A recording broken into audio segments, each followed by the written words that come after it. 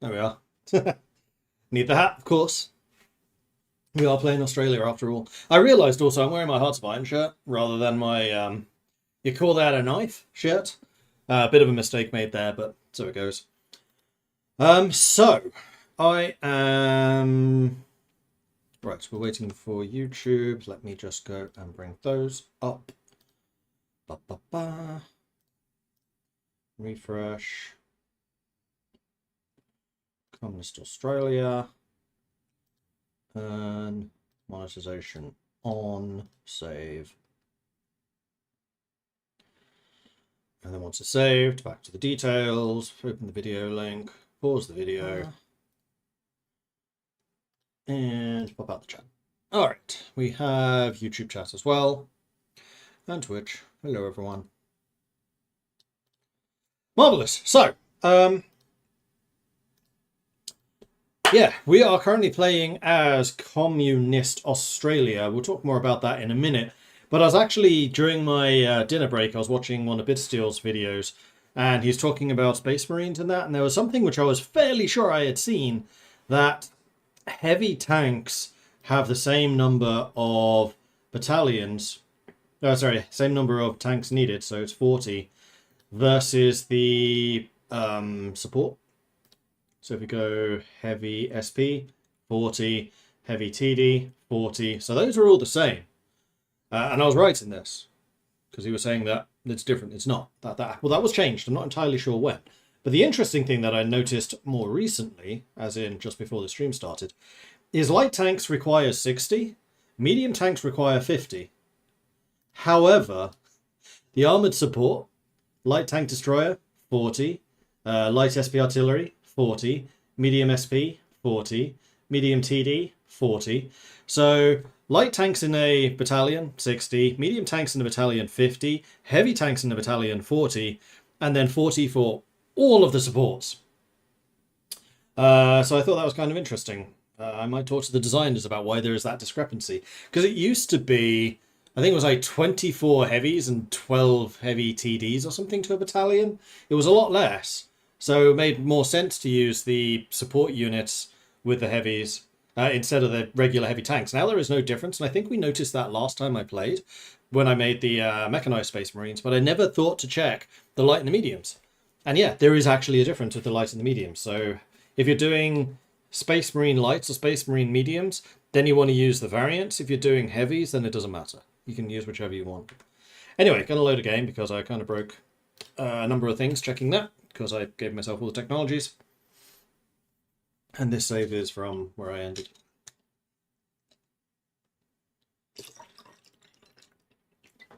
Okay, so, Australia. Now that we're actually into this game, and also I've realised that we don't have any sound. Let's turn that on. And YouTube. There we go. Alright, so, yes, we are the Australian People's Republic. We have been working pretty heavily on our industrial stuff. We've got most of that done. We're currently getting Workers' Educational Association. I'll probably do equal pay as well. We have managed to flip Malaysia and New Zealand to communist. They are now in our faction. Malaysia unfortunately died to the Japanese after Siam declared war on them.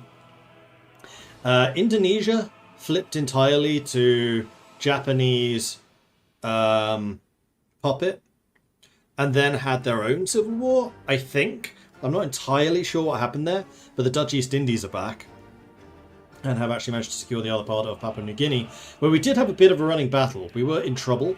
Most of my divisions were down to just a tiny, tiny slither of strength because they were intercepted by Japanese submarines on the way over from Malaysia. We made a bit of a gaffe there, not sending them like the long way. We tried to cut across here, which was not great. But the USA is now at war with Japan. Japan is doing better in China. China was actually holding out pretty successfully when we were supporting them. Now that Japan's kind of got more things going on, and also I think that down here, Siam has also opened up this new southern front, which has pulled Chinese troops away. So they are definitely struggling a bit. Also, the Soviets, Moscow fell. Stalingrad is under attack. Leningrad is almost under attack. So things aren't looking great for the communists at the moment. We should try to do something about that. And the thing we're doing at the moment is trying desperately to upgrade our Air Force. Did you manage to set up aircon for tier 3 subs yet, by the way? I mean, sure, you can give me a tier 3 sub and then I give myself aircon. Unfortunately, there's no real way for me to export it. Where's my slipper gone? So yeah, that is stuff that we are doing. We have no air experience. I have to cancel this and grab this because this gives you 25 air experience, so you can actually make some airframes. So we have to do that, and that's fine. We have 68 days in which to do that. Non-aggression, yes please. I'll grab that. So I think what I'm going to start doing is contesting the Japanese in the air, and then maybe trying to shift some troops around, although we have no current naval power, so doing anything at sea is also going to be a bit problematic.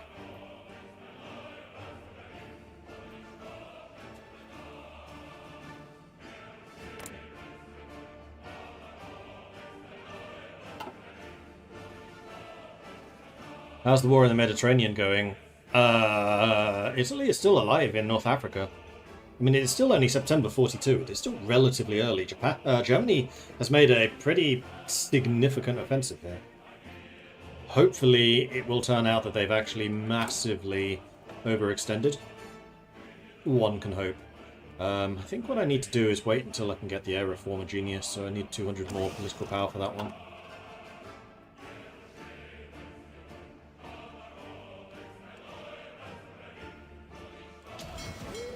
My navy is still countering their submarines. Aircraft construction. Now, are there any other air upgrades that we need? I think so. Yes, we want radio.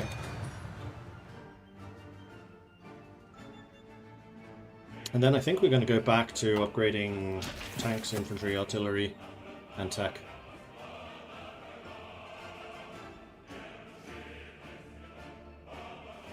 I wonder.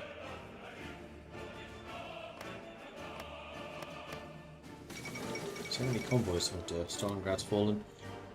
Whether I could send some troops to go and support Dutch East Indies. Might send the Darwin force. I think I will.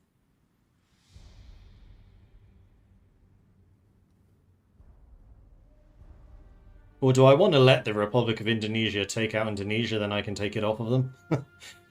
That's another thing that could happen.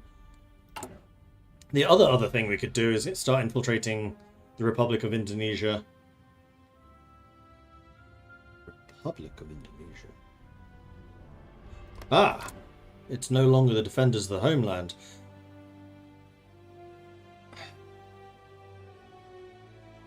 What happened in Indonesia? So we had the defenders of the homeland, who were pro-Japan, who have now formed the Republic of Indonesia, but are still... they're not a puppet. They are an independent ally of Japan. So I guess Japan gave them their independence. And then we have the Dutch East Indies who's fighting against them. Because the interesting thing here is the infiltration is against the Republic, not against the Dutch East Indies.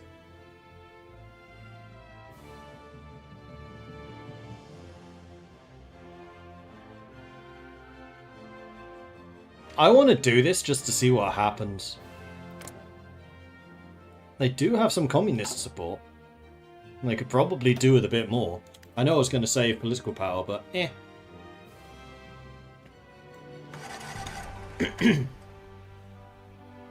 So yeah, we do kind of want the Republic of Indonesia to win, and then we flip them to communist.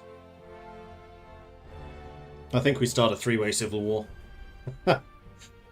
This will be fine. The game's designed for stuff like this.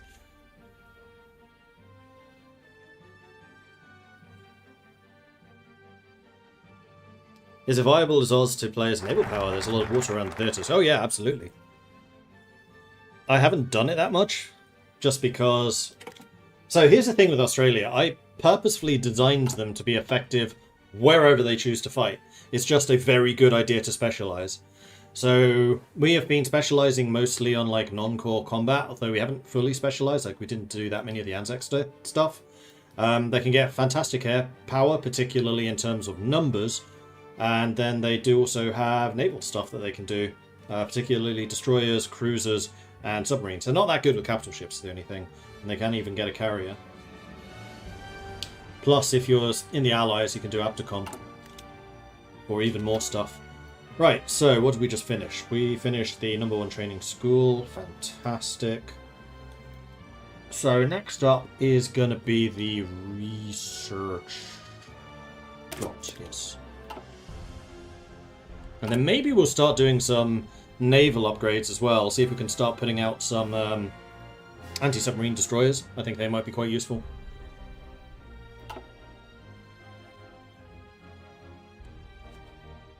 Non-aggression with Iran. Cool.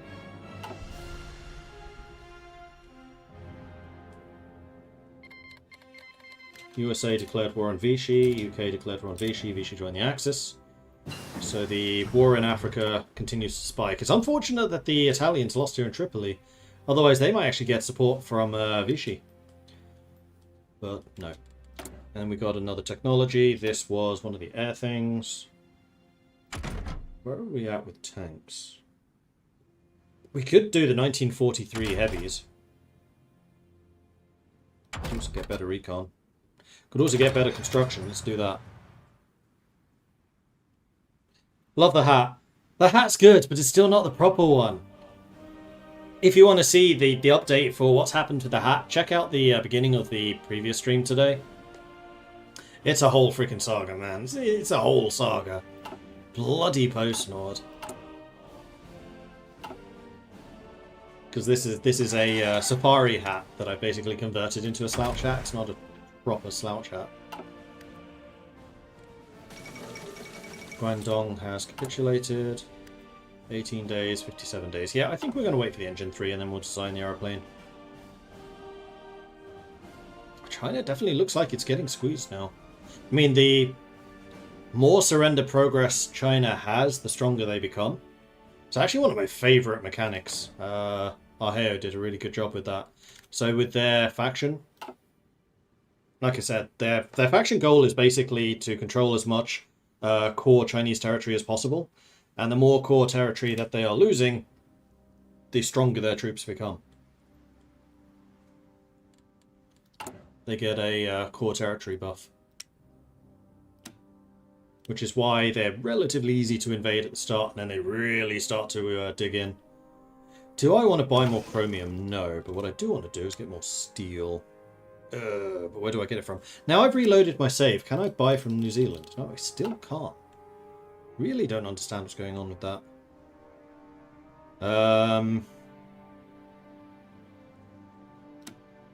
I would love to buy from the Soviets, but it basically can't be from over here. So what I should probably do...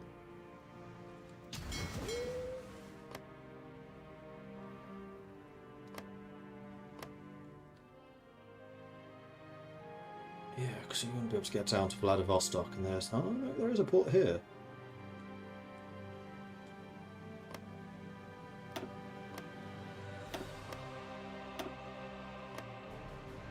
Just to make sure we don't try to import from those areas. We can go all the way around here to buy from Archangel or from the Black Sea or through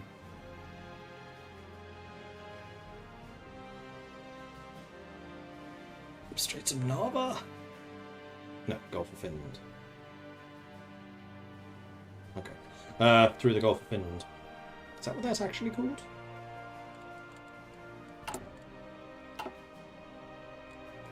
But yes, I can now actually buy steel from the Soviets, so let's do that. Hopefully this relieves a little of the pressure on them. Stop buying so much from you, buy some more from you. It's going to cost me a lot in terms of convoys, but it's actually a fairly safe route, so I think we're okay to do this. I have... You know what? I think I would actually rather buy from the Soviets. No, they have no more to sell me. Never mind. Actually, what I can do is this. I'm still only on -2, which is fine. 3 days, 42 days. And then we're going to need to start buying a bunch of rubber and a bunch of aluminium.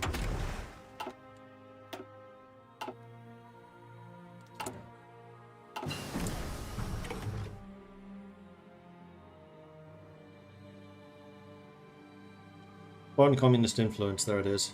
12th of May, 43. And that was the 1936 airframe. We're going to start on the 1940.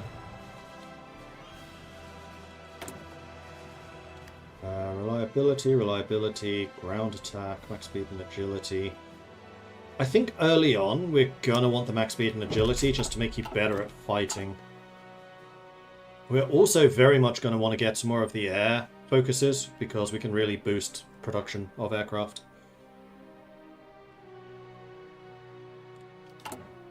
Painful watching you import steel as Australia. That's true. We should probably... we need excavation tax. Yeah, we really need this 5th tech slot. I really need to add a 6th one for Australia. I just don't know where I would put it. So there. Did I make a note of the 6th research slot? I thought I did. No, I did. Yes, I did. Ah, that's disappearing.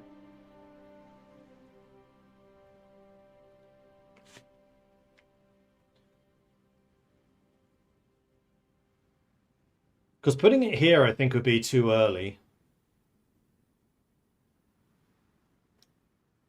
Kind of feel like it would need to be in this bit.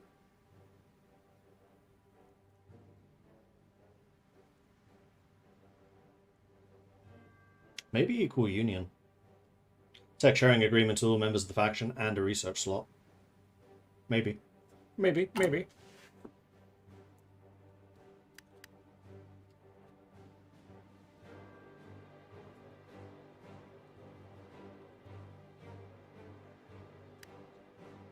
Onwards. Okay. How's the weather doing in Sweden? It's pretty hot. It's definitely started getting hotter. The sun is now beating in on my windows, which noticeably changes the temperature. Alright, we have 4 more crocodile hunters ready to deploy. Let's go ahead and do that. Send these to Darwin. I think the Darwin guys we're going to let train. In fact, I'm going to take a risk and let everyone drill. We have no incoming naval invasion, so at the moment we should be fairly safe. German Reich caves to Hungary. Leningrad still holding. Germany's coming down the Caucasus though.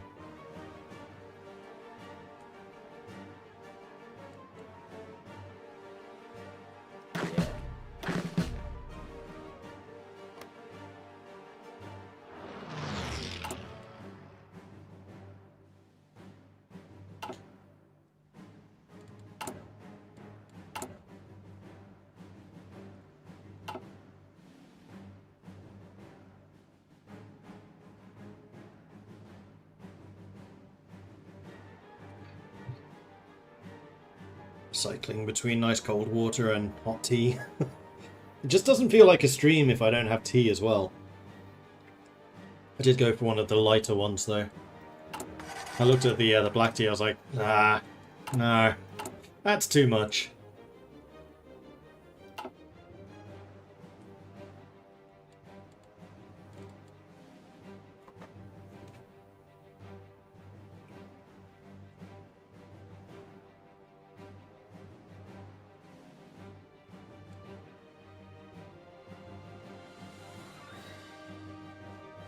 This seems very evenly balanced. Evenly matched. We are still building those. Northwest Australia is in fact the area that we're working on at the moment, which is fine, because if we get Pilbara, we're going to get a lot of resources up there. Speaking of resources, now's the time that we start excavating. And we've got the focus. So now... we're about to finish a bunch of naval... a bunch of air techs, which means I'll have a lot of technology slots available, so I could start working towards getting the destroyers, and I think I'm going to do that. Because I want to be able to protect my own waterways, especially if I'm shipping troops around.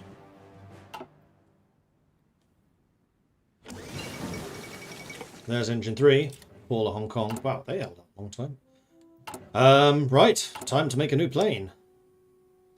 So basic small airframe, engine 3, make sure it's most recent, and then we're going to add...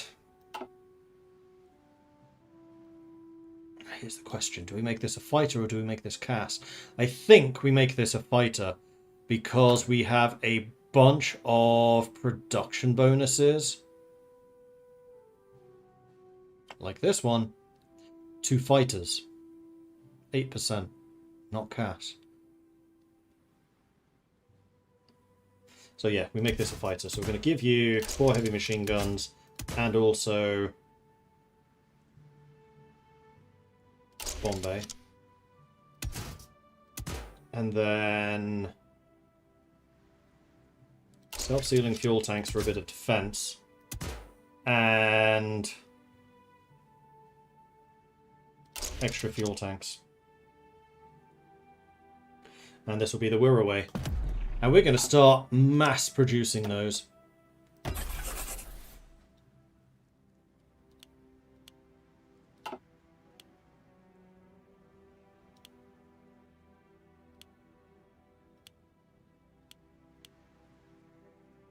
And now I need to buy some resources. Yeah. Well, actually, we're saving a bunch of resource purchases now anyway. So we'll drop you entirely. Let that recalculate. So actually, I don't need more steel right now. I'll be only slightly short on chromium, but that's fine. Aluminium. Oh dear, there are not many people selling aluminium. We'll buy some from Norway.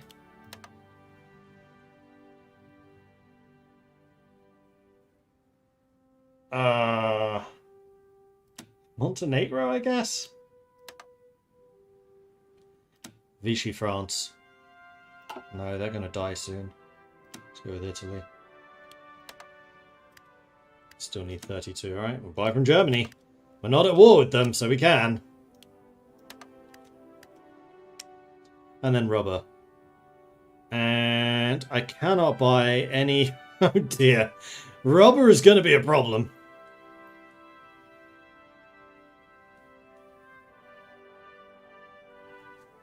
Norwegian aluminium for Australia. That won't have to travel far.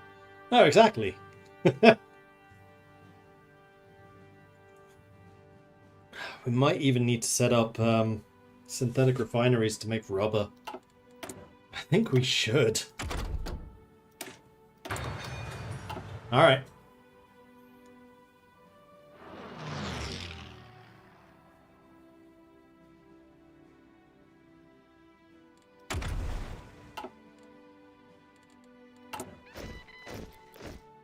There we go, our first fighter. Docking rights from the UC, sure.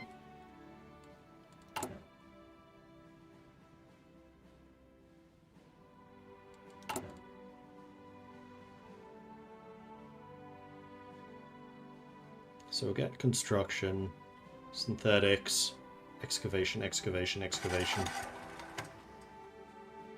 How's the Philippine War going? Not well for the Commonwealth. Although they still hold on to Manila, which is why I think they haven't capitulated. The Second Philippine Republic is doing annoyingly well.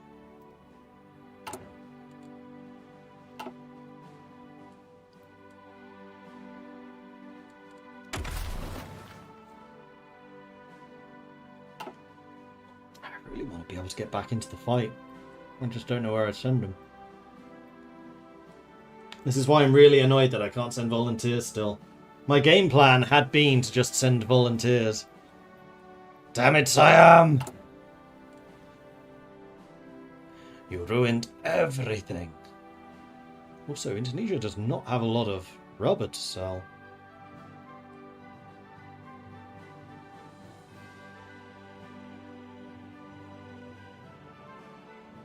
Dutch East Indies also only has 3.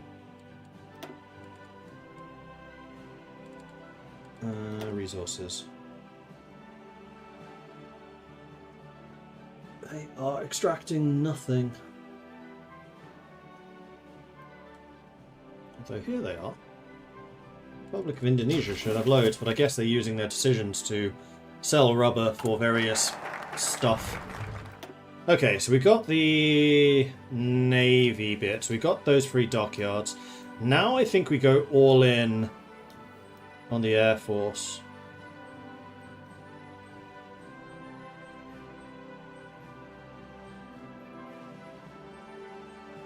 Although stretch the fleet would also be quite useful.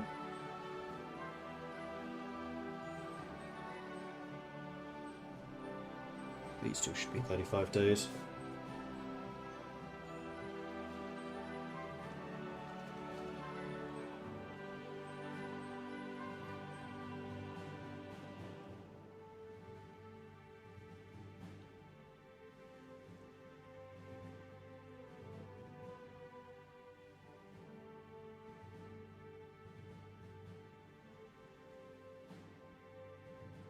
Alright, I wanted air power. So we're going to double down on that. And the other thing I want to do is start building synthetic refineries. Ah, right, we're still doing this. 200 days away. Eek. I have a feeling this game may run a bit long. Really depends on how the Soviets do. Norway has called Argentina into the Japanese-Norwegian War. Chile has also joined the war alongside them. Interesting. No. Yes. And then I think what I'm going to do is come down here, start a new air wing, have you drilling, but only during the day, so you have less accident chance. And we still want to hit the 200 political power so we can get the air genius.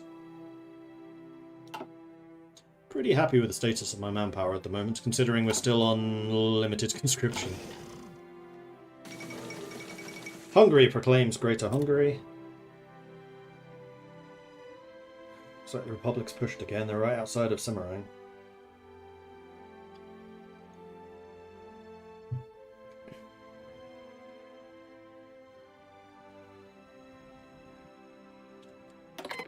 Yes and yes.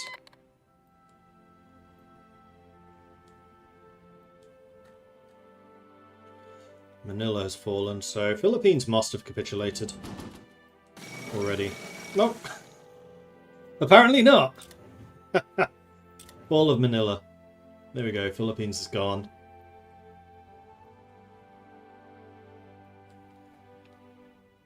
Let's go. In the meantime, you guys are still all drilling.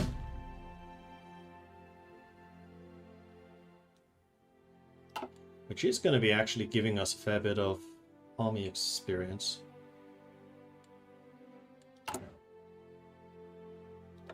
We could grab these, and we probably should.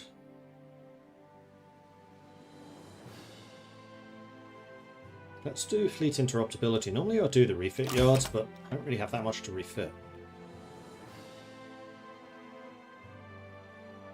Detection and spotting speed would be good. Yeah, rapid no, spotting force, let's do that. Advanced radio. So that's all of those done, so now... Excavation, excavation, excavation.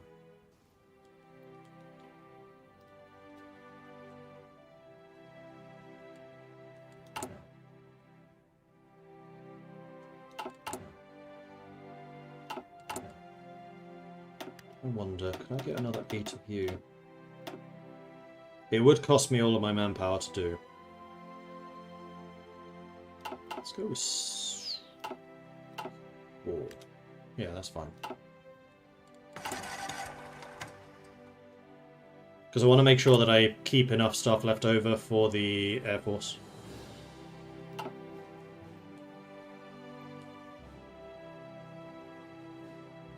And I do have a 3rd expeditionary leader. So we can set up a 3rd expeditionary force.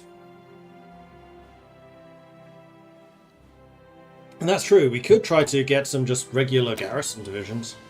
I mean, honestly, we have so much equipment that garrison divisions can be equipped in exactly the same way. Except, it would almost certainly be overkill. We could do mini space marine.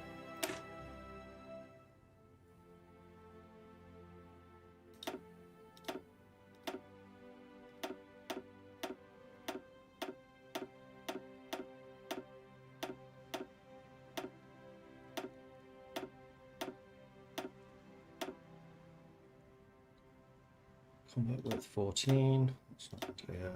Artillery. So go 20 combat width.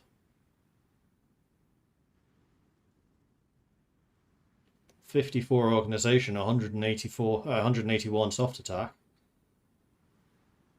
39.6 armor.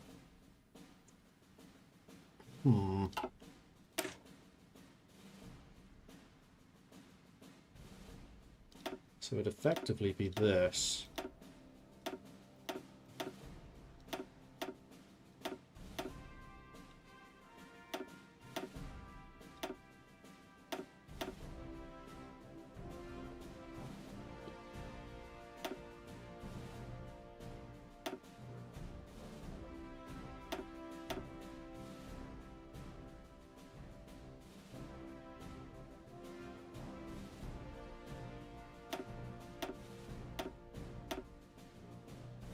Cost me all of my experience, so I really don't think that's worthwhile. Do you guys not have field hospitals? You do. Good. You're at 40 organizations, so that's fine. 3 more political power, and then we can get the Air Force guy. Though... still to... construction 5, very nice. Let's get some more excavation. What are we actually constructifying? Still just infrastructure at the moment. We could also try to get the 250 needed for Pilbara. No, at the moment getting the Chief of Air Force I think is more useful. So let's get our genius. Who are we at war with? Japan and Co-Prosperity Sphere. Oh, Dutch East Indies have launched a naval invasion. Which seems to be doing quite well.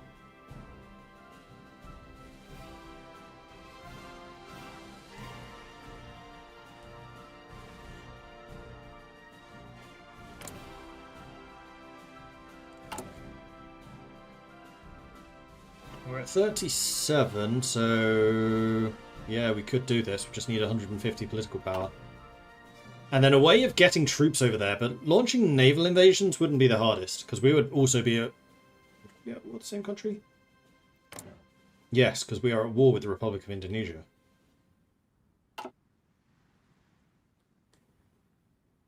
I'm fully expecting this to get pushed back. No, you're actually crossing towards Jakarta. So Jakarta is what Batavia used to be. Oh, actually didn't realise that. Chile enacts proactive defence. Research bonus for light aircraft. I mean, we could do that to try to get a little more ahead of time in light aircraft. Yeah. Alright.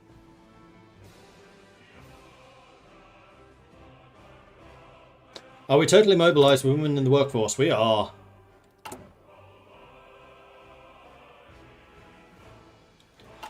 That was already achieved, thankfully. Yes, yes. Improved small airframe already. I would love to have some more production efficiency gain. Thank you. Let's go ahead and design a new fighter. Another new fighter. So, heavy machine gun, small bomb bay, small bomb bay. Self-sealing fuel,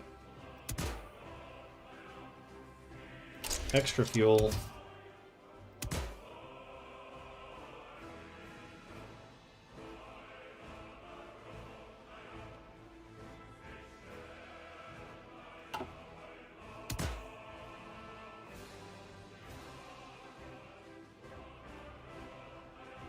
armor plates does not cost more metal. Huh.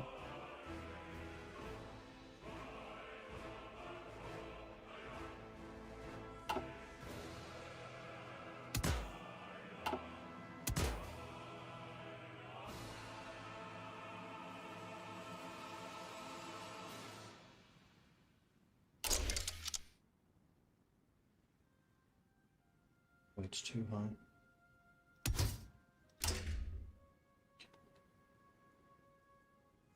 Probably because these are quite heavy. Weight 4, weight 5. Huh. And yeah, tanks your agility. Although, interestingly, only when you're on ground support. Huh.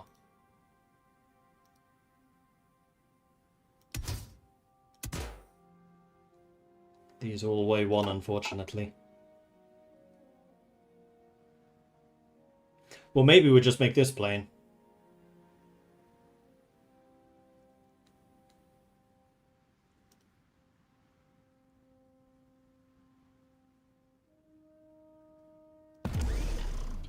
Okay, stop making me some boomerangs.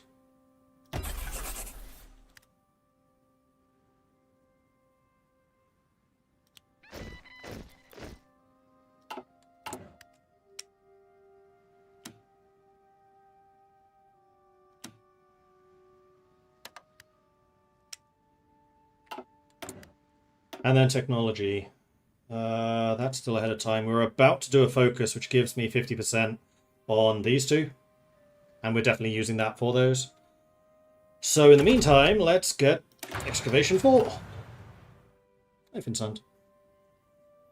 Is it worth building an air research facility for radar and jets? For jets, no. We would have started too late. For radar, maybe, but I'm honestly not that sure how useful radar would be at this point.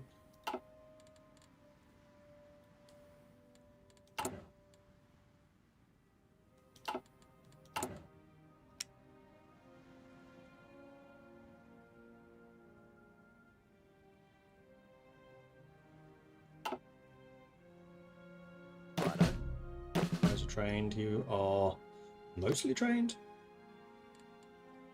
You're pushed back across. You are pushing back down that way, as I kind of assumed you would. So I think at this point we're going to save up the 150 political power to instigate the revolution in this. And just see what happens. If I can get them to win the whole conflict, fantastic. If not, eh. Soviets seem to have stabilized a little. China also, actually.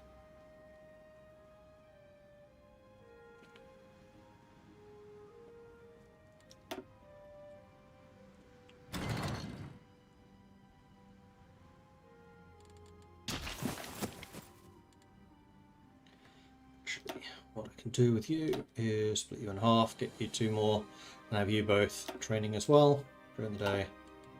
No, yes. We're about to get another land doctrine available, which would be nice. There it is. That's not a land doctrine. So this is going to be infantry because our troops, our units are still primarily infantry. Defensive postures gives us entrenchment, gives us defense, soft attack, entrenchment, another 10 org. Supply use. Combat width. Support artillery, soft attack. Support artillery gives leg infantry more soft, 20% more soft attack. Infantry guns get soft attack. Infantry guns themselves have soft attack. Support artillery has more soft attack and a ton more organization.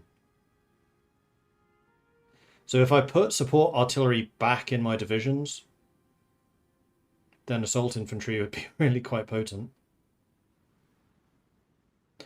Individual excellence. Logistics gives leg infantry hit points. Field hospitals have more trickle back and war support protection. Logistics gives hit points to motorized mechanized, which we don't have. Infantry are better in hills, jungle, and desert. Leg infantry, supply use, reliability. Infantry guns, breakthrough, soft attack, supply use. Infantry, breakthrough, soft attack. No organization, though.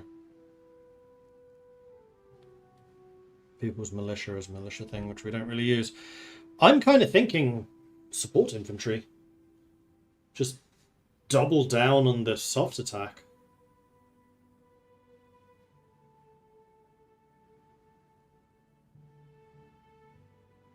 Alternatively, defensive postures for the extra 10 organization.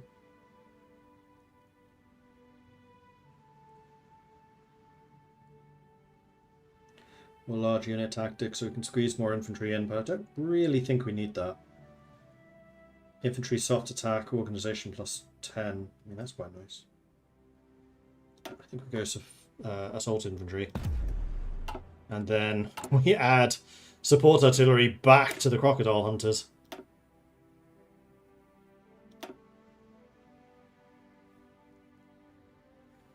For which we'll need another 10 experience.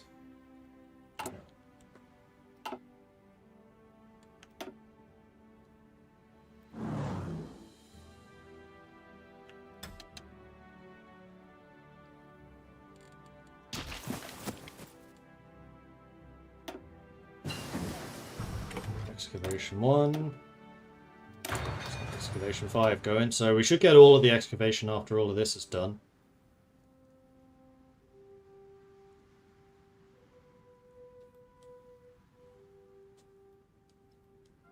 Italy still hasn't come under attack, which is a little surprising.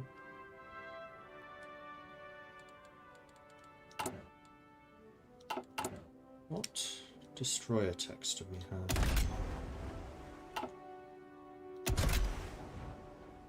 You have depth charges, but no sonar. Yeah, we have tier 2 cruisers, but only tier 1 destroyers, unfortunately. Docking rights for Jordan? Sure.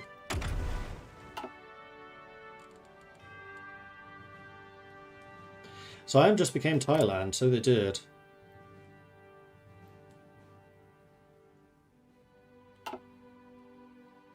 And I was right, they cleared up that naval invasion. Samarkand, meanwhile, has fallen, so they are definitely pushing out. And Yogyakarta is different from Jakarta. Shows you how little I know about Indonesian geography. I thought that maybe Yogyakarta was Jakarta in Indonesian, but apparently not. Actually, might as well motorize your entire group. Easily afford that. Yep, still need to save up to 150 for you, but you're still well over the minimum required. Right, the lightning will be done soon. And then we'll do the Commonwealth Aircraft Facility, Government Aircraft, and then finally Department of Aircraft Production, which is even more production cost for fighters. So we'll have 18% cheaper fighters thanks to that and the ball bearings. How close are we to the rubber factory? 6-7 days. And we'll spam out a bunch of those because we're going to need them. We're going to really need them. Can I see somewhere? Dutch East Indies. Okay, they are very close to capitulation. There's right, the lightning. So now... we do Commonwealth Aircraft Corporation. With growing interest in the war for the skies, we must ensure we are not left behind. Civilian enthusiasts and innovators have already begun to see the potential of the new aeronautical industry. By providing them with initial funding, we can foster and expand this emerging sector.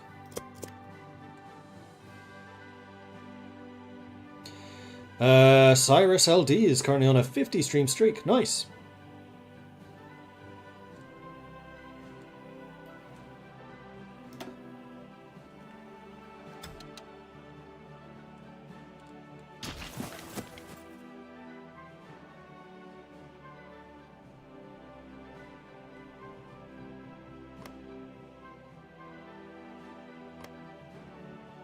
If they lost Medan, they would almost certainly capitulate. Padang, I don't think would be quite enough. Although losing Surabaya is a big deal.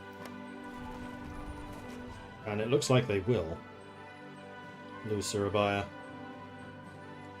40 political power away from the civil war. Ah, this is going to be interesting.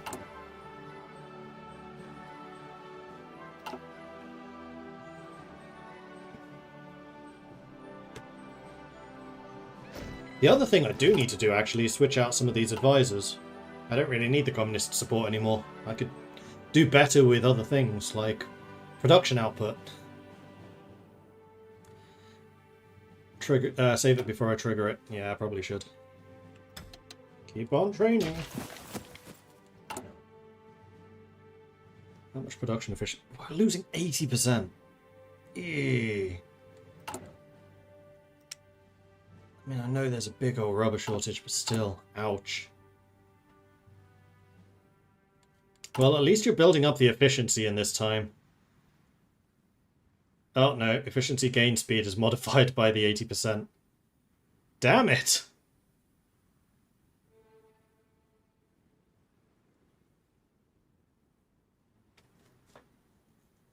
Oh, we've broken 100% with the production efficiencies. Regularly.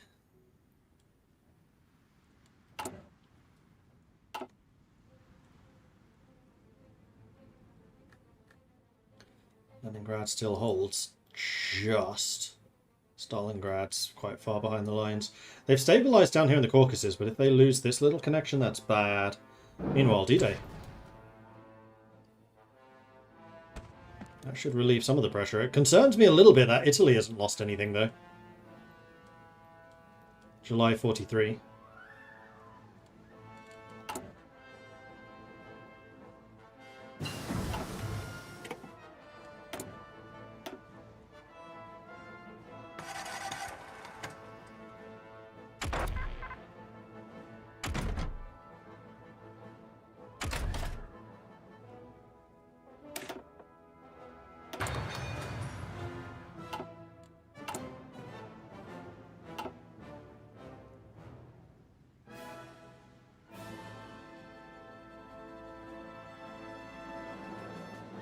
Shift more of the production towards infantry equipment until it's boost your infrastructure production. At this point, I doubt that anyone would buy it, though.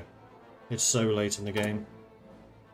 I could lend-lease it to, for example, the Soviets, but I honestly don't know how much would get through to them.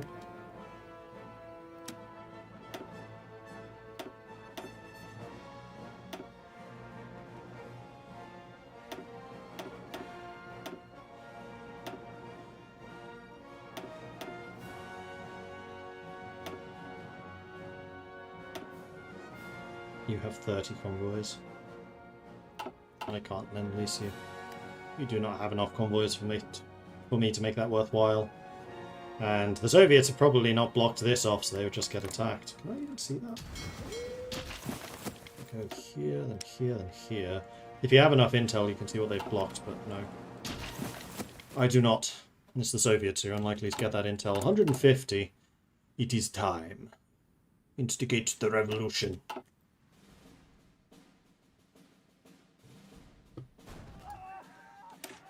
Also save. Research military police. I really don't need to. The only places I'm occupying have really good compliance already. No.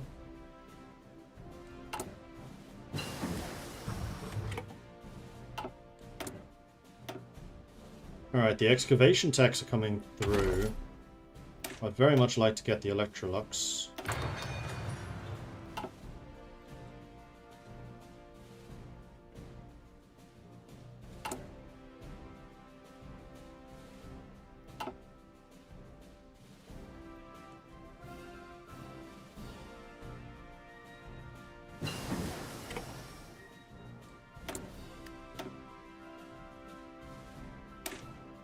Rubber processing. Alright, now it begins.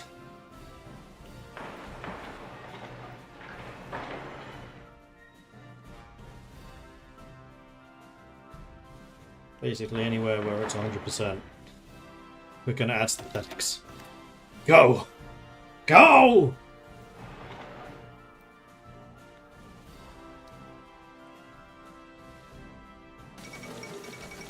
Boris has died. And the Burmese rebellion is still indeed going, yeah, I saw that. 12 more days until the revolution kicks off. Let's get the government aircraft facilities.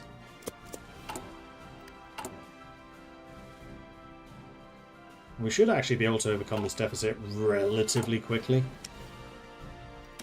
Buy even more aluminium from Montenegro.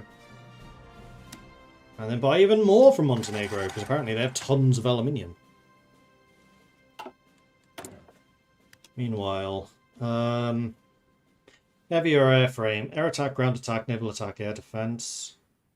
Max speed and agility or ground attack, air attack, but a reduction to agility. So I think gun pod sounds like a good one for us. Just double checking to see if there's any production ones. I mean, there's this. Yeah, I think I'm going to get the fixed tail wheels, and then we can get the removable wings. I actually think that's one of my favourite MIO layouts. I really like the fact that there are so many choices here, so you can really customize whether you want like multi-role or fighters or CAS or navs. Whoever did that did a fantastic job and should be extremely proud of their abilities. Why, thank you, Gareth. All right. Yes, let's get. Actually, you know what we haven't done? We haven't upgraded our artillery. We should really do that. Tomorrow. There it is. All right. So I would like. Not allowed to join factions. To send you lend-lease of many guns. How about I send you 3,000 first? But I also send you some convoys so you can actually take more guns in the future? Let's say 50. Yes. Dutch East Indies have capitulated. Oh, that was terrible timing. Oh, it's because they took Surabaya. I see. I mean, got those three, take these, and you're actually in a fairly decent position. And then I just supply you with so many guns that you can take anyone on.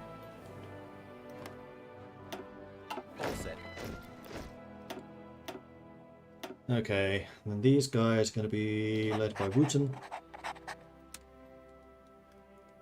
who can be deployed over here.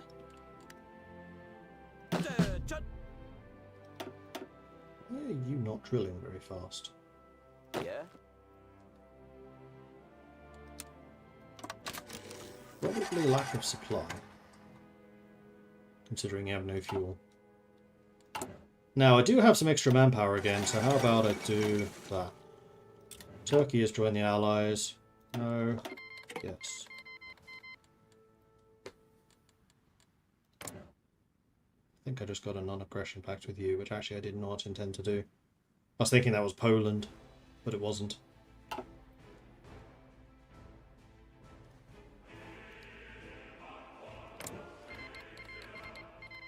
Chile has called Turkey into the war.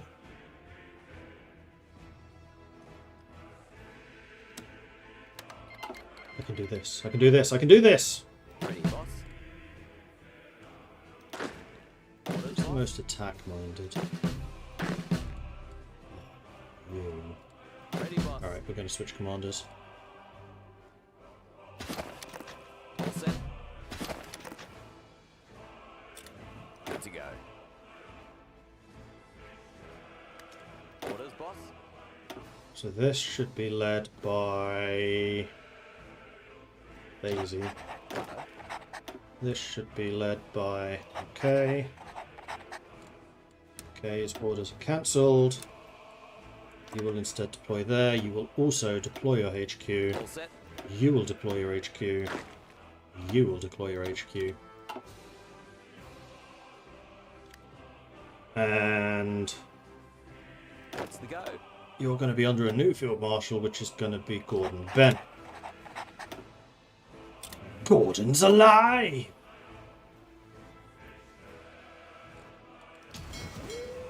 Double check. We can sail through here, we can. This one I don't think I really want to sail on. All set. We're going somewhere safe. Good-o!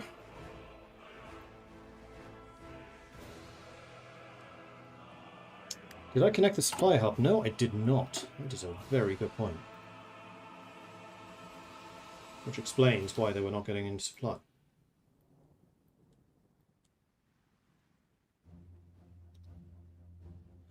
We're building a giant Ridge. So I don't need to transport supplies to those locations, just get those built. Lovely! You guys are kicking their ass. Excavation 5. So I should be producing oodles of steel, and I am.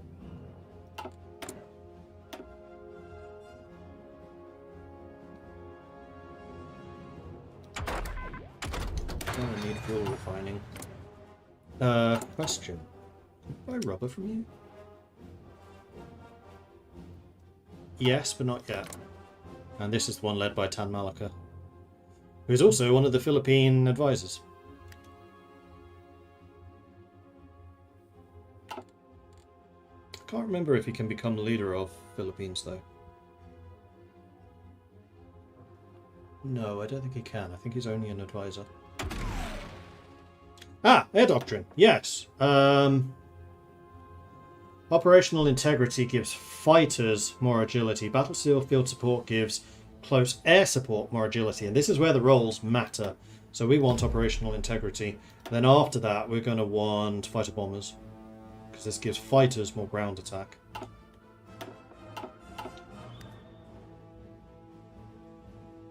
So Dutch East Indies capitulated, but Papua did not. You're right. That might be scripted, because historically the Dutch East Indies here became Indonesia. This remained Dutch East Indies and only united with Indonesia later. I don't remember the exact dates, but I do know it was later. Hey, boss. What's this? Maybe it was a white piece.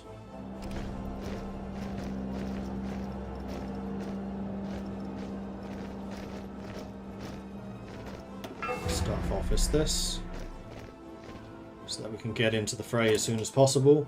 Who dis? Vickers Revolt. More defense. Anti-tank. Defense or breakthrough? I think more defense would be good for you. Let's go.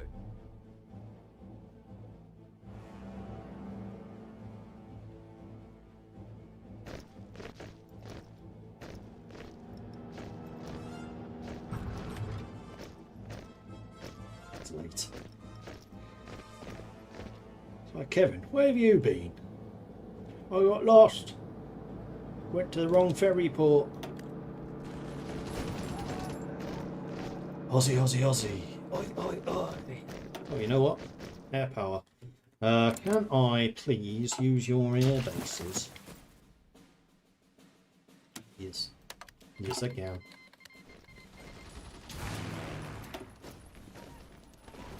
Let's go for close air support.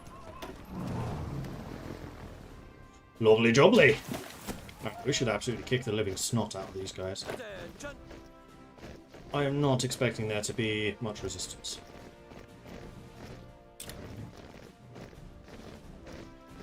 West Papua and some of the other islands in the East Indonesia are not always a willing part of the country. That is certainly one way of putting that, yeah. Yes, yes.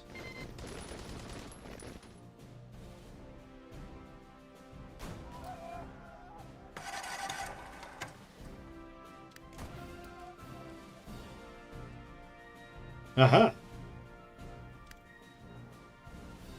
Torch has begun.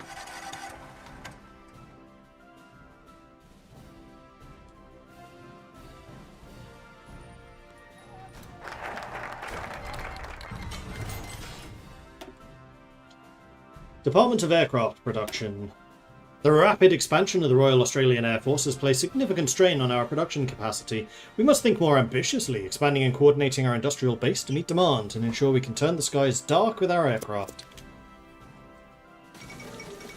Am I at war with Japan? Yes, we are. There goes Rome. And I'm no longer getting all of my stuff from you. Ah, Netherlands is willing to trade now. Well, seeing as I'm stealing their colony, I'll trade with them. And I will definitely buy rubber from you, because you're about to become a puppet. Military factories. I think I would like more planes, please. You guys have stopped your orders because the Strait fixed you up. That's okay. I can fix that. Go!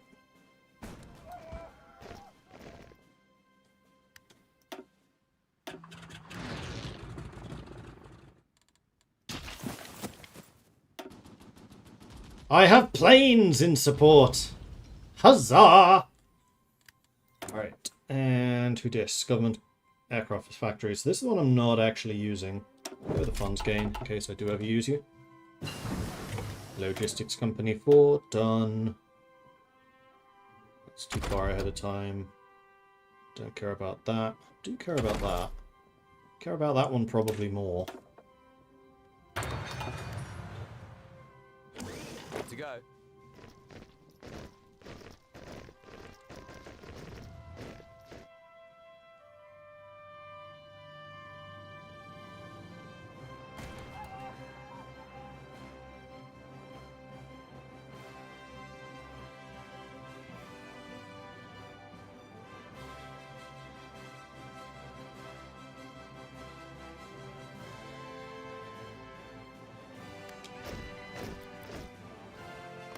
I think we just won the Civil War. Yes, they are now my puppet. Excellent. Alright, so that's the Indies dealt with. Can I buy more rubber from you? I can buy so much rubber from you. And you're a puppet, so I can buy it in bulk. Fantastic. Okay, that's actually resolved my rubber problems. I don't need to build synthetics. I'm still going to, just in case these guys get invaded, but I don't need to anymore. Alright, good. Who's next?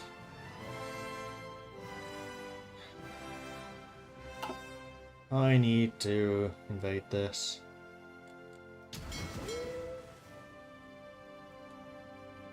What's the Japanese Navy?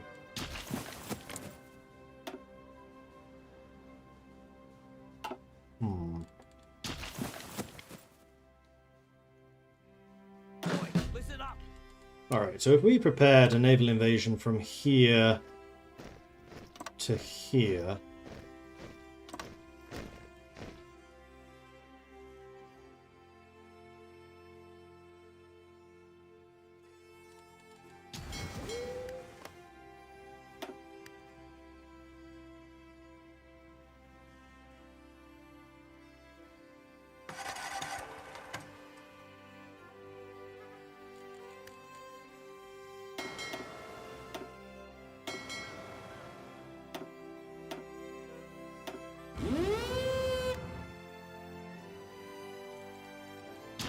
Let's build up some dominance so we can actually launch this naval invasion.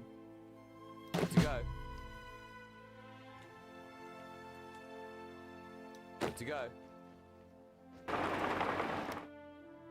Park everyone there ready for the attack. I'm hoping that the Americans have done sufficient damage to the Japanese Navy that they basically never come out to attack me. That's the hope.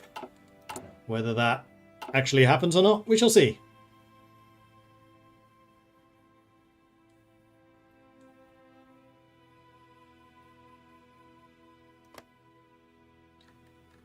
I'm proud of these guys having survived that long, though. Well done. Well done. Although, I could push through Siam. I'm not at war with Burma, so I don't think there's anything I can do about you.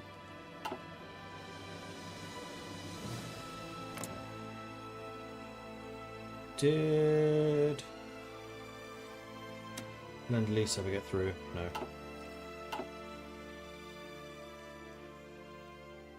So I basically need to take out Japan before I can go for Burma. Alright.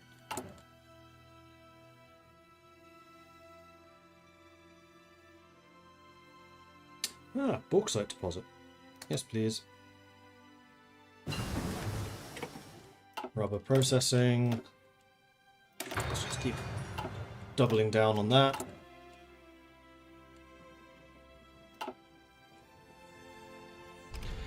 Alright, easy. First Japan, then Burma. No biggie. Yeah, exactly. Easy peasy, really. Let's go with reliability, so we don't suffer as much attrition.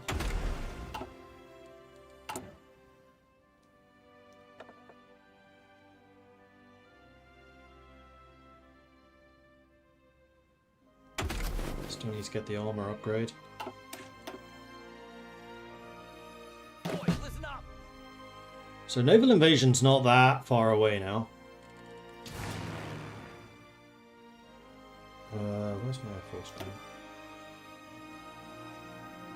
Do you want to reach all the way over there?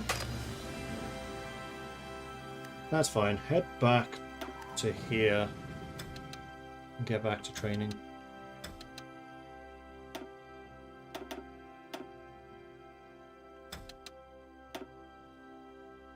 I've got to change you away from flying only during the day, but that's fine.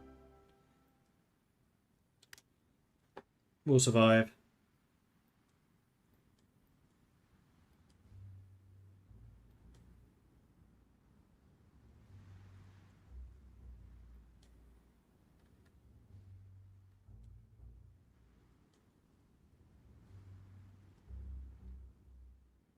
Ready, boss.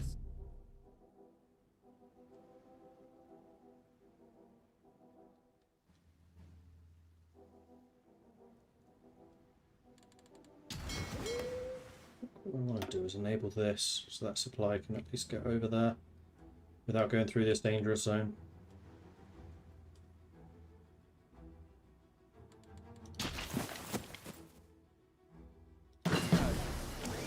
Electrolux. Let's get some of those made. Interestingly, Electrolux is also a consumer electronics company, like my washing machine, fridge, and tumble dryer are all made by Electrolux, and that is actually the same company. It is the same Electrolux that made the guns. Yes, I'll go for the boys anti-tank rifle, please, thank you. Who dis? Let's go. I'll go for reliability, please, thank you. Orders, boss. Go. We have dominance. So yeah, something's happened to the Japanese Navy. I can't imagine what.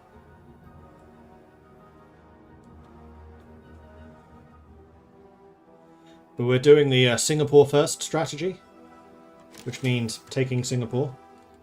Orders, boss. And then we push up aggressively. Orders, boss. And yes, that includes you. Go. Right, what was that? That was aircraft production.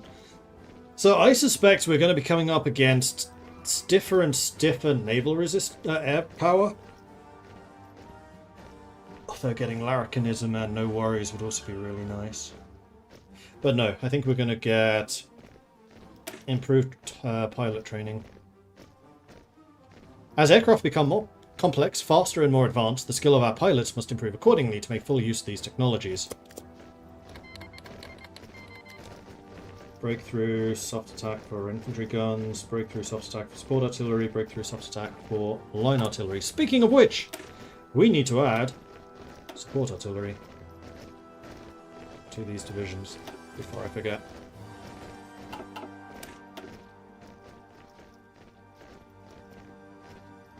Boys, listen up.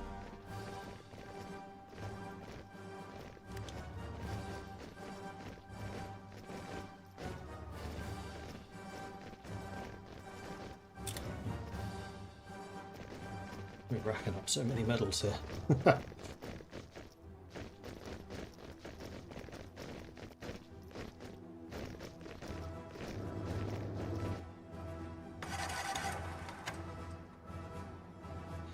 And this time it's Thailand that was caught completely out of place. Yes, I would love to position my air power here. Thank you very much.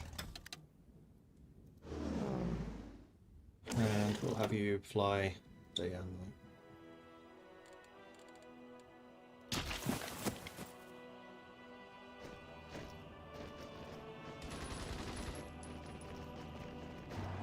There they are. Those beauties! Off you go, boomerangs.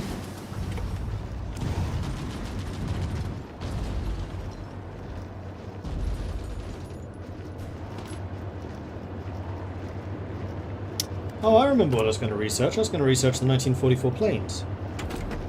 As I have the 50% advance thing now. Yeah, we should do that. Let's go.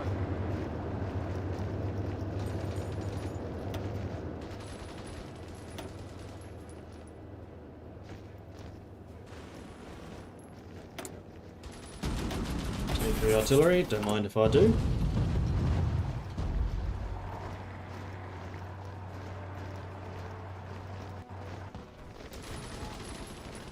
$150 political power.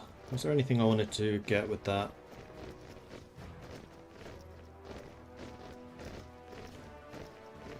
Oh, I can give you guns this way. Oh, we should 100% do that. Attention. Let's see if we can himself with these guys.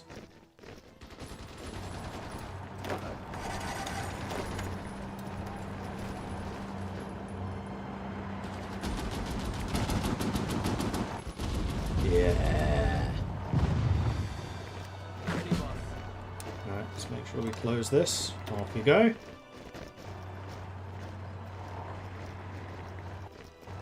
Orders, boss.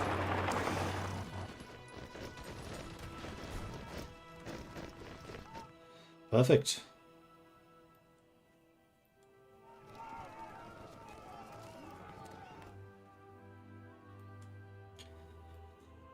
An Australian Malaya is back to Malaya. Why don't I attach the planes to the army? You know what? I should 100% do that. That was a very good idea.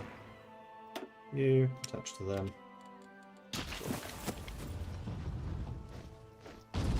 I usually do when I get too many planes that it becomes unwieldy, but until then I usually don't bother. Force pilot training. Let's re-establish the Central Flying School. More aces, more ace skills. And yes, I will get another 3 wings, and yes, I will assign them all to you.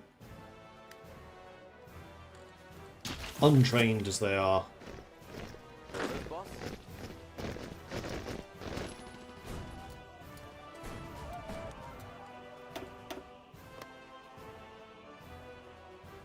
How are the Soviets looking? Oh, they're pushing back. They've lost some ground here.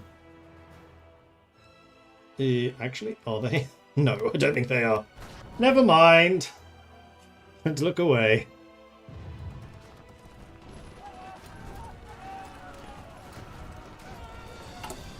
The other thing I should probably do is establish the training camps and get the jungle fighting. Considering the areas I'm fighting at the moment. How's Italy? That's a good question. Not looking too hot. They're going to have their civil war very soon.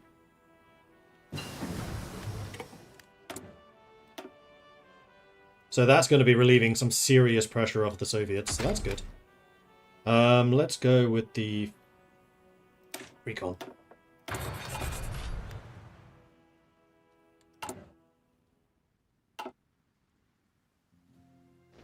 Yeah. Alright, we've pushed through the most difficult part. That's good.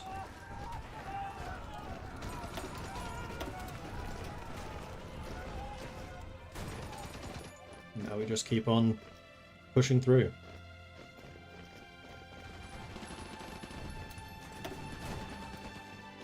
Our division's just hit so freaking hard.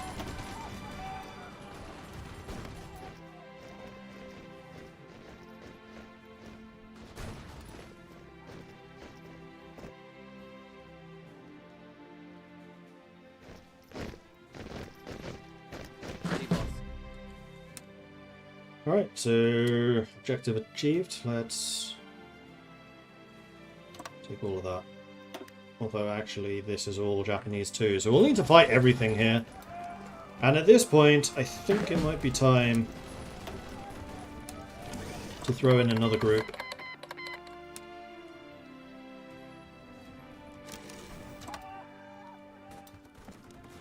Trade with the Netherlands terminated.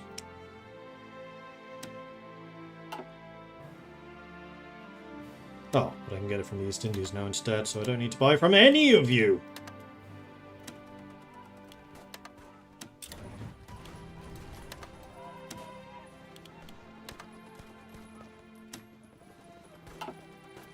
Sweet. Oh no, that means my air production is going to be outrageous. 5.7 a day. Sweet.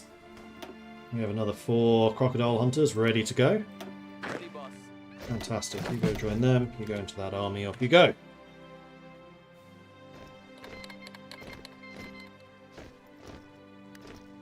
Ready, boss. See the problem. Good to go.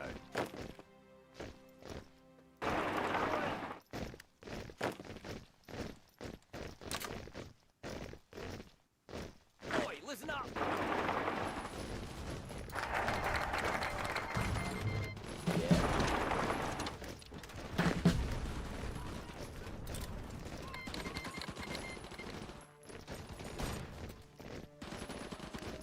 Ready, boss.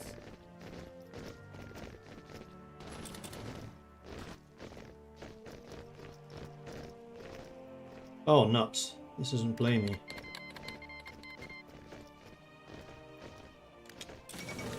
I was going to get the extra supply.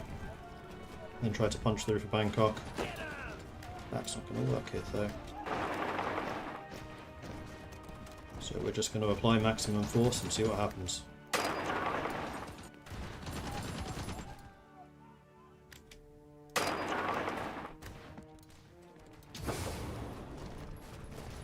Yeah, okay. I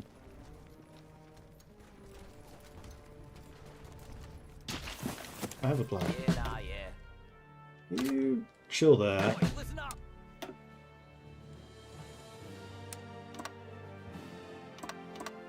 You prepare a naval invasion. All set.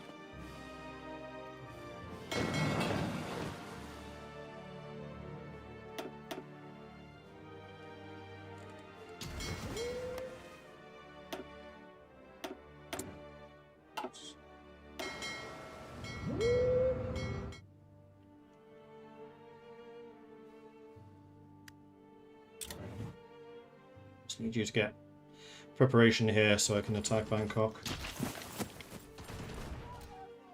All set. Then you guys just do your best to hold.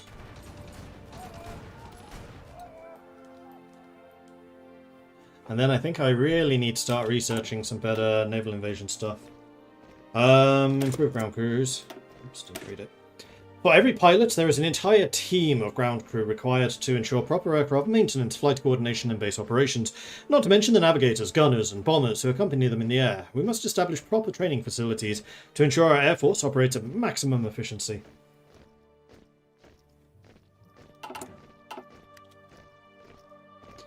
More supplied planes to transport supply drops. That's true. Let's go. I think we'll probably be okay with the naval invasion. Because at least here I'll be hitting with full supply units. And a lot of them. Ah, armor. Okay, so in armored infantry support I'm fairly sure is what we want. Heavy tank, breakthrough, soft attack, supply use, and organization. And then infantry gets more breakthrough. Armored spearhead. Tanks get more breakthrough. Tanks also... Tanks get 40% more breakthrough. That's very good for medium tanks. Streamlined deployment. Tanks get breakthrough in soft attack. Design cost. Recon. Mechanized. Nah. Mobile defense. That's again more of a mechanized thing. Nothing for heavies, or not very much. That's another one for mechanized. Tank destroyers is TDs. So yeah, armored infantry support, 100% one we want. Go. Boy, listen up.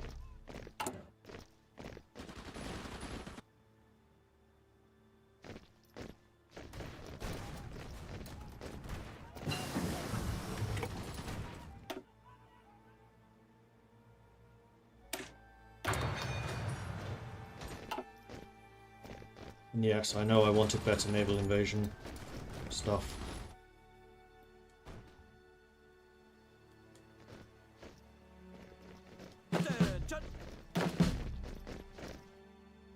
But it's not going to arrive in time for this anyway. Air Doctrine. Fighter aircraft. So we want fighter bombers. This increases fighter ground attack. Air support mission efficiency. Air support mission efficiency. Sorry, air mission efficiency. Ground support. Night operations penalty. Air wing mission experience. Homeland defense is like fighting over core territory. Extra range. Range is usually nice, but there's no ground support buffs there. Airspace dominance, fighter, air attack, agility and speed. That one's good for taking the air from others. And getting green air. Fighter bombers is what we're probably going to go for. Knights of the air is good for fighting other planes. And naval aviation is pretty self-explanatory. Already did. See, blue already.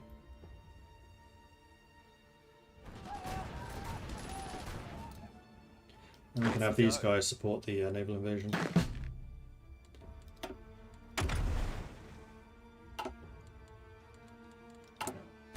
The other thing I do want to research is destroyers. There's a lot of stuff to research for the communists. They really do feel like they need the 6th research slot more than the others. Speaking of which, start doing that. Yes, I will accept that from Ragnar del Sud. So they've had their civil war.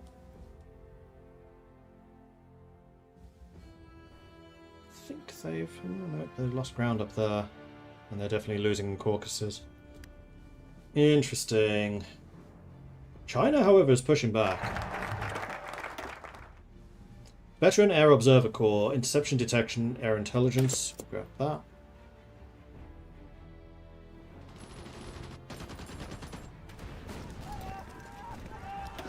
Actually, if I stop your attack... Oh, you've already got maximum planning. Interesting. Yeah. You guys have a fair bit too. Wait, do you get planning preparation from being in a naval order now? Oh, that's amazing! When did that change? Oh, I love it! It was always really annoying when you did a naval invasion preparation, you got no naval prep, planning prep. Now you do. Sweet. See, even working on this game, people still sneak things in. You know what I totally forgot to do? I forgot to get the tier 4 engines. I can't really make use of the tier 4 frame until I get that. I would love to have the extra production efficiency though, thank you. So what are we at? Production efficiency, still only 100. Fall of Baku, oh dear. So Germany just got fuel supplies sorted. 4 more days.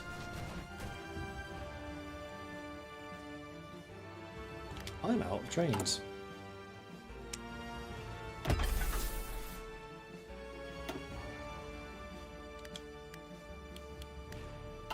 Let's make sure we get some. All set. One day. Go.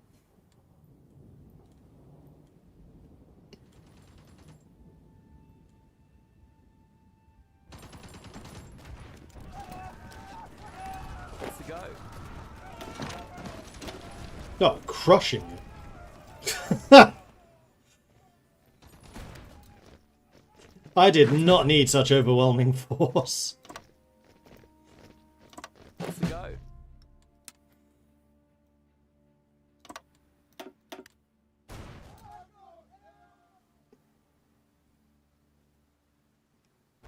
What's the go?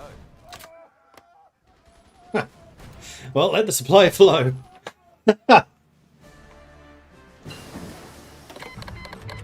Fuel refining, nice, because that's almost certainly going to be impacted. Yeah. Our train usage is going to go up and up and up. I'm guessing I'm not going to be able to buy any trains from anybody. No, I didn't think so.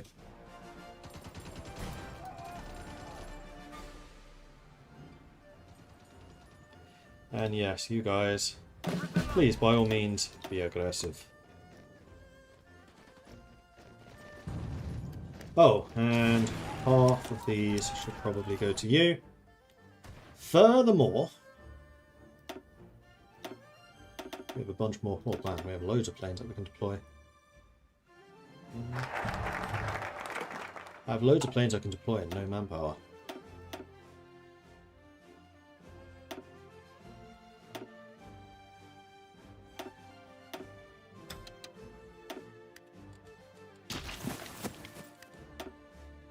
Meanwhile, another focus, so we could get the aerodrome of Emancipation.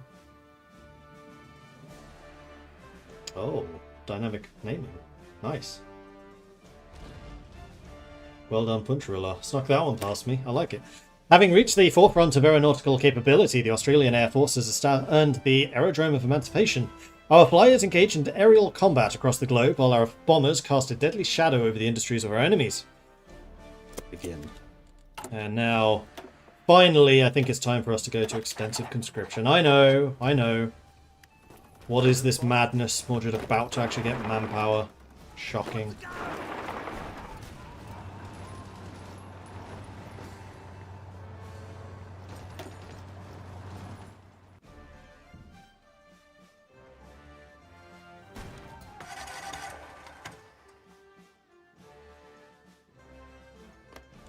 Can I send you more bombs? I can, and I will.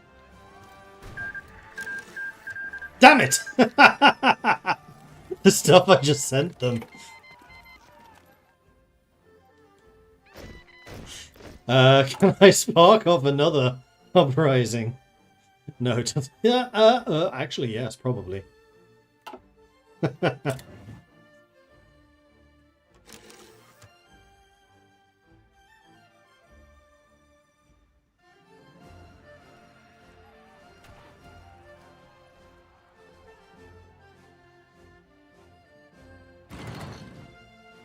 That's a lot of East Indies troops coming in. Thailand has capitulated. Good. Right, so do I dare send these guys into the fray? Considering America has taken all of these islands, yes. I think we are completely safe to add you to Gordon Bennett.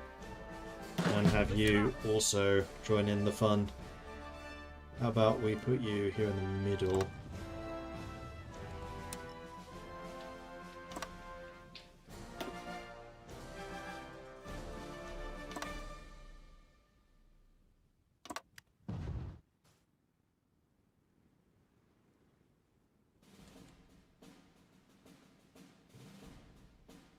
I have a puppet war goal against Burma. Will put me at war with the Allies, though. I'm not sure that's a great idea.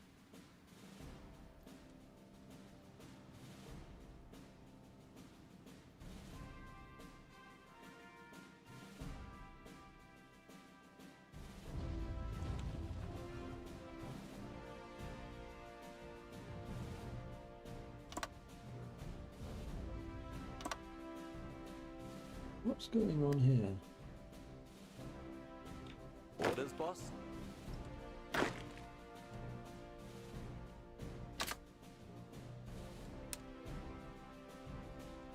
Mine's got a bit balked.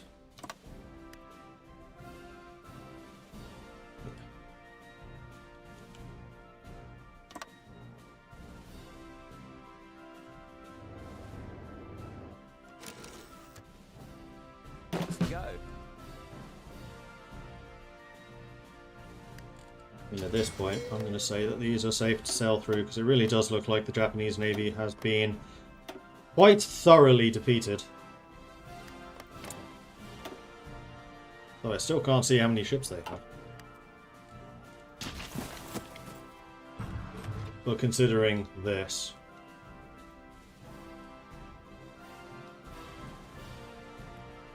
And I do need new orders.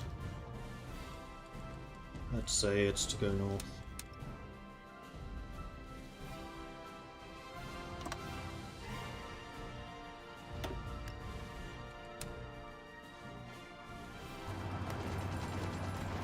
It's a tiny bit of Free France. Interesting.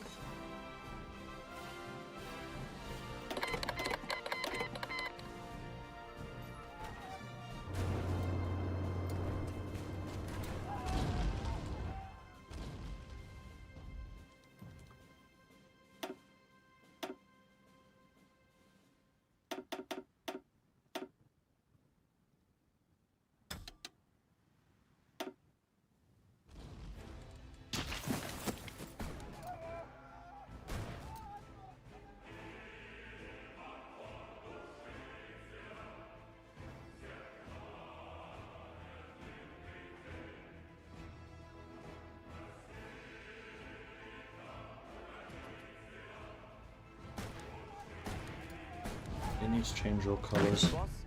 Let's make you yellow. No, let's make you yellow. No, let's make you purple. Orders, boss. Purple, yellow, and red. Oops. Having two reds next to each other really wasn't working very well.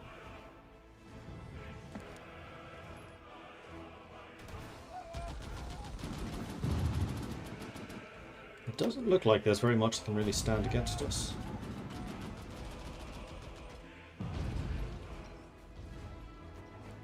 I did by far and away the most damage to Thailand.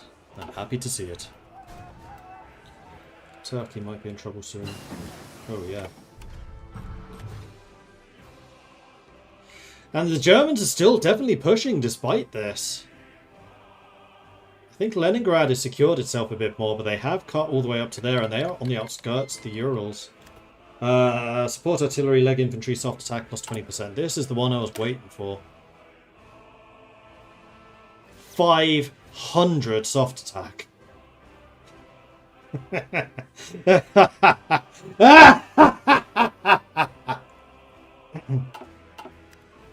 Still only 38 organisation though. And yes, let's get some better engineers.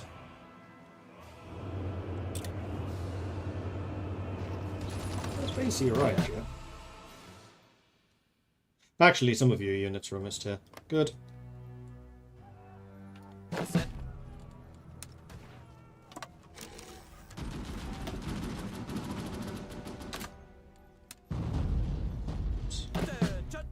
I'm going to delete that order, so you just keep pushing northwards. You've basically achieved your objectives. Well done. Let's just have you get to there. Carry on.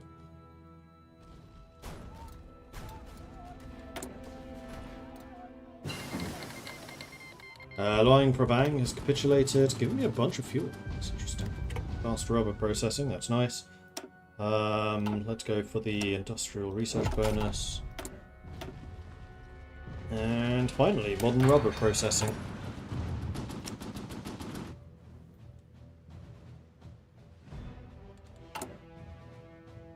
Yeah, we'll just finish off these last ones, and then we can go back to...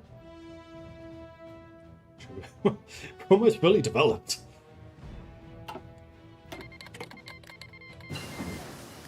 Basic destroyer. I mean, at this point, I probably don't even need these, but better to be safe than sorry. Just defeated an invasion.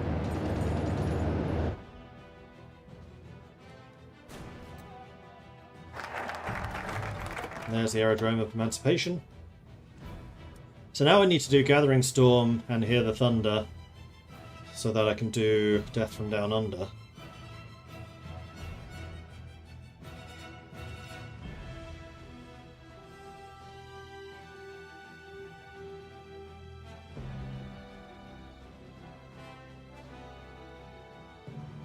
Yeah, I think I will. A storm is gathering on the horizon. Our growing air strength brings mounting pressure from above, striking where the enemy is weakest and supporting our advance. What begins as a distant rumble will soon break into the relentless tempest of destruction.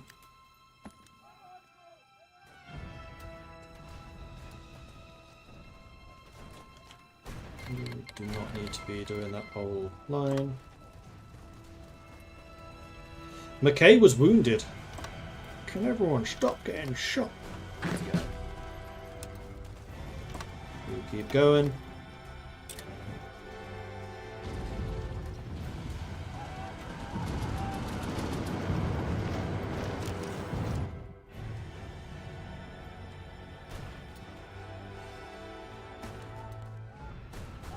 Might need to transport through China to join the fight in China.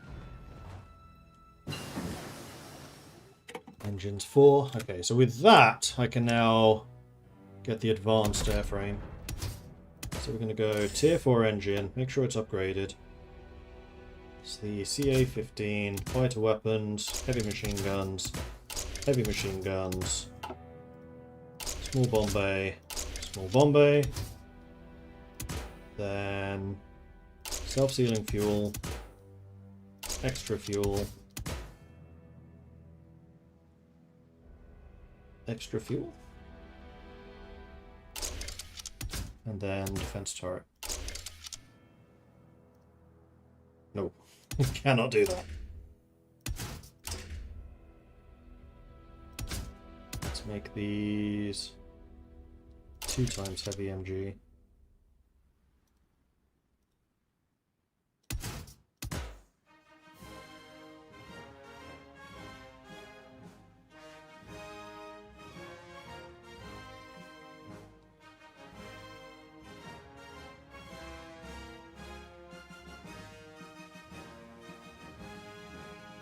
That has more attack for less weight than this.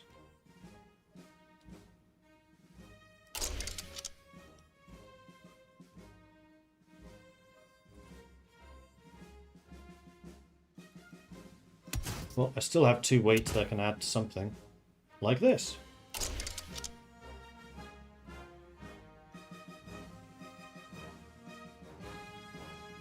So my agility stinks when we're doing close air support, but that's fine because we have so much air attack and defense. I don't really care about agility at that point. Because they just can't physically shoot me down. Don't I want electronics on the planes? Maybe. Maybe. Maybe. Ooh, Malaya can sell me a lot of aluminium. Do it.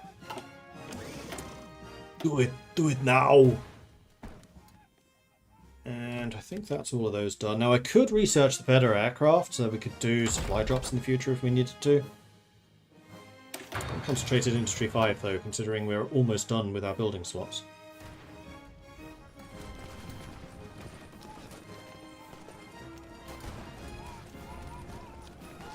Does anyone know a good country for just focusing Air Force? Been thinking of getting into the game only for the plane designer. Australia. The Australian Air Force is really good. If you go Allies, stick with the UAP to get the Gloucester airframe. This one. Then you can make some really, really good aircraft. So Gloucester for fighters and then Commonwealth for close air support. Or you can do Commonwealth for multi-role like I'm doing. No. Yes, yes, yes.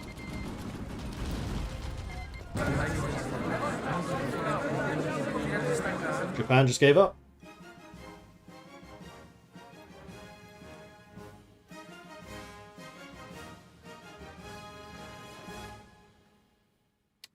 Well, I think that a lot of Thailand wants to join Malaya.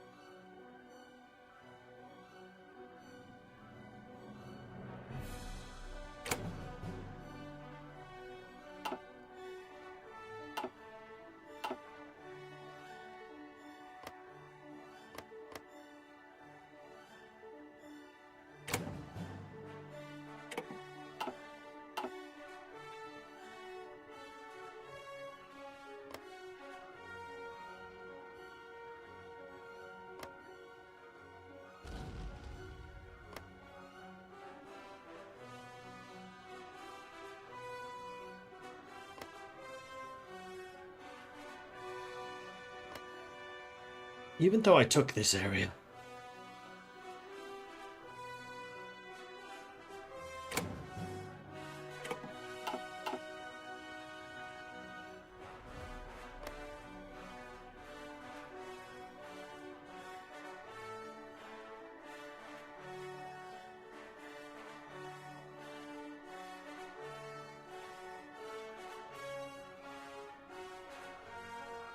US is going to grab all of those.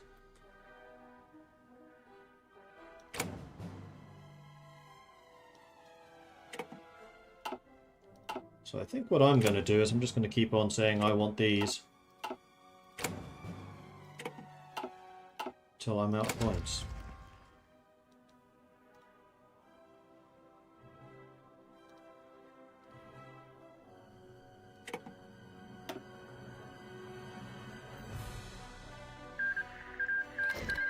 Alright, so the US took 4 states, China took 22, Malaya took 5, Philippines took 3. The Philippines got. Chinese Soviet Republic took 2.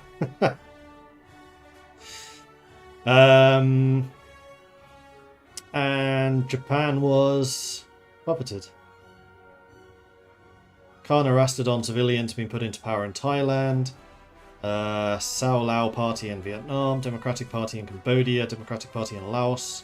Korea was liberated. Only South Korea, though. The Republic of Malaysia was liberated.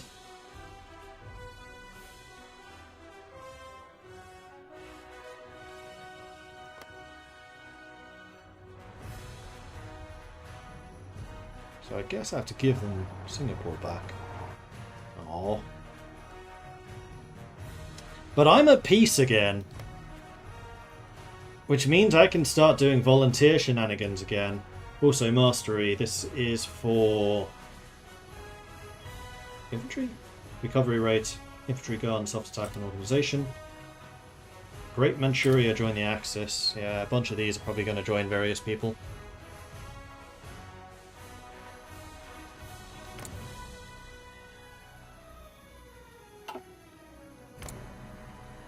Wow, they're at war with a lot.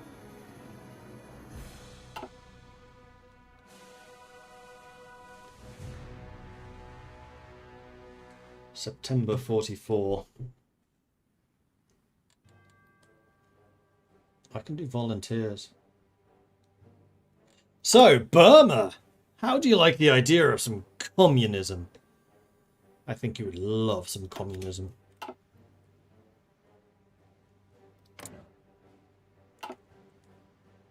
Should have waited for the 150. It's a bit of a mistake. Meanwhile, you guys definitely need drilling.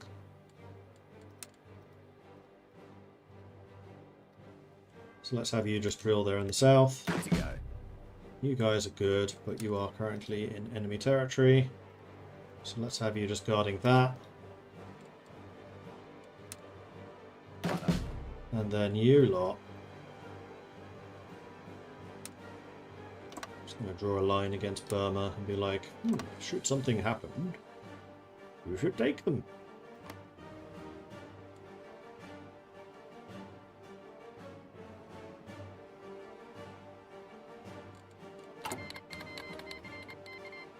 USA has cancelled their non-aggression pact.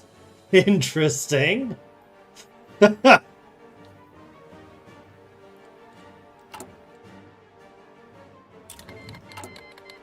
Free France has cancelled their non-aggression. Chile has cancelled their non-aggression. I guess this is all because we don't have a common enemy anymore, rather than them trying to be aggressive.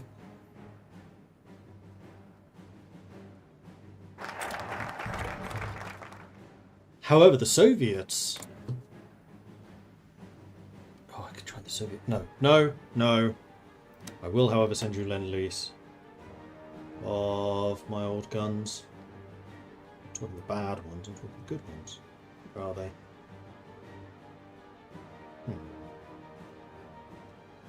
Alright. Oh, those are quite good.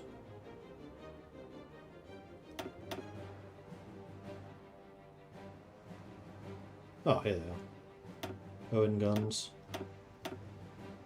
That's a lot of convoys. Way more than you have.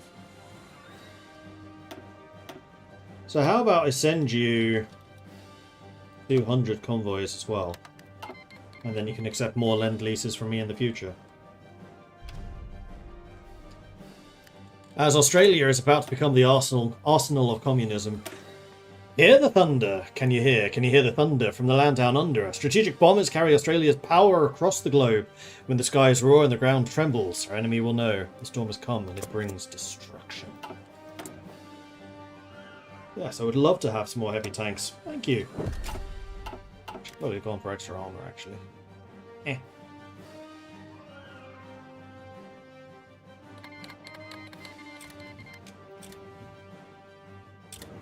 Oh, British Raj has cancelled their non-aggression.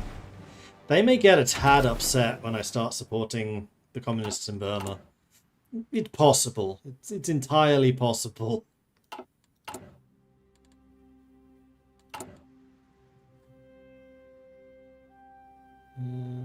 Setting a timer to demobilize. What do I need for Australasia?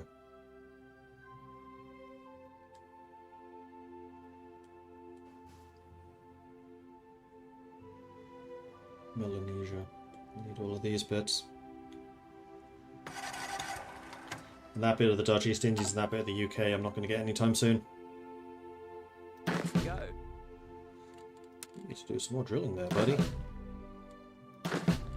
So do you. Oh, you know what? Our entire Air Force can also do some drilling. Let's cancel you, do this.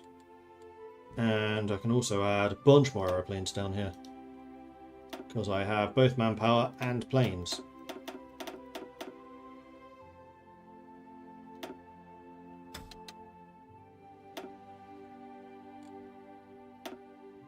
Everyone flies during the day. There we go. Goodbye, fuel. It was nice knowing you. Belgium, Mexico, Philippines, Poland, Greece, Argentina, Norway, Yugoslavia are all cancelling their non-aggression pacts.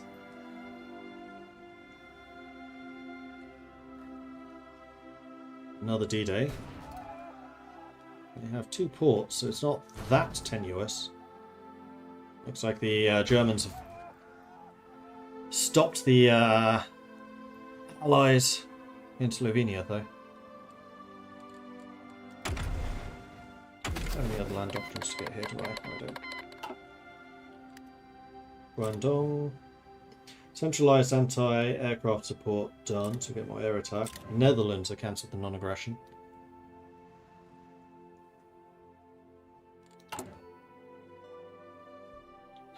So what I need to do...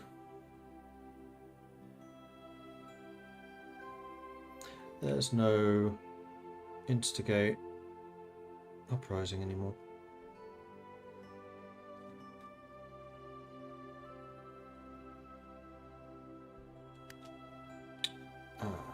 Within reach. That's only Democrat and Fascist. That shouldn't be just them.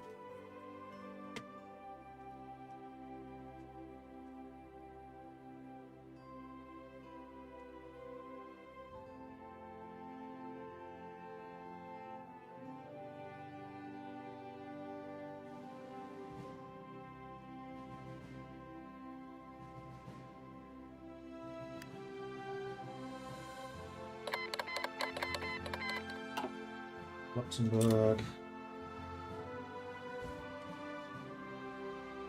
Anyway, I think that this game is basically done. I think at this point it's just a matter of time for Germany, especially because this is now really expanding. So D-Day has now been a success. Italy has fallen. Japan has already fallen, which means that America is now fully focused on Germany, which is going to be a bad time for them. Yes, I could spark off some more uprisings and things like that, but honestly, I think this playthrough is done. October 1944, we've basically finished the tech tree.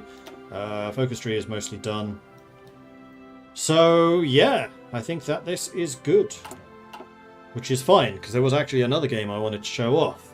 And this gives me a bit of time to do that, because I'm not ready to finish the stream yet. So first things first, I'm taking that hat off, because I'm getting really hot with that on. Ooh. And we'll do some more Hearts of Iron tomorrow. Maybe Dutch East Indies, because I haven't actually streamed them yet. And I know they've changed quite a bit since I tested them last internally. So I'm kind of curious how they play. But what I want to do now is a game I picked up the other day, which is Master of Command. This is basically Ultimate General, but 18th century. So it's like the British, the Prussians, the Austrians, the French, the Swedes, Poland, Lithuania, Holy Roman Empire, Russia. And it's a tactical game.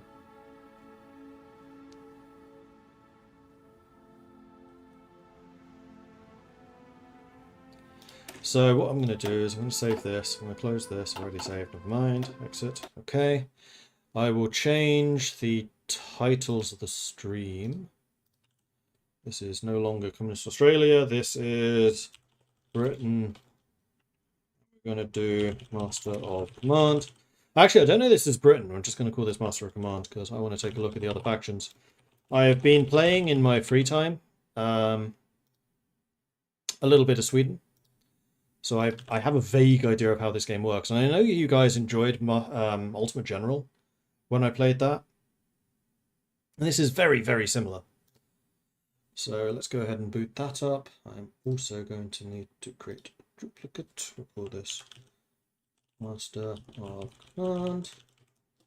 Okay. And then we're not picking up Hoi. We are instead picking up Master of Command. Dot. Specific window. Master of Command. And transform. Good screen. Okay, so this is Master of Command. This is actually made by the Armchair Historian. Big YouTube channel, like one of the OG ones that did a lot of history content. He actually stopped doing YouTube stuff and instead started doing game development. Kind of a similar thing to me, actually, which might be why I have a bit of a soft spot for this. Just going to turn the audio down a tad.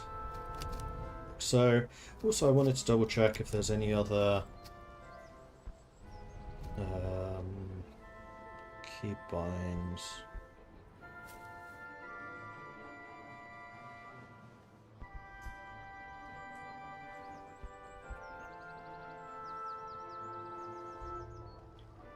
Not really.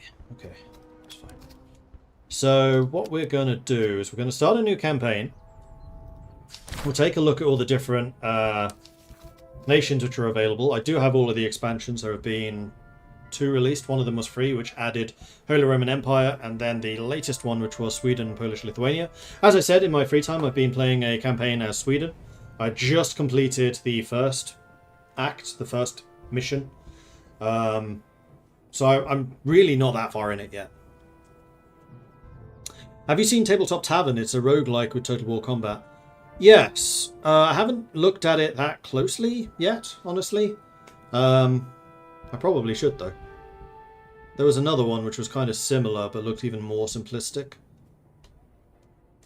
Yeah, I don't remember. Anyway, so the different factions. So let's start with Britain. The British Crown and Hanover. Britain's highly disciplined infantry is famed for its accuracy, delivering volleys with steadiness few can match. Supported by good auxiliaries from Hanover and Hesse, their armies combine English professionalism with German reliability, yet the Redcoats are few in number. Building smaller battalions require high standards of training, and making promotion to veteran units time-consuming. So they gain a subsidy of 10 thalers a day. However, new brigades will cost 20% more. So you are going to have a much smaller army with this. They also have the thin red line, so army veterans gain veterancy faster. But you are more likely to find British units to recruit, not, for example, the Germans. Yes, because we're the British Expedition. You can choose different army compositions.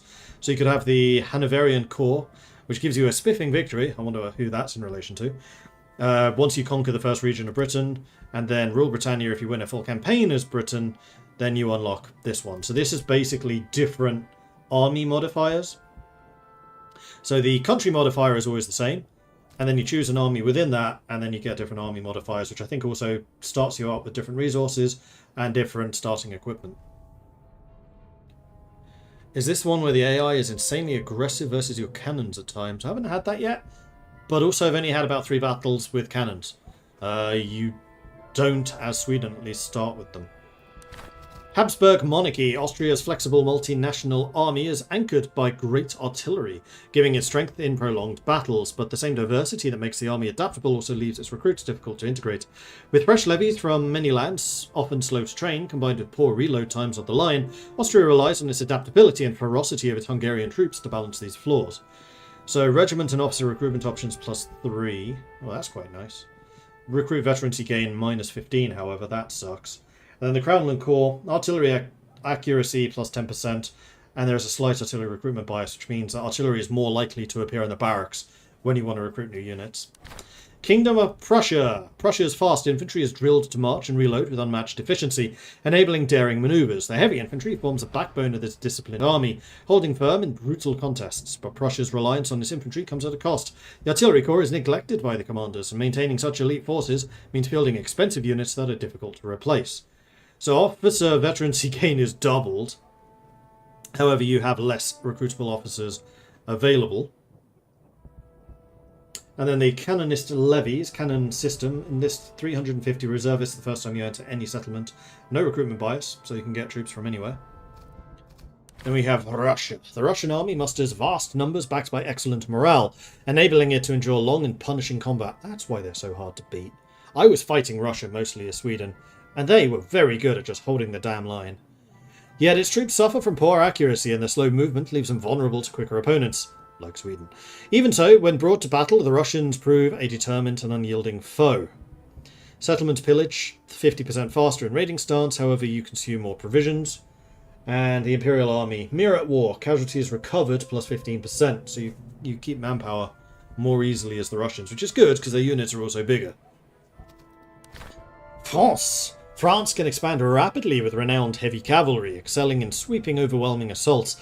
Yet the lower ranks are disorganized, and strain of supplying so many men is worsened by poor logistics, as corruption and lavish spending drain resources. When the spirit holds, however, French armies can deliver devastating blows on the battlefield. So they get the Grande Levée. New brigades are cheaper, so this is the opposite to the British. However, resources are more expensive. I assume resource cost. I'm not actually sure what that's in relation to. I'm assuming that's like ammunition and provisions are used faster. Lower Rhine Army. Assault en masse. Infantry melee plus 1.5 per regiment in the army. So you have different blocks of units. You have the army level, and then you have corps, I think they're called, and then each corps has a regiment. Or are they regiments with battalions? Not actually sure.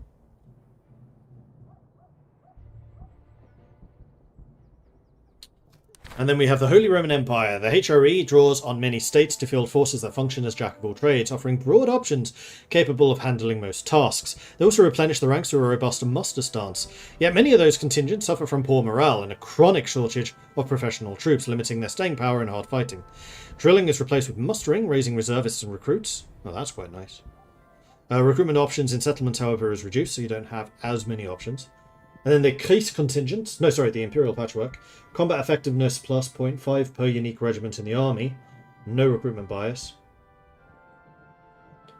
Combat effectiveness, I think, is multiplying all stats. That's quite nice. Sweden. Sweden begins as a faded power, but can seek two paths to reform through its military school that disciplines its army. Its infantry can deliver powerful shock attacks when properly led, striking with remnants of the old Carolinian aggression. Yet years of decline have left Swedish troops with weak morale and sluggish campaign movement, making them slower to mount serious offensives. Oh, they have weak morale. Yeah, now I understand some of the engagement I had against the Russians. Like, I'd hit them with this massive close combat attack, like, do tremendous damage and then run away. But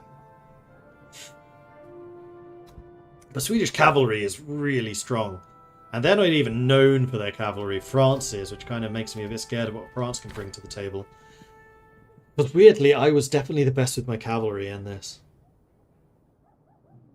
But also, I don't think I'm very good at, like, close combat infantry, so I'm not that surprised. Polish-Lithuanian Commonwealth. Poland-Lithuania enters the war through careful manoeuvring, as the powerful Sejm must be united to reform and expand the army. Its Saxon influence and varied local forces provide diverse options, while cavalry can deliver crushing attacks, yet the same Sejm that enables reform can also block early expansion, leaving the army constrained by political obstruction until enough support can be won. So you have access to the Sejm and Foray stance. Brigade slots are blocked from purchase, so you have to get them through politics rather than purchase. That's kind of interesting. Foreign Autourament. Gain one extra low-ranking officer the first time you visit any city. No recruitment bias. What is a low-ranking officer?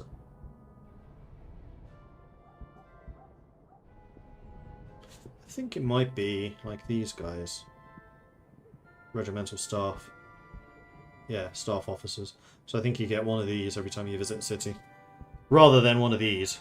These are not low ranking, they command like an entire corps. So those are the 8 options. And as I said, I was playing as Sweden before, so I'm probably not going to say play as Sweden. I did complete the first thing, so I've actually got the Varvard. So actually this is different. Seniority system. Treatise and staff officer items are 35% cheaper. Daily reform progress is slower. And there's a slight Varvard recruitment bias. That's interesting, because I did not have access to many Varvard units. I had 1 unit of Varvard Grenadiers, and everything else was in Delta.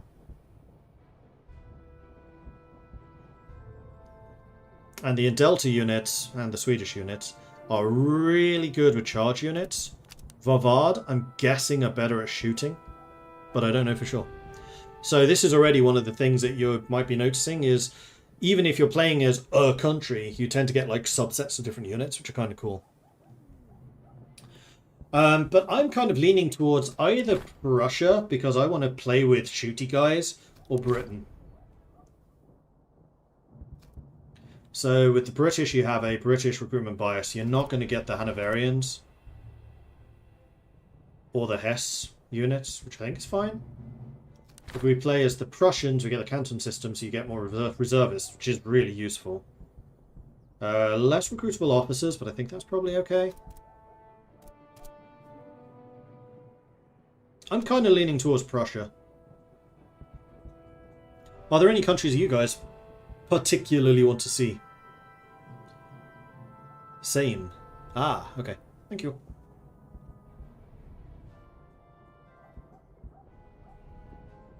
Otherwise, I think I'm going to go with Prussia.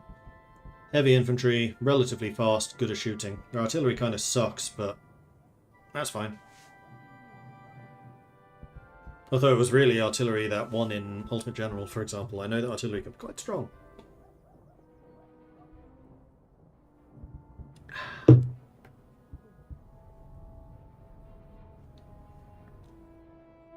Whatever Sixth is, that was HRE.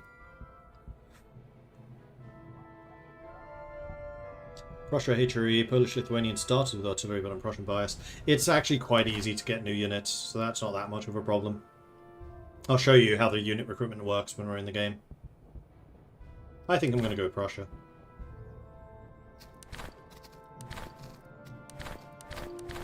Just looking at the different difficulties. So the only challenging ones is Poland. Huh. Okay, Prussia. In the mid-18th century, Prussia recruits conscripts via a unique canton system. Much like modern reservists, these soldiers are drafted into the army for basic training, but then furloughed to the villages in peacetime. This allows Prussia to maintain a large supply of trained manpower during conflicts. Mobilized cantonists are not the best trained soldiers in the Prussian army, but they remain loyal infantrymen. So we get 5 command insight, used to upgrade the general. Insights gained after battles, more rewarded after heavy casualties, or defeat as the general learns from costly mistakes. Interesting. I don't think that's a system that Sweden had access to. They have a different thing. Yeah, they have reform. Provisions, money, reserve, and ammunition. We also start with military treatise, good quality, reload move speed, regimental staff, drill master, veterancy gain, 25, damn. Morale damage received, pocket bibles, morale damage received, fire damage received, field musicians, morale and movement speed, cylindrical ramrods, reload and stamina. That's a really good unit, really good item. And tobacco rations for accuracy but reduction in stamina. And then Prussian musketeers, Prussian dragoons, cantonist recruits ×2. Cool. And at the moment I've been playing on Colonel, but I kind of think maybe I should do Brigadier.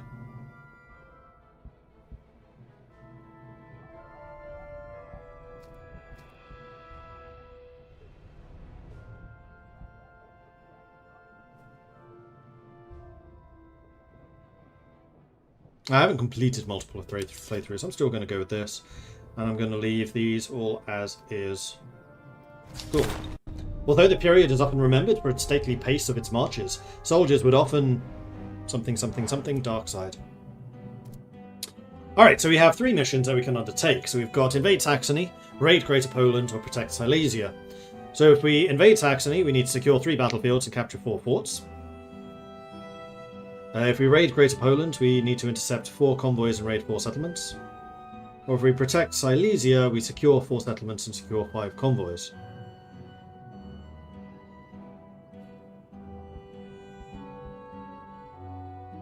I'm kind of leaning towards Silesia.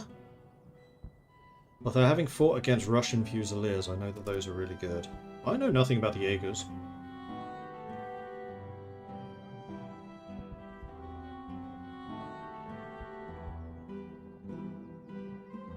And then you also get Doctrines, which are like a full army upgrade.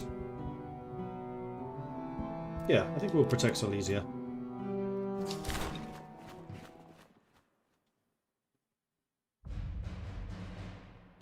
Act 1, Silesia. The Turks. Unfortunately not one of the playable options. Although they are very actively still working on this, so I wouldn't be that surprised if they add a bunch of new armies. Also, my camera is super fuzzy. That is something I totally forgot to fix for both of the... well, this stream and also the previous one. Let me just do that real quick. Focus. White balance. Done. Okay, so. This is our army. Ah, Sweden starts with a 2nd Brigade. Prussia does not. Well, that's interesting.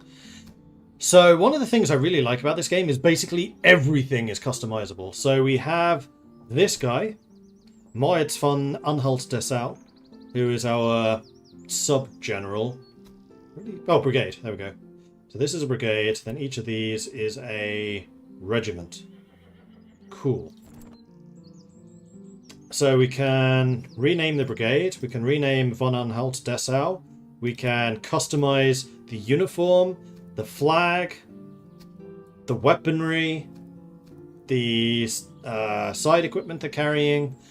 Lots of stuff. So Friedrich von Preußen has these 2 items. We can change how he looks. Yes, we can. We can give him a hat, for example. I think he wants a hat. And he's not going to be Friedrich II von Preußen. He's going to be Mordred von Viking. Obviously. Duh.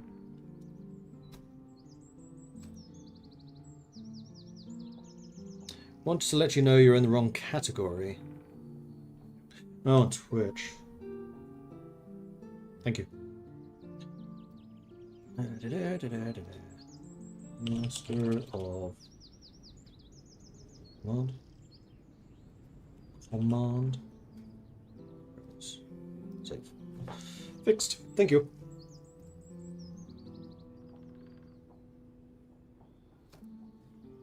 And in fact, I should really call this Prussia, Master of Command.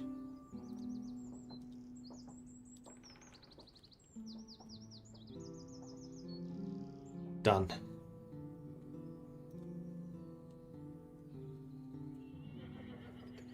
And then we have, what do we have? We have Prussian Musketeers, we have Prussian Dragoons, and then 2 units of Cantonist recruits. So the way that promotions in this work is your units gain experience over time, which you can see over here on the left side of the screen. And then once they hit a certain number of levels, they can upgrade into a different unit type. So the Prussian Cantonist setup looks like this. So the way that I was explaining with Sweden, for example, where you had the Swedish troops and then the Varvada troops, this would be Sweden. There would then be a completely different set of upgrades, which would be Varvard. So I don't know how it works for the Prussians, whether they have more subunits or not, no idea. But this is how it works for us. So we have the Cantonists, and then once they reach level 3, they can become Provincial Cavalry or Frey Infantry Fusiliers. Level 2, they can become Landmilits. Level 2, they can become Prussian Artillery. Level 4, they can become Prussian Musketeers. And then they basically level up through the level up system like that. Each of these has different stats. And quite helpfully, it shows you how the stats differ. So the Cantonist recruits, there's 1,400 of them per regiment. It's a pretty big regiment. Once you become the Frey Infantry Fusiliers, it goes down to just 800. Which can be a good thing, because it means you're using a lot less manpower. It can also be a bad thing, because now you've only got 800 guns pointing at the enemy, not 1,400. However, their accuracy is more than double. So it's probably a good thing. So we've got morale. Regiment size, accuracy, reload time, charge, melee capability, stamina, and movement. And each of the different factions units do different things. So, for example, the Swedish Musketeer line has massive charge and decent melee, but their morale kind of stinks, and they're also not very accurate. So you play the different armies in very different ways, which is kind of cool. Bit of trivia, in German the V in Viking would be pronounced as F Viking. Modern von Viking. Cool. So, what are these? Fusiliers. Not that different from Musketeer. And then replenishment is how quickly they recover casualties. So Musketeers is a full unit. Fusiliers are more accurate. Okay, so they're like snipers. Musketeer also has much better combat abilities, and there's the Jaegers, which are definitely skirmishers. 45 accuracy is kind of crazy. And that's a baseline. This can be upgraded quite a lot. Cool. So we need to rename... we also have the insight. Your general insight. After each battle, use insight gained to increase your general's ability both on and off the battlefield. Improve your general's combat and campaign abilities by selecting an upgrade. Okay, so this is something that Sweden does not have. They have a different system. So we can get more awareness, stewardship, resourcefulness, discipline, inspiration, determination, ferocity, and resilience. I'm not trying to think actually if they do have this.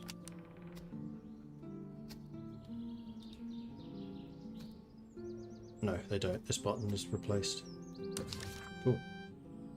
So radius morale, radius stamina, morale recovery, melee buff, cover effectiveness, veterancy gain, food consumption reduction, casualty recovery and replenishment, and then army move speed and visibility. Cool. And then, yes, we have these abilities, as I said. So let's take a look at our sub-commander, our brigade commander. So this is Moritz von Anhalt-Dessau. He is a level 2 already, which means he has 2 traits. They can get up to, I think, level 5. And his traits at the moment are orderly, so stamina plus 10%, veterancy gain plus 5, and that's for all the troops under his command. And then also reload and move speed. So he's actually very good. He's very, very good for, like, a shooting unit. They can die, and that is important, because they are automatically in the top left unit. So he will be in the Prussian Musketeer unit. So if the Prussian Musketeers take a lot of damage, there is a chance he dies.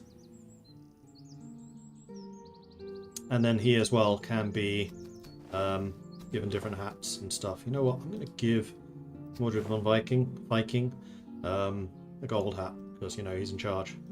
You get a silver hat because you're not in charge.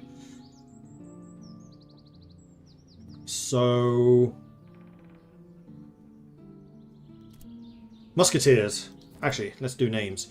So, what's the best way to do this?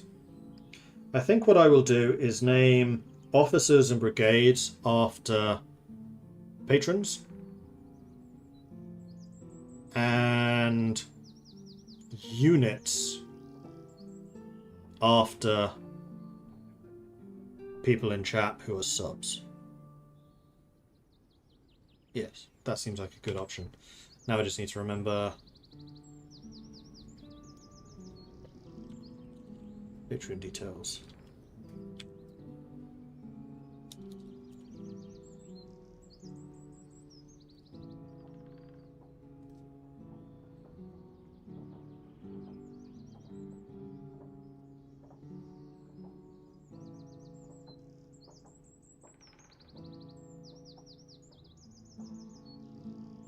Good.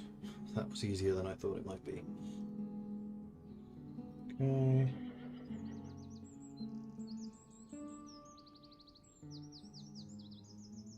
Now can I see what my memberships are? This is all changed.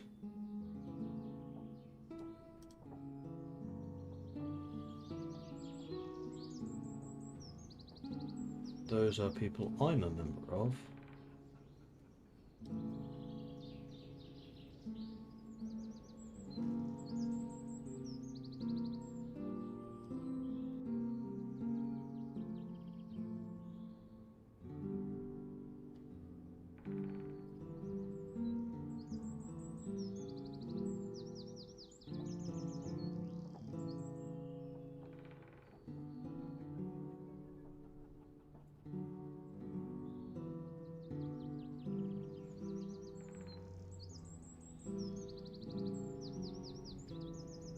No, they have a completely different web page. Wow, this has really changed.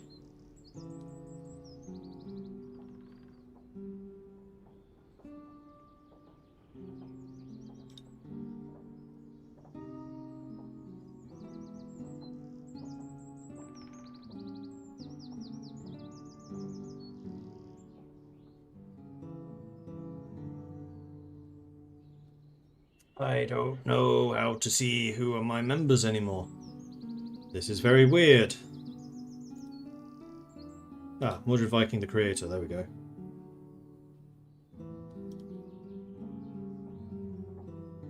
Audience. Audience?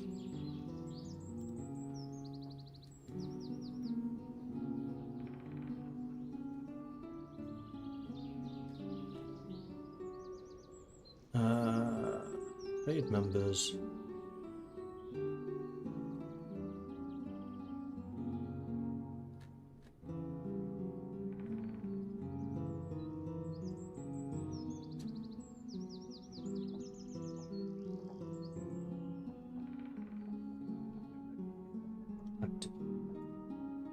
There we go.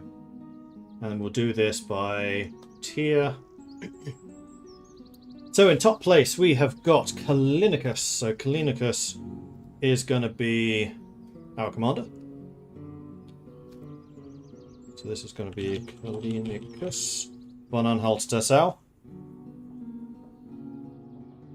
Except that his surname appears here, so maybe we leave him as Moritz von Kalinicus. There we go. That's a better way of doing it. I'm going to leave this, I think, as the 1st Brigade. We can rename this.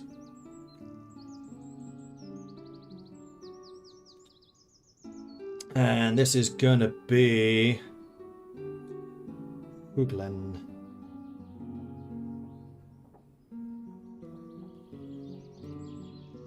Hoogland Brigade.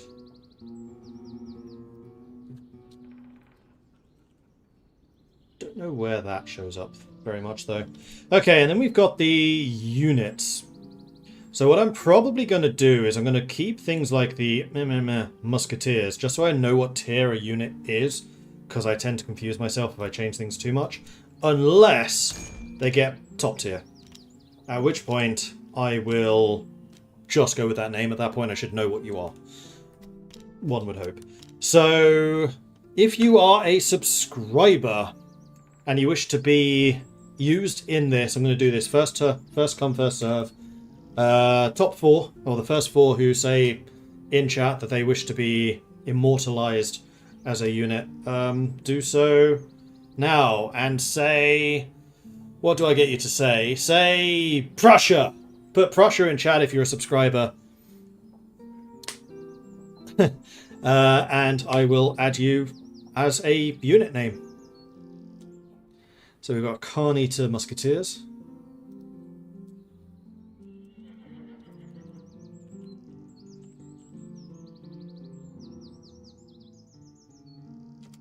We've got Maharo's Dragoons. Oh, Dragoons. I haven't used Dragoons before.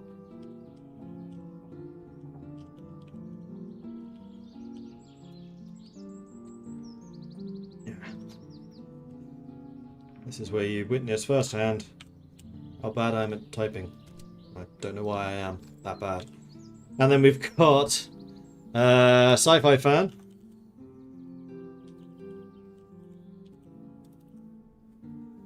Recruits. We need one more. One more person. Subscriber. First subscriber who says Prussia gets a unit named after him.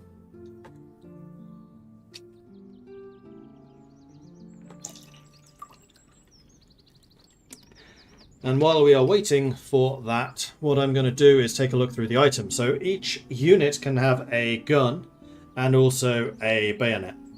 If they're a musketeer, if they're a horseman, they can have a cavalry gun, and you can see what units different items are eligible for. So this carbine, for example, can be used by cavalry and infantry. The saber can only be used by cavalry. This treatise can be used by infantry and cavalry, and the blue outline means it's good quality. This can be used by anyone, can be used by anyone. Infantry, cavalry, infantry, anyone. And these items go down here. So you can basically, you get a decent level of customization in what your units are equipped with. So, Carnita, I am going to consider you to be my main shooting unit. Although, actually, my shooters will eventually be with high infantry fusiliers. So I might actually try to promote you into being grenadiers. Just so we have a fighting unit. And then one of these will be the shooters, I think. So if we go with Sci-Fi Fan, cylindrical ramrods is reload and stamina. Morale and movement speed. So you should have the morale and movement speed. You should have reload and stamina. Reload and movement speed. Veterancy gain, morale damage received. Fire damage received, I think. Accuracy. You probably don't need the stamina, so we'll give you reload speed and accuracy.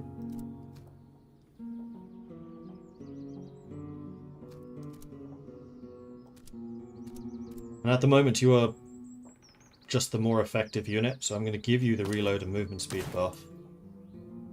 And these treatises tend to be very good. And then we've got veterancy gain, morale damage received, and fire damage received, morale damage received. I think, honestly, you get that.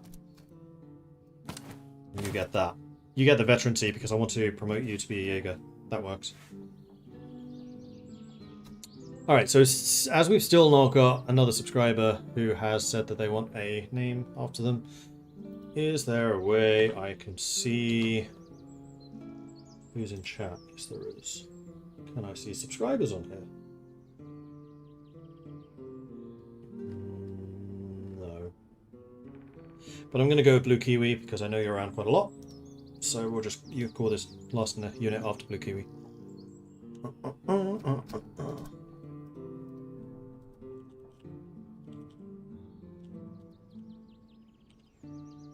Cool. So, Maharo's Dragoons. 90 damage. 131, okay. So you're mostly going to be for flanking. You do have Dragoon Swords, so you do have a charge and a melee ability. Melee is 32. It's decent. Not particularly inspiring, but it's decent. And that is everything here. So eventually you can get more brigades. You can get up to 5 of them, so we currently have just 1. Each brigade is commanded by an officer. And then each brigade can have 4 regiments in it. I don't think that can be expanded. And then basically you want to be specializing your brigades for different things depending on what the officer is good at. So with my Swedish army, I had my close combat officer, I had my cavalry officer, and I had my shooting officer. So I had 3 brigades, each of them with units according to their capabilities. Alright, so let's go to the main map. Generally, your army stands at the frontier. Though modest in size, your forces are disciplined and in good order. A nearby depot lies ahead, likely defended, and will serve as a starting point to begin your campaign. They will need to press onward soon after the land is open and the roads are clear, ideal for seeking out skirmishes and encounters. Engage patrols boldly, even those larger than your own. Their troops are of lower quality, and their spoils and equipment will serve your army well. We await your progress. So we have this whole map that we can scroll around and see what's going on. So we have these various places, things that you can visit. So we have a couple of encampments, we have a couple of convoys. We need to secure 4 encampments, so we basically need to visit these encampments, or 4 different encampments, and we need to secure 5 convoys, so we need to hit 5 of these convoys. Furthermore, there are towns, like Bundelwitz here. Different towns have different statuses. So this one, for example, has fewer stores, so you're not going to be able to buy as many items in the shops. They also have different sizes, and then the different sizes means what buildings are available. So some may have a barracks, some may not, some may have a gunsmith, some may not, some might have a foundry, etc, etc, etc. Furthermore, in different towns you can buy provisions, reservists and ammunition, and you can see those listed here. And if we go back to the camp, you can see the number of troops we have. You pay reservists to replenish manpower, and then ammunition to replenish ammunition, which is this. And then provisions are just eaten on a daily basis. So every day we consume 6 provisions. So it told us that we want to go to this supply cache first of all, so I think we go to the supply cache. Your Grace, a lightly guarded supply post lies before us. A handful of enemy stragglers stand watch. Within the walls are captives and stores of provisions and powder. If we strike swiftly, we may seize one part of the stock or free the prisoners before the guards can muster a defence. Our scouts report their strength is slight, and our men are confident the fight will be ours. So we basically have a choice. We will fight an enemy detachment, and then we can either get 560 reservists, 90 provisions, or 170 ammo. I would quite like to have 570 reservists. That sounds fantastic. So let's do that. We'll fight them. So they have 3,500 men, we have 4,850. Their commander is a reload and morale guy. They have Saxon Chevaliers, so we're up against the HRU. No, this is... Yeah, this is Saxon. So HRU.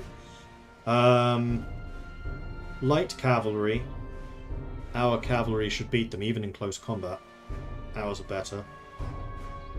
So they have more troops, so we need to be a little careful about that. Stamina 55, stamina 45, so here we're just better. And then they have 2 units of Saxon recruits, which are going to be the same as our recruits. And we will fight them.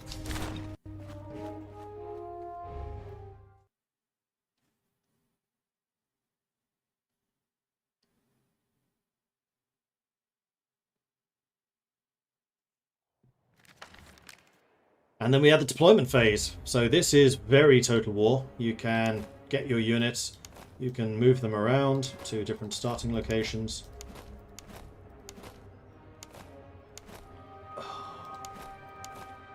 Know that.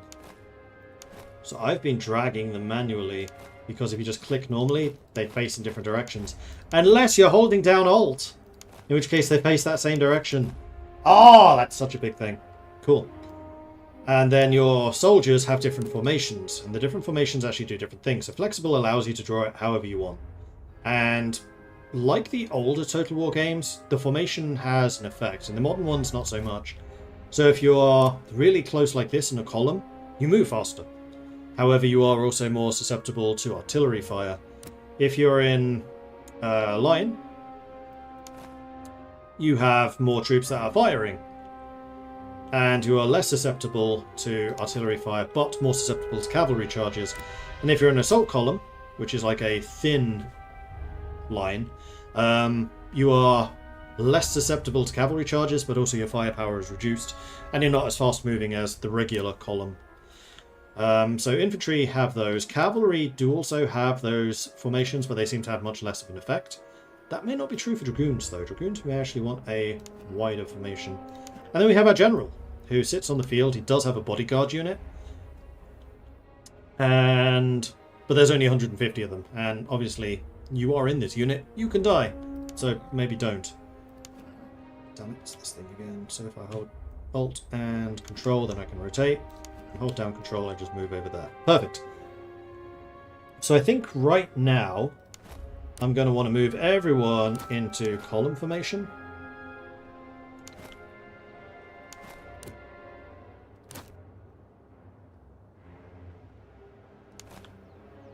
And then the musketeers can be in the center. And we're spreading our units out so we have a bit of space. And then let's take a look at the battlefield. So we've got a field over here. If you position yourself behind the fence, you get a cover bonus. If you position yourself in buildings, you get a cover bonus. If you position yourself in a forest, you get a cover bonus. And this is where the ultimate general comes in. Because it kind of depends on where you are in relation to terrain features. So if you're up on the hill, you get, I think, a range bonus. So over here, there would be a big cover bonus, fighting in that town, and then fighting around the hedges of these fields, you'd get cover bonuses as well. So right now, I kind of wonder if I want to go kind of hard for the flank and see if we can get that town before they get there. Although that town is way closer to them than we are. The other thing we could do is try and take this forest. There's not a huge amount of cover there, though. Alternatively, we try to form a line kind of along here. So we have some troops up on the hill and some troops guarding over here. depends on whether or not we can provoke them into attacking us there.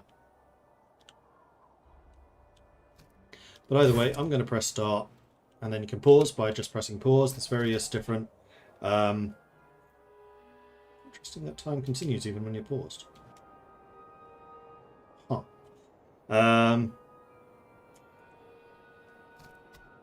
Yeah, different speed settings. So I think what I might do is have the muskets go there, muskets go there. Have the cavalry sit just behind the hill.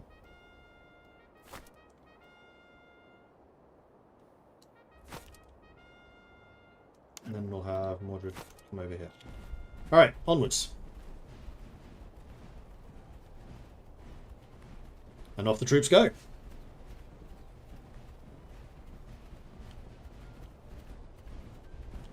And then the AIs will have a doctrine. So this guy's using Master Sax's doctrine, which gives morale recovery, infantry combat effectiveness, however it slows them down. So they're going to be really slow moving compared to us. How are we in close combat? 22 charge, 30 melee. 23 charge, 14 melee. So we kind of want to bayonet charge them, actually. And here we're getting elevation. Actually, sure what modifier elevation has. Did it say anywhere? Unfortunately not. It tells us what cover does. And then I think what I want you to do is spread out to be a firing line. Something like that. And I think we'll do the same with you. Now this is one thing I need to be very careful on, because holding down Alt is most of the controls. Tab is how you can see where your formations are. Can you see a potential problem with these combinations? Because you're holding down Tab to see where your units are moving to, and then you use Alt to change what they do. The number of times I've Alt-tabbed is kind of hilarious. I actually kind of wonder if maybe I should change Tab to, I don't know, Caps Lock. I kind of like that idea. Can I change Tab to Caps Lock, please? Yes.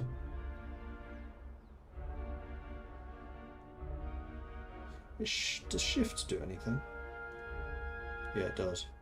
Camera speed multiplier. Oh, because it means that you can move around quicker. Yeah, that is useful. Although it doesn't actually speed you up that much.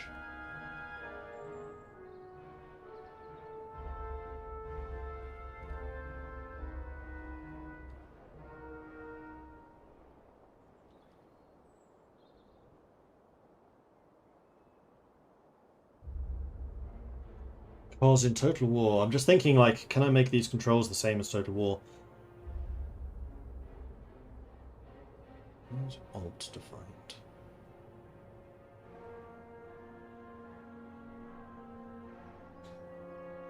Unfortunately, Alt and Control are not actually defined in here. Otherwise, I would absolutely like to.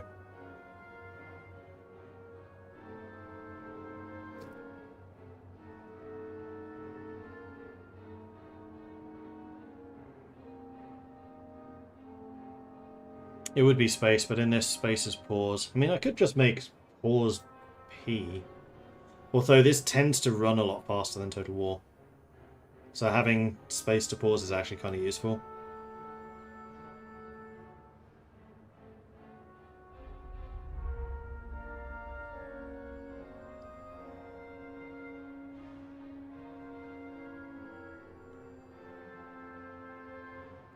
Does E do anything? Yes.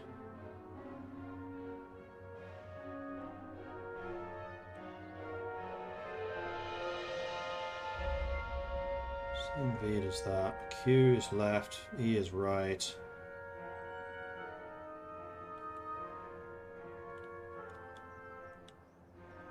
Tab doesn't actually work. You know what, I'm just going to make caps lock. Not caps lock, tab into caps lock.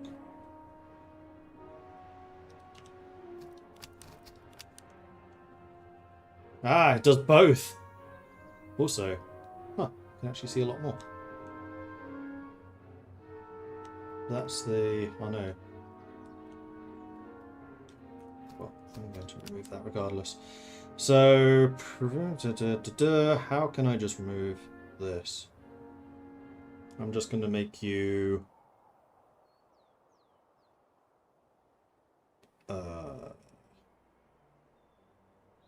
if I just do... I can't do that. What if I do that? Can't do that either. What about multiply?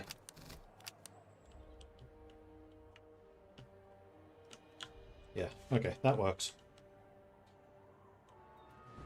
So get you guys into position. I would like you to be a lion as well.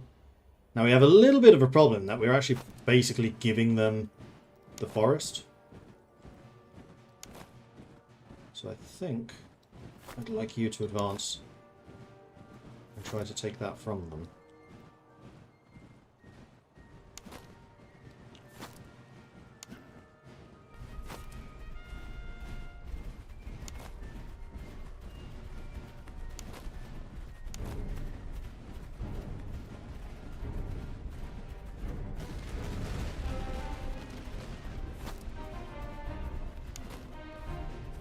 So you can start firing at them.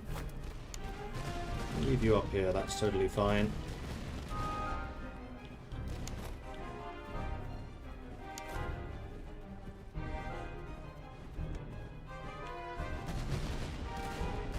The other really annoying thing is, if you release control, it just springs back to where it was.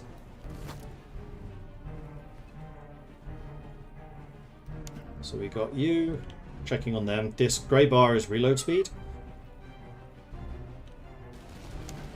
I'm keeping my my cavalry shoot.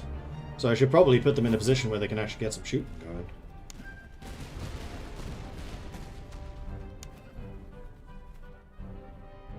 Still out of range.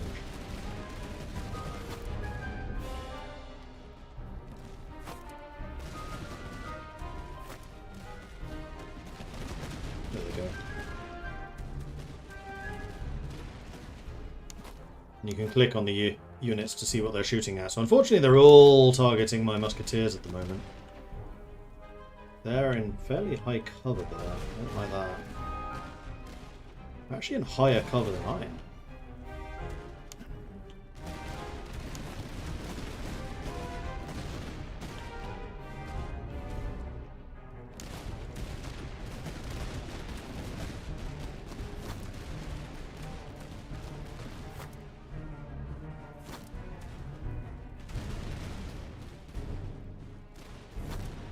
Going to try and get a bit of an enfilade to hopefully do some morale damage. Then the blue bar here is morale. Once they hit 50%, then they start trying to run away. If they go below this, then I think they shatter. So these guys are actually being hit pretty hard morale-wise.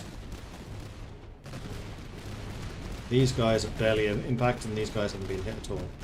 And my musketeers are actually holding really steady. So, yay, Prussian discipline. What is the game? Master of Command. Which is kind of Total War meets Ultimate General. I've quite enjoyed it so far.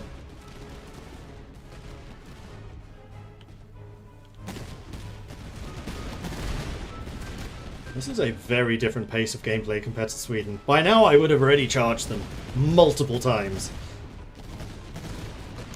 How are you in combat? 20 and 14. How are they in combat? 20 and 12. So we're actually better at charging than they are. In that case, let's put you into an attack column, and we're going to see if we can finish that lot off.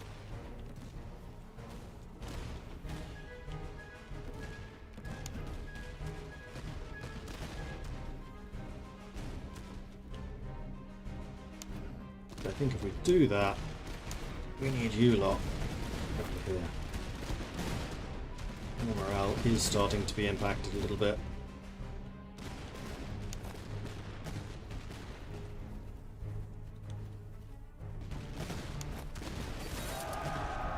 Get a charge going.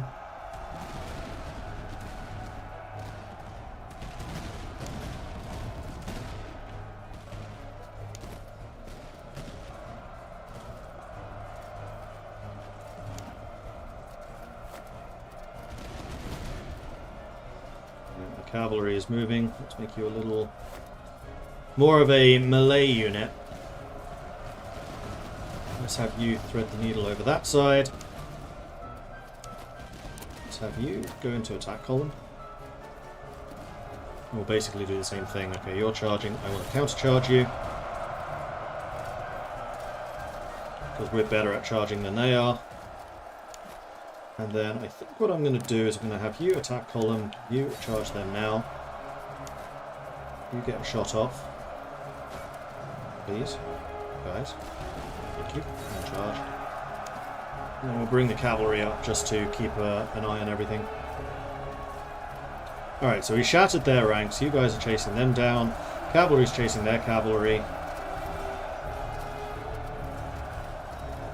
Sci-Fi fans recruits are a little tired, actually, so is Blue Kiwi. They have shattered, so we're going to turn you around to charge down these guys, and hopefully just finish them off and shatter them. Boom. And there's the victory! Huzzah! So the Musketeers did take a fair bit of a thrashing there. But the recruit units actually did quite well, so they should get a decent amount of experience. We gained some money, and then we gained these items from loot. We'll take a look at those properly when we're in the fight. And then, just like in Total War, we can either take money and ammunition, reservists and recover some of our casualties, or veterancy and provisions. I'm thinking... reservist-wise, we're actually looking alright. So I'll probably take the veterancy and provisions, just so we can level up a bit quicker.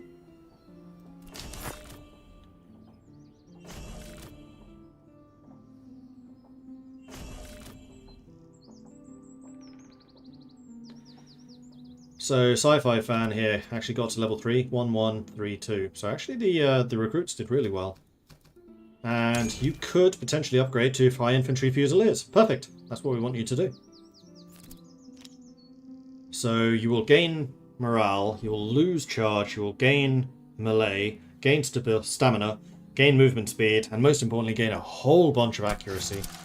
The other nice thing about this is the excess troops have actually been returned to the reservist list.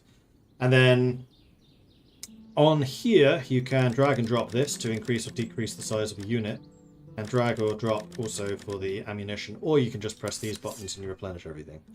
The darker green is because they will take time to actually be trained up and join the unit, and the speed of replenishment is listed there. So, for example, the Musketeers are average replenishment, whereas recruits are usually very fast. So if you lose some recruits, you get them back very quickly. They don't require a lot of training.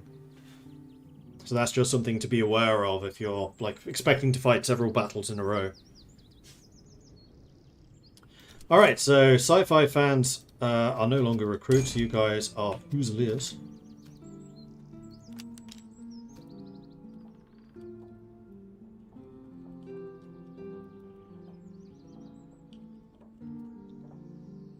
Like so. And then we gain these items. We've got Spontoons, which gives veterancy gain, morale, and morale recovery. I kind of think that the Musketeers should probably have that. We have captured uniforms, which can just be sold, so that's just loot. We have gun picks, which increases reload and stamina, which you could probably do with. Maybe you. Let's give them to you. We have a military treatise, bland. British Guide to Drill and Unit Cohesion, so this is accuracy and veterancy gain. Guess also to you. We have a horseshoe, which is good for the cavalry. And we have blanket rolls, which is melee damage received and stamina. Both of which are excellent for the cavalry. So there are upgrades. Now, one thing we have Potsdam muskets for the Musketeers. We did not get a gun upgrade for the Fusiliers. I'm kind of wondering if we want to switch these two around. Because this gives you an upgrade for reload, and your main thing... Sorry, reload. Your main thing is shooting. I think I might actually just remove the bayonets. I don't want you fighting in close combat. And that increases your reload even more, because this has a penalty to accuracy and reload. So let's give you the Worn Musket. We didn't have a gun. Reserve muskets. 952. 1215. So yes, this is better than the reserve musket. And you can keep the socket bayonet. That's totally fine. And then Kalinicus very nearly hit level 3. So you're going to get a trait soon. And we also gain some more insight. So how much insight does it cost to do one of these? Oh, 1 point. Huh, interesting. Well, let's get casualty recovery. Oh.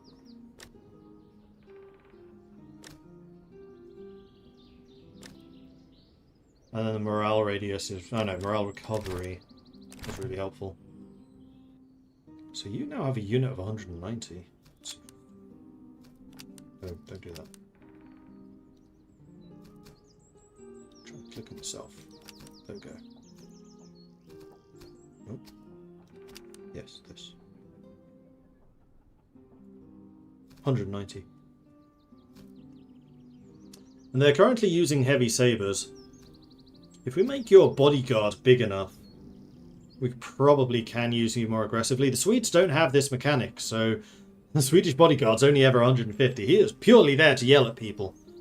But the really useful trait that generals have is they dramatically increase morale gain for units around them. So if units start to break, you want to send your general over there to be like, hey, get back in the fight. Stop running away. Before they shatter. If they shatter, they are gone. Alright, I would say that went quite well. So we have a fort up there. We have some slums, which usually is a recruitment place. Breslau down here gives cheaper items and also has a bunch of recruitable infantry. Now, I don't have any free slots. We would need to get another brigade. So another brigade would cost 500. We can actually afford that, but we have no commander to put in charge of it. So instead, I think what we'll do is we'll just move in this direction. We'll go to Bundevit just to see what's up. We also gain 350 reservists. This is our first visit here. Then we can go to the barracks. So we've got some Cantonist recruits. We've got some Prussian Fusiliers, Fire Infantry Fusiliers, and Provincial Cavalry. Each of them with a different cost. Usually I like buying these guys and then training them up myself. But you don't have to. Powder House gives various artillery upgrades. Town Square gives the, like, generic items. Actually, coffee rations, really helpful. Reload and movement speed. Kind of expensive, though, 115. Quartermaster. This is stuff like the ramrods.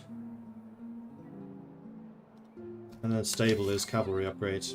Different horses, different cavalry weapons, then also different saddle types. And then you can also buy provisions, reinforcements, and ammunition. But we're okay in all of those categories. I'm not too concerned about that. So I think we can just leave and continue on down the road and see what's up. So we have some slums over there. Do I want to visit the slums? I think I kind of want to get up to the encampment over here.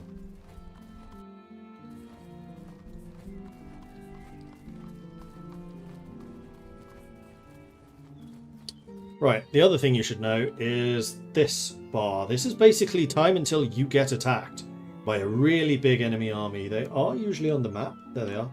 So that is the enemy headquarters. 13,500 men. They will come for you after 160 days. So you need to be aware of that. Remember, capturing a town gives 350 reservists. Just visiting a town does that. You don't need to capture it. You don't actually fight for towns or anything. There's no sieges. Which is a little disappointing. I kind of hope they add those. Your Grace, we came across a small but well-appointed camp set apart from the road and kept in good order. It belongs to a displaced officer.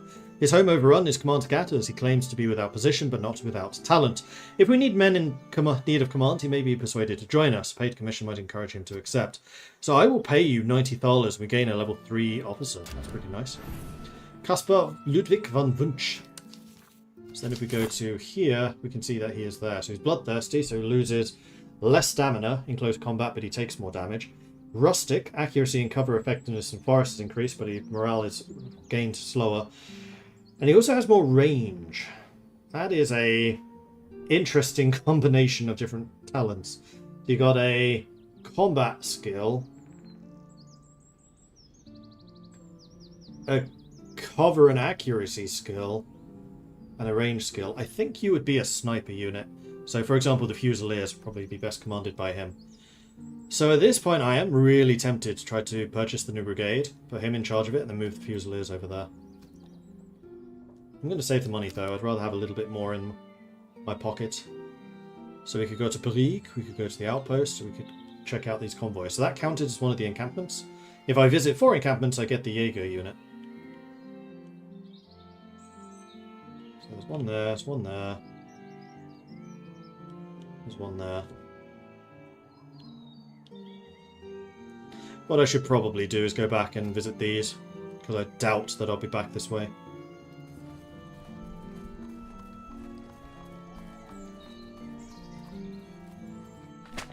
An unmanned outpost. Sir, we have reached what ought to be a manned station, but the place is deserted. No pickets, no signals, no command presence of any kind. It appears our forces have yet to take up their posts in this sector. Should we provide sufficient reservists to garrison the position, it may delay enemy movements in the region. So if we garrison it, then the enemy HQ will be delayed. We can delay them for up to 2 weeks, so we can get some loot. And if we have special abilities or special doctrines, we can do this. I think I might actually garrison this with sufficient reservists. And give us another 2 weeks before the big army arrives. Right, let's try the fort, see what's here. Maybe we've actually fortified this place. Maybe we haven't. Who knows? Your Grace, we have identified an enemy fortification of traditional design, its bastion standing firm. Importantly, the outer redoubts have been left completely unmanned.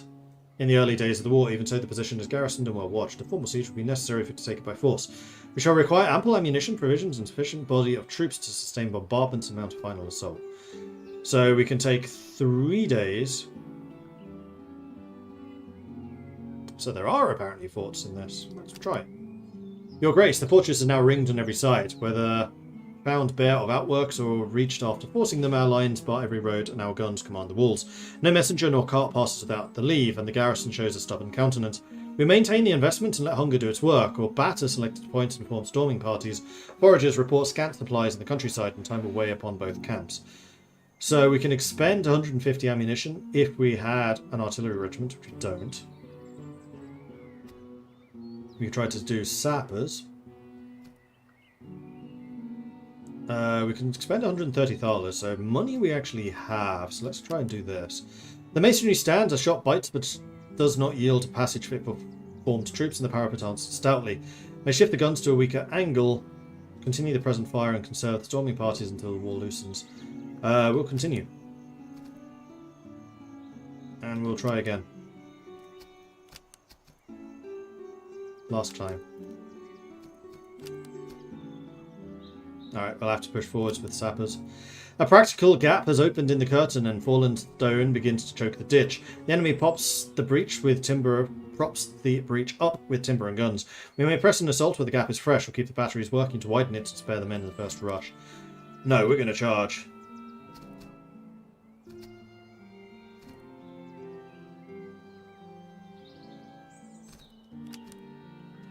Flag of truce has come out. The garrison consents to capitulate upon terms and requests a prompt handover. The day is ours. Fortress is taken. Our colours fly from the keep. The magazines are secured, and the enemy lays down arms within the works. We'll set guards upon the stores and muster the prisoners. We gain a new doctrine and 4 weapons. Oh damn, good ones too. Okay, that was actually kind of worth doing. Cost me a shit ton of money though. And also we are out of manpower. Command initiative. Brigade officer morale and command radius is doubled. Officer veterancy gains 80 daily. However, there's a higher chance of them dying. Morale recovery and replenishment speed. However, we consume more food. I mean, that morale recovery is really solid.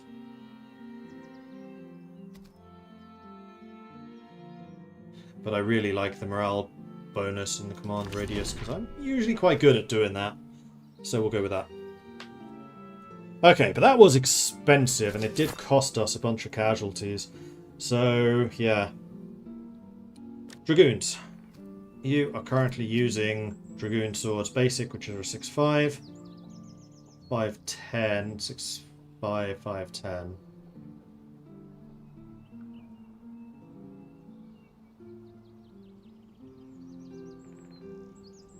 Oh, these provide morale but lose stamina. What about the bodyguard? Heavy sabers, morale 2, stamina -4, 6, 8.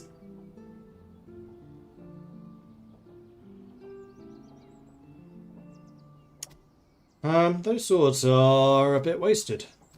The Delft muskets, however, we may actually want to the Potsdam one. So these are accuracy 15, accuracy 15. Press down Alt and we can compare. Damage 130, reload speed is slower.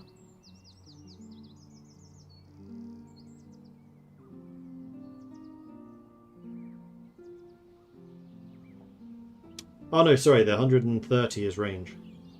It's not damage. I mean, these are snipers.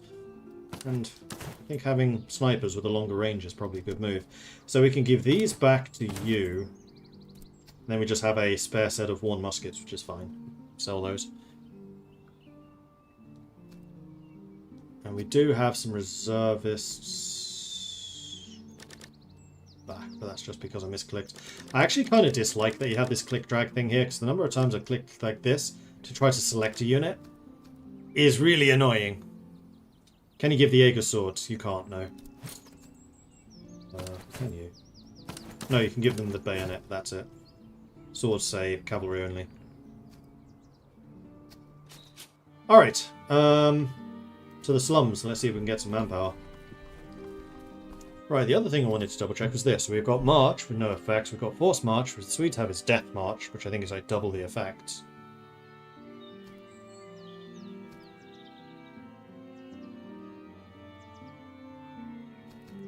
We have Drill. Gain veterancy, officers gain veterancy, visibility, replenishment. This is really useful for the replenishment buff. And then Forage gives you provision consumption reduction, but you move slower. Okay.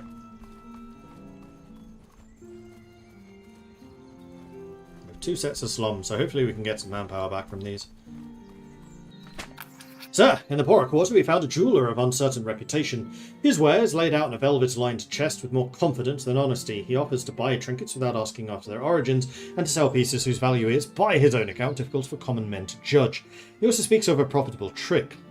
Lead from ammunition may be melted, dressed and passed off as crude jewellery to some unsuspecting market further down the road. It will cost a shot now, but may return coin later. So we can buy some jewellery. And that's it. Wow, that is a lot of jewellery. A lot of ammunition. Sure, I'll buy some jewellery. I'm sure it's fine. An excellent diamond pendant. Worth 600. Which we can sell for 300. So we just tripled our money with that. As long as it's not fake.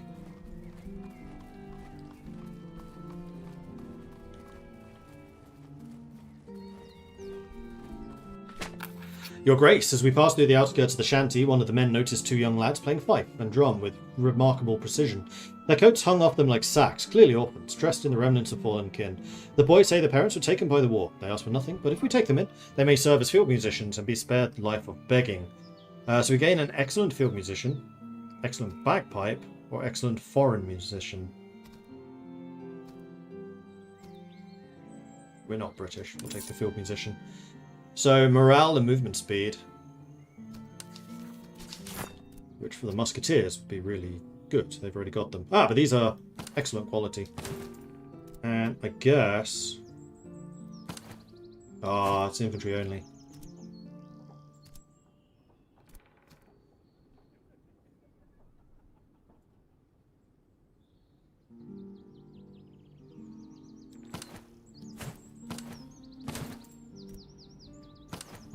Go to you. There we go. Alright, onwards. So we have another convoy down there, and then Breslau, where we can recruit people. There's another slums. Okay, that's good.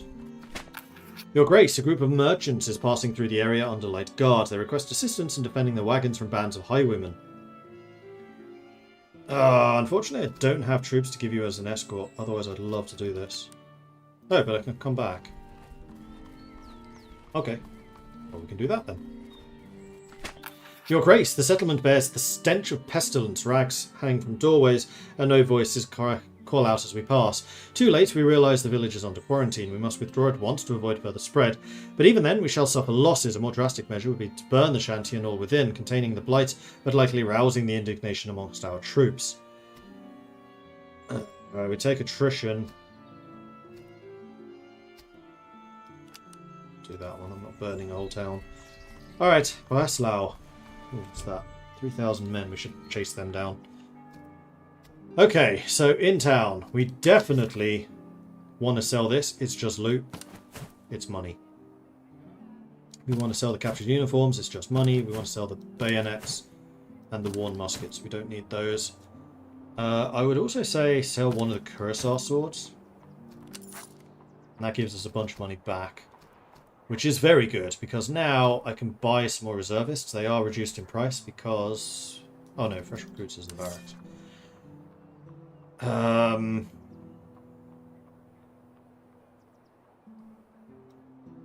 We may need to come back here. Because getting some of the Cantonist recruits would be nice. Freikorps recruits. So this is one of the sub-units. So Prussia does have them. So we have Freikorps and we have Canton.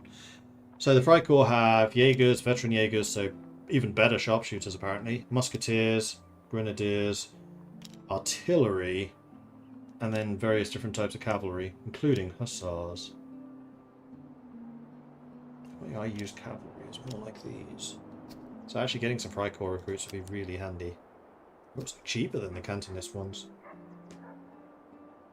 Less morale, more charge, more melee, same range, same accuracy, more stamina, faster, waste. Oh no, faster reload too. Yeah, we definitely want to try to get some Freikorps if we can. But there's not much else we can do. We actually got some reservists back, but I think I really need to just buy some more. So we'll set 2 units. Well, let's do 3. Then we can go to town, we can replenish everyone. And we're going to chase after the army we saw here.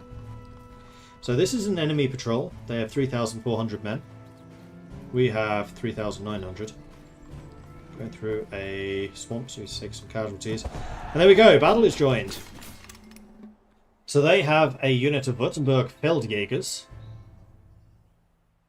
who are very accurate and very good at shooting, but terrible in combat. They have the Württemberger Musketeers, which are going to be the same as my Carnet's Musketeers, more or less. Way less morale. Oh, no, our Musketeers are better than theirs. And then Imperial Recruits, which are going to be just the same as our recruits. Bloodthirsty. Melee damage received increased, so we kind of want to fight all of these in close combat if we can. We are better in close combat than they are with everyone. Including, ironically enough, our Fusiliers. Antichrist. Had my eye on this game for a while. Yeah, so had I. And then saw it was on sale during the summer sale. I was like, you know what? I'll grab it. And I'm glad I did. It's actually quite impressed me so far.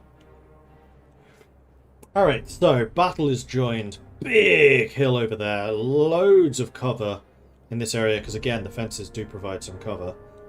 Church and a hill. And a couple of little forest areas. In a shooting match, we would probably lose because of how good the Feldjägers are. If I can hit the Feldjägers with either my Musketeers or the Dragoons, they will melt. Oh, the Musketeers have got some defences. I didn't know they could carry those. I've seen defences for artillery, but never infantry. Huh. So yeah, we really just want to hit them in close combat if we can. Alright, well...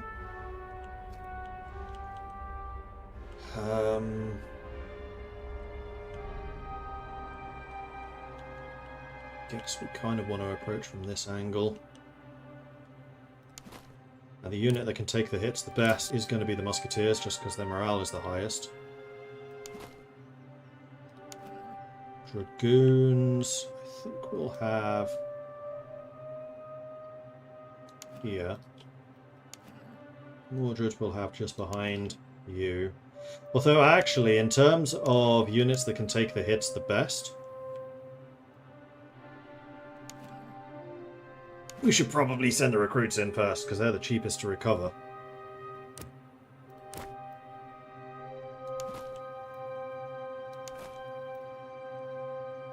And then the Fusiliers. Oh!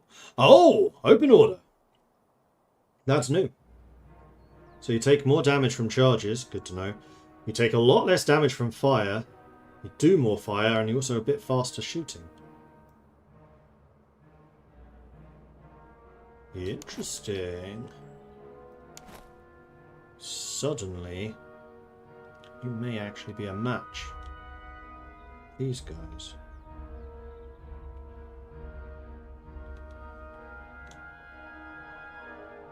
$51, 130, 41, 125. Yeah, you are actually better than them now.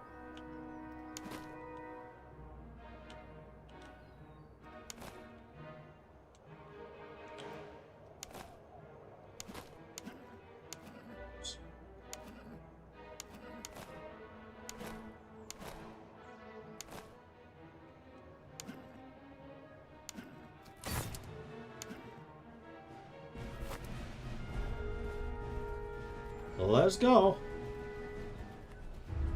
Two got turned around apparently.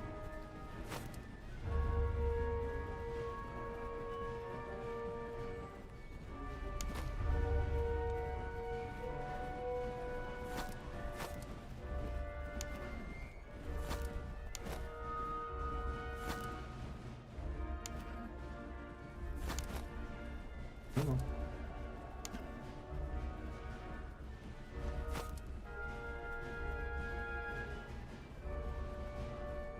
The map and how you interact with it reminds me of old Ogre Battle 64. Oh, the world map.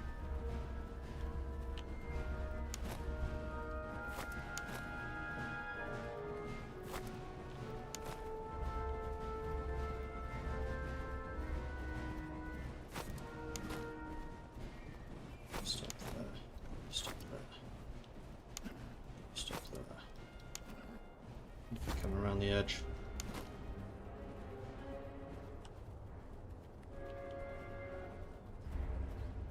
Really want you to get into cover before they start deciding to shoot you. Yeah.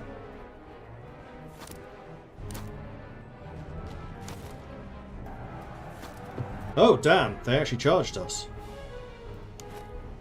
Ah!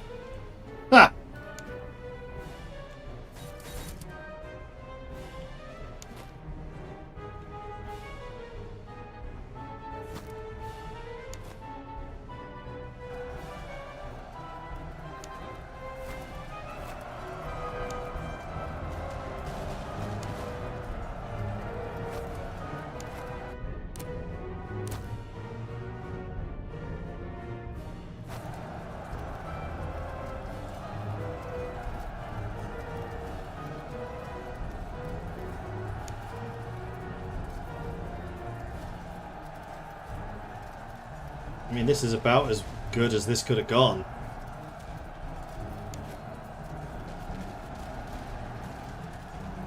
We'll get hit by them once or twice, but I'm actually kind of okay with that. You guys are in full cover, they're in none.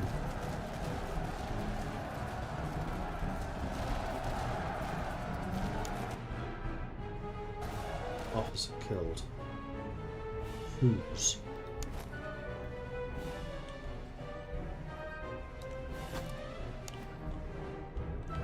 I think probably theirs.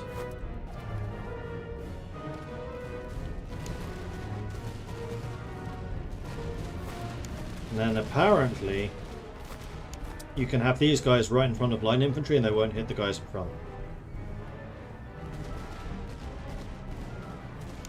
What I am going to do is move you guys up.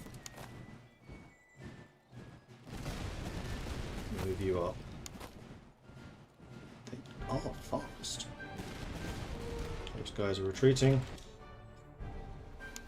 I think I might just let them retreat and then come back. Because I really like my position right now.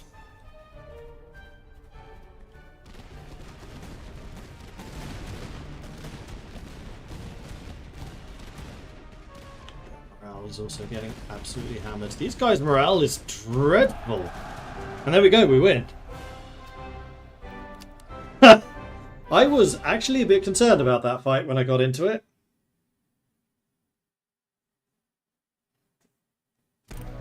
Apparently I didn't need to be. So we gained a little bit of money. Couple of items. With trenching tools. Cover effectiveness and stamina.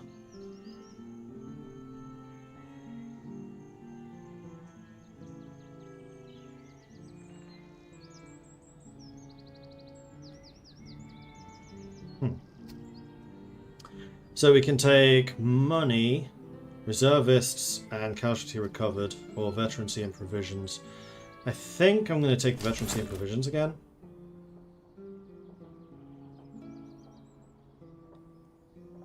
You hit level 3. So you could do everything except be a musketeer. So at the moment I have Fusilier, musketeer, recruit, and a cavalry. I'm kind of okay not having artillery at the moment. I am wondering whether I want you to be another musketeer. Either to be a grenadier or a lifeguard. In which case we need to wait, because you're not quite that level yet.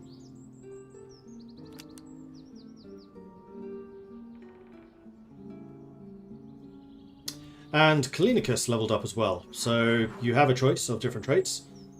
Adds a supply wagon. What the hell is a supply wagon? Combat effectiveness in radius +5. Officer command radius is reduced, however. Command radius, combat effectiveness +10. Combat effectiveness outside of the command radius is reduced. What do you do again? You're the really good... Look around. That's kind of annoying. Didn't actually need to select that. I don't know what a supply wagon is. So we'll find out what a supply wagon is. I guess there's that way of doing it. Cool. So who is the most likely to want cover? Probably you. So what we can do is we can spend 50 ducats to expand the number of items you can carry. And I'm going to give you the entrenching tools. Extra stamina and extra cover.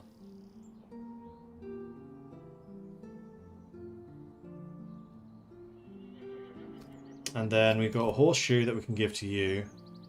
You've already got a horseshoe, so never mind. It's the same. That is something to sell. That is something to sell. So then we have the canteen, which is stamina recovery and movement speed, which honestly, you really want. Because cavalry tends to run around a lot. Though dragoon's a bit less than like stabby cavalry. But having them with extra movement speed and stamina recovery sounds like it might be really helpful. So let's go and give you that.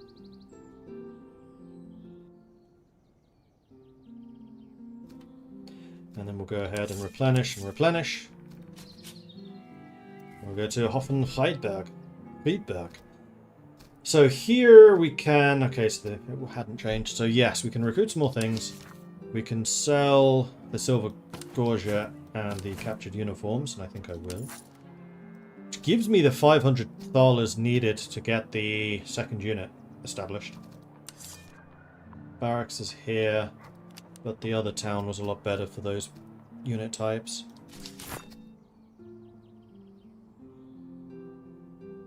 Right, yeah, you were the sniper, so I think we're going to get you a new brigade. Put you in command of it. And we'll put the Fusiliers in that force.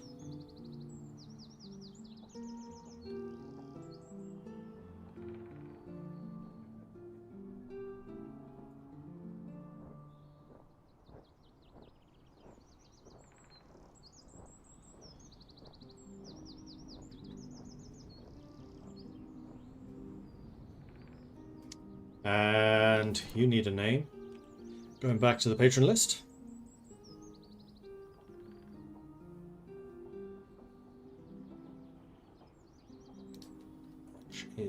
here.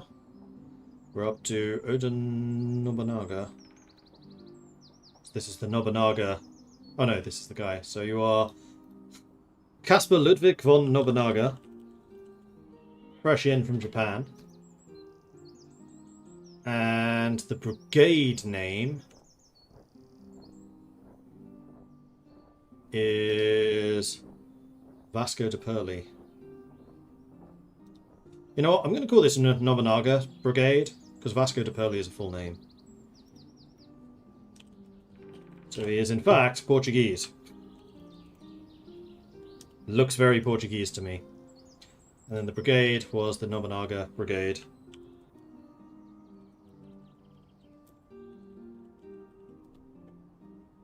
Portuguese by way of Japan. I mean, in this era, that could actually have happened. He went to Japan, got kicked out of Japan, ended up in Prussia.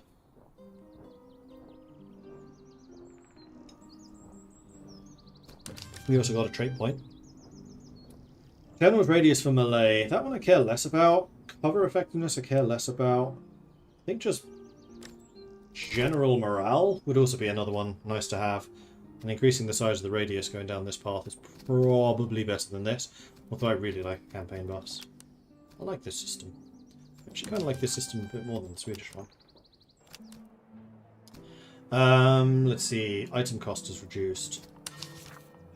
So we could get our coffee here if we wanted to. Except we can't, because we can't afford that. So never mind. Right, so there's a convoy there. There's a slums there. We kind of want to end up back in Breslau.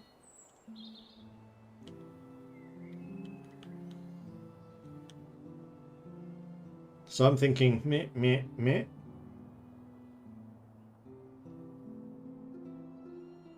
And then we have to come back this way to go there. Or we can go here. Now, I know that that convoy wanted manpower, which is something we have a lot of now. So let's go here, and then Breslau. Your Grace! Scouts have stopped to line the civilian wagons bound for the enemy with provisions to replenish their forces in the region. The drivers plead for release, offering a portion of the cargo in return for safe passage. We may seize only what we need, or take the lot and cripple the delivery. The latter will sour opinion among the ranks and drive some to desert. Bound for the enemy with provisions. Why would this cause my men to desert? 5 civilian items, but they arrive 1 week earlier.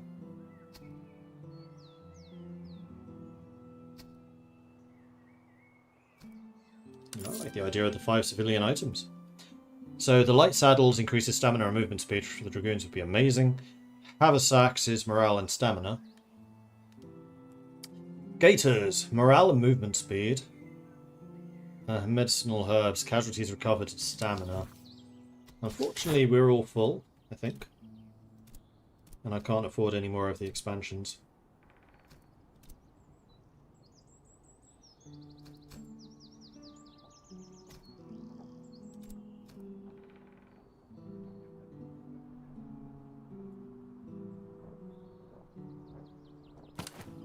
I might remove you and put you in there, because I usually expect my cavalry to take big damage. Although, actually, the one who's been taking the most damage at the moment is these guys. I tend to throw the musketeers in as my front line.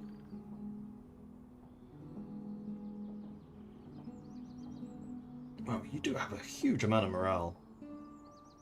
Really need this. You know what? I think I might actually take this back from you. And then give that to the musketeers. Because with plus 20 morale, you just stand in the front and take the hits and let the rest of my army kind of maneuver around you to get the positioning.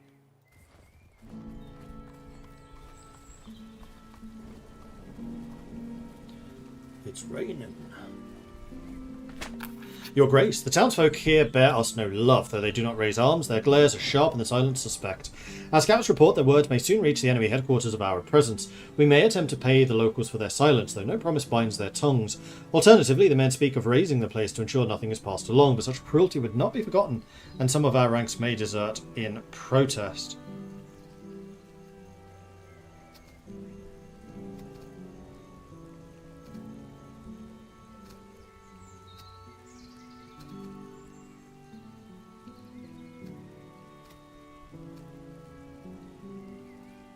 don't really want to spend that much ammunition.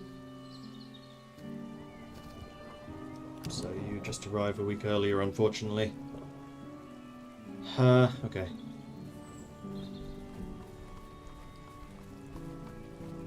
Let's go guard this convoy.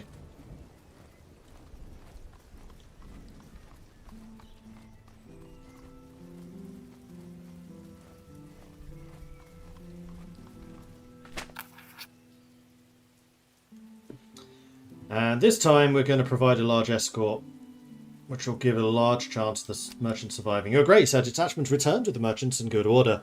The escort beat off 2 attempts by highwaymen. The wagons kept the line and reached our pickets by nightfall. Losses were light and discipline held. The merchants paid for the service in gold and coin and goods, and speak well of the conduct. The road is quieter for now, though word will spread and others may test it again. So we do get a bunch of the reservists back. We gain 70 thalers and 2 civilian items. So riding boots, which gives extra stamina, and gunner implements, reload and stamina for artillery. Cool. Now we have a long walk ahead of us. Let's go to Paslao. Maybe we can sell enough stuff to recruit another unit, because they still have the fresh recruits available. So what I really would like to do is try to get the Freikorps. It's 300. I don't know whether I'm going to be able to raise 300. In fact, I very much doubt it. Unless I sold, like, the Kurosawa swords. I hate the fact that these reduce stamina.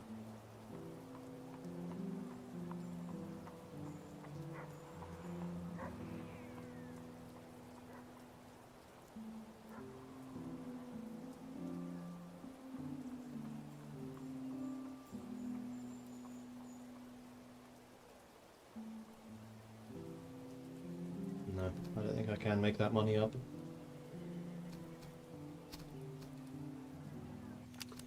I need to find some more fights. So we'll go to here, then straight up the road. I need to find some bandits or something to combat.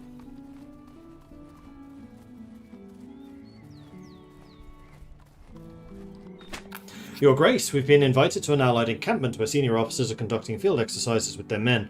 They offer us the opportunity to drill alongside them. We may send a few regiments to practice arms and receive modest instruction, or dispatch our officers to gain experience of their own. So we can spend 170 ammunition, and regiments gain experience, or we could spend money, and the officers gain experience.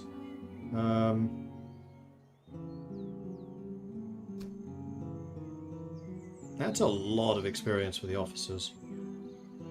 Except the thing I'm always short on at the moment is money, so I'll spend the ammo. I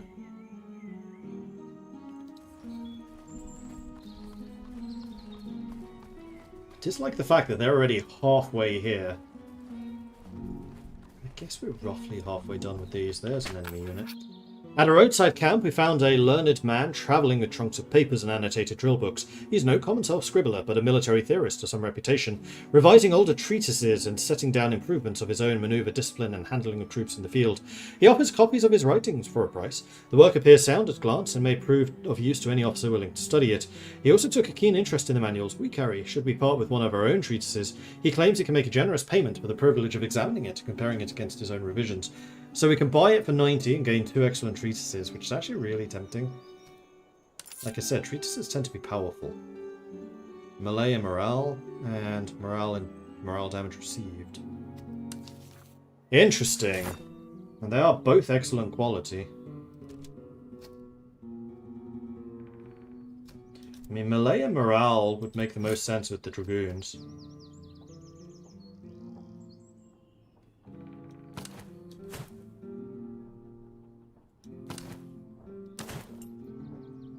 And then the morale and morale damage received would make the most sense with you.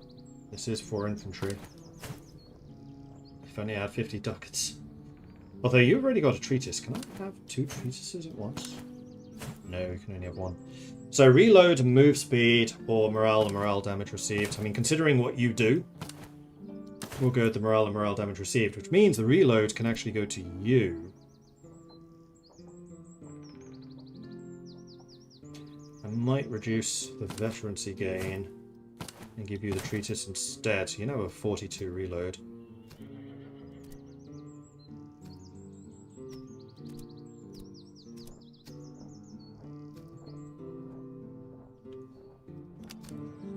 Enemy army. There's 8,000 of them, though. Unfortunately, I can't see what they are. I really want to fight that, but really, I shouldn't. To find another small army. Like that one. Perfect. 5,000. They're bigger than we are. Let's get out into the open. Hello, thank you. The Battle of Moyes. So they have 2 brigades. We have 2. They have Saxon Tartar cavalry. 40 charge and 20 combat. Actually, I mean, on the charge they're better, but in combat we are. Saxon recruits, Imperial recruits, Württemberg musketeers. Our musketeers are dramatically better than theirs. And then Feldjägers again. So if we can charge down the Feldjägers, they and the Tartar cavalry are the most dangerous. Very much enjoying the mustache from your commander. Good, good. Just started to run, yes. Like an hour and a half ago. I feel like my Swedish run went a lot better than this one. That is a big old forest, which actually suits us, because we're really good at fighting in forests, especially with the sci-fi fan Fusiliers.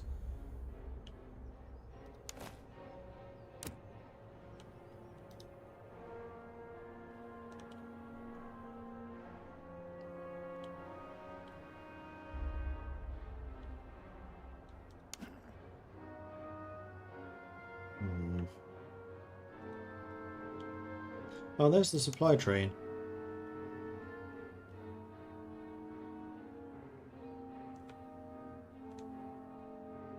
So what do you do?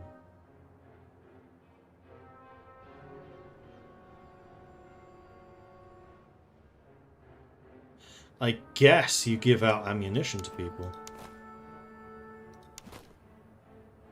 Do cavalry have penalties in the forest? If so, maybe swing your cavalry around the left flank.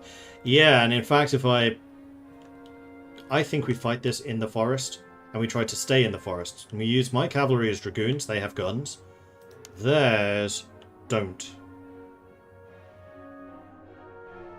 So I think we just bunch up and try to fight them in the forest.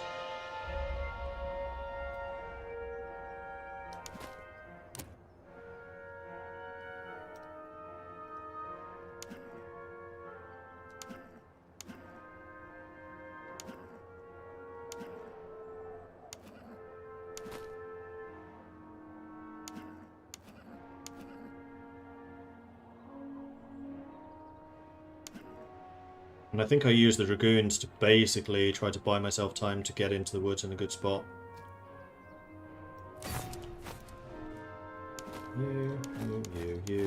You. Advance.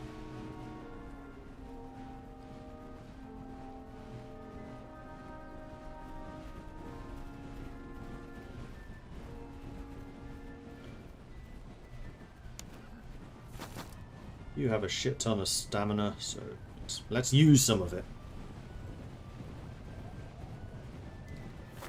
Because I'd really like to get them stuck outside of this woodland if I can.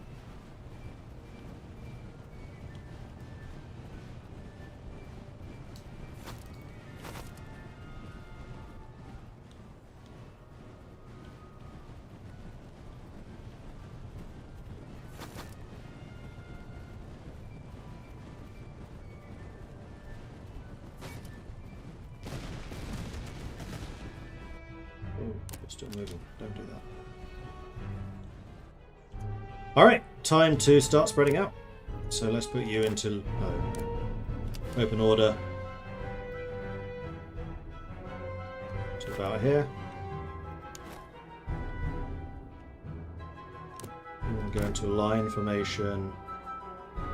There. You want to go into line formation. There. Boss man. There. Supply wagon. There.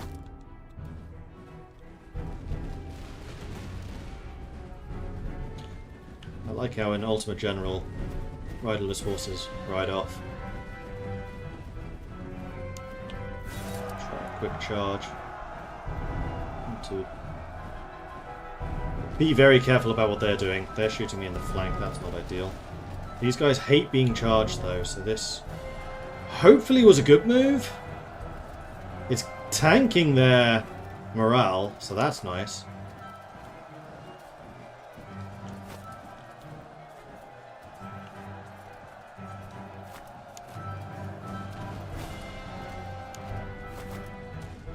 Break off, get back in the woods. That couldn't have gone better. And we are now fully in control of the woods. So the Dragoons played their role magnificently there.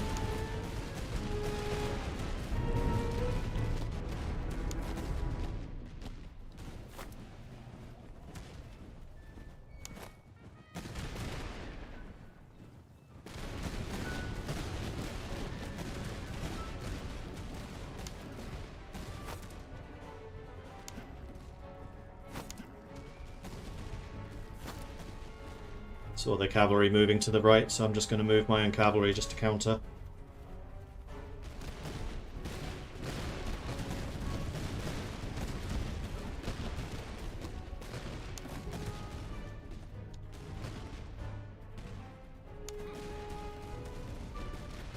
Mordred can go and stand there.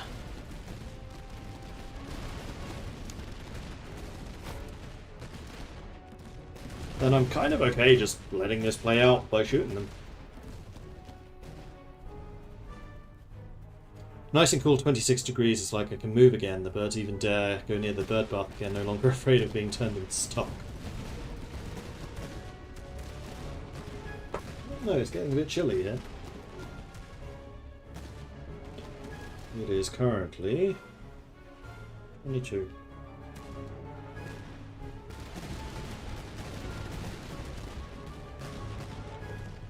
What are you doing? Charging. Who are you charging? You're probably going for my Fusiliers. So let's have you go into an attack column and countercharge.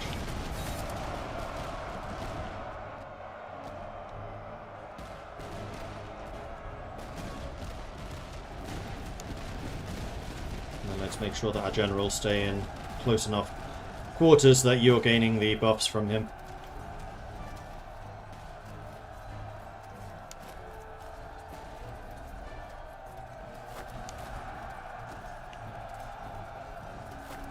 Let's move these up a little bit. Most dangerous unit still chilling over there.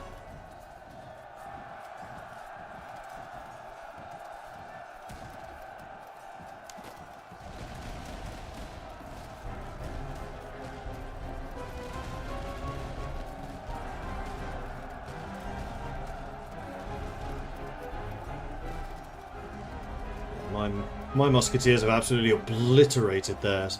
Look at the difference in morale.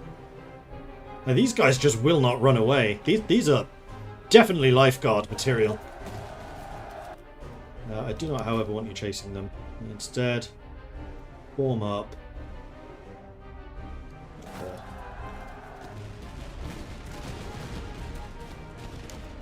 Move the general back around.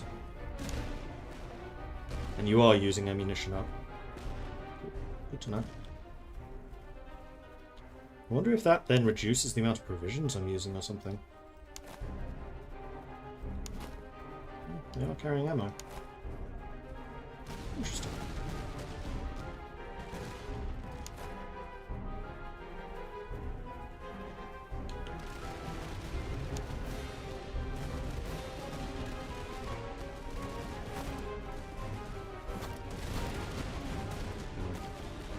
Shoot at them as well, I think.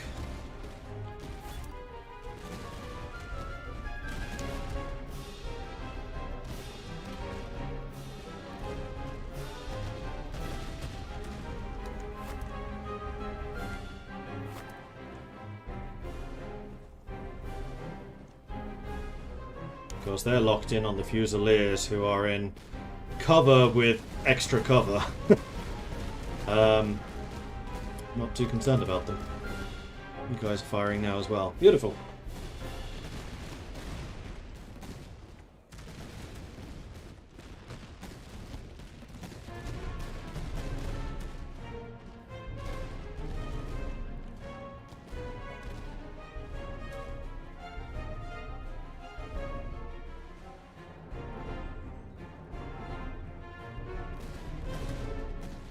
And just from the amount of damage that their army has suffered, their cavalry is losing morale too. Those Imperial recruits are on the cusp of retreating, so are the Saxon recruits. They're retreating, they're moving up. Alright, so what I kind of want to do here is have you go into an attack column and get over there. I want you to get into an attack column and chill there. I want you to back the fuck up.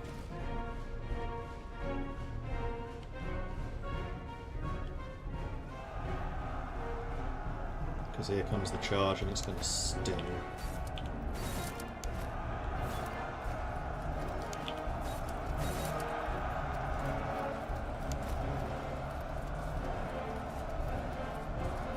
However, once that yellow bar is gone, this is no longer a charge, it is now a melee, in which case my guys are better.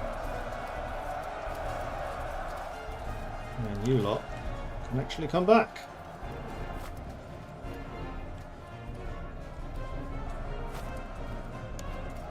Yes, we'll charge straight into them, please. Let's finish this.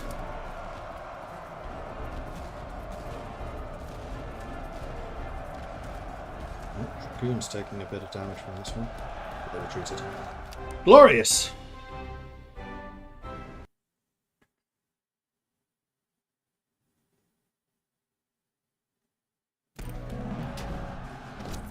That went about as well as it possibly could.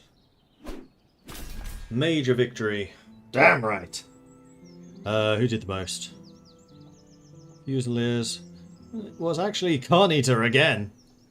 I'm astonished by just how resilient this unit is. Like, that 77 morale is insane. All of my units are pretty high morale. So what do we need? I kind of feel like it's provisions. Ammunition would also go a long way. But veterancy and provisions, I think, is going to be the way to go here. Because we get a bunch of promotions. Kalinicus leveled up again. Alright, so, let's see what you got. Combat effectiveness and radius, offers a command radius down. Army item slot cost, army item slot, and army replenishment speed. Those are all horrible. Ammo consumption and reload speed. That one.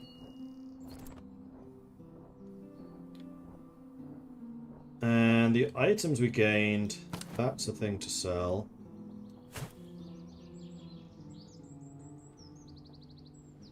Shepherd's axes, cover effectiveness and melee. I mean, maybe for the musketeers.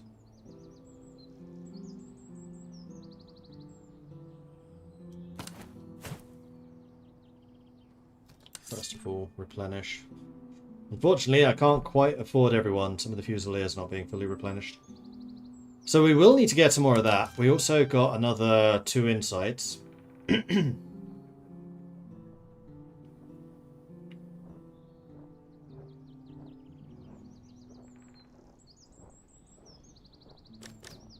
So I think, honestly, we're going to go with army casualty recovery and replenishment. So we don't take so many casualties, because this is definitely hurting us a bit. And we have 300 ducats. I think what we want to do is head back to town and get another recruit, another regiment. Why is this cheaper? Wait. No, provisions cost more. Oh, I have to go all the way back to Breslau. Your recruits are more expensive. You have better recruits. Okay. Earls might be the better place for us to go. Let's go find the herd. Let's go to Moy so we can get the recruits for free. Then we'll go to here. We'll replenish everyone. See who you have in the barracks. Nothing of interest. Town square. Everything here is expensive, so I don't really want it. Do I want ammunition or anything? No, don't think so.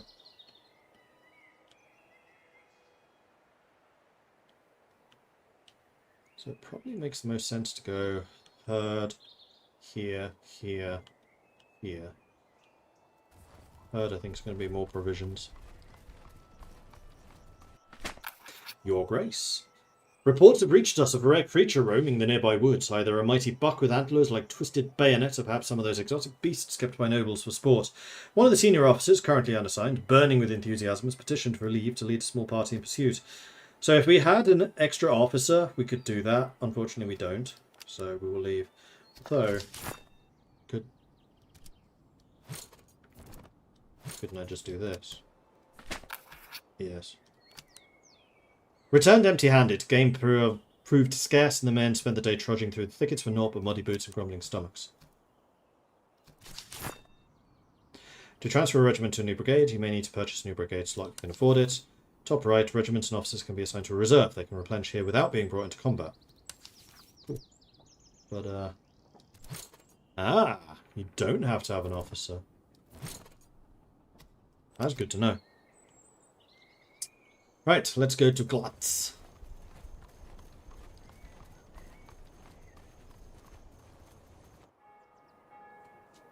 Where we do, again, get some more reservists. No units there that I want to recruit. Don't have any artillery, so that doesn't help me. Quartermaster. This stuff's all really expensive for what I have. So, onwards to the encampment. I think it's faster to go that way. Interesting, interesting. I'll allow it, I'll allow it. And Hennersdorf.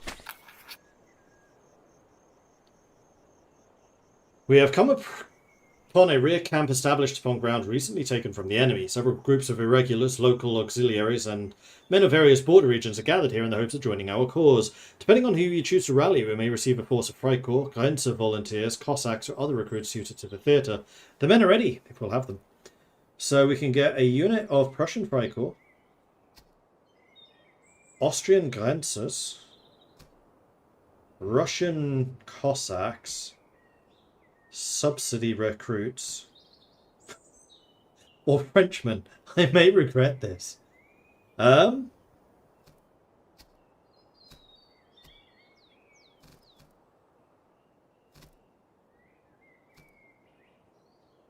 tempted by the Cossacks, because I don't know how good our cavalry will be.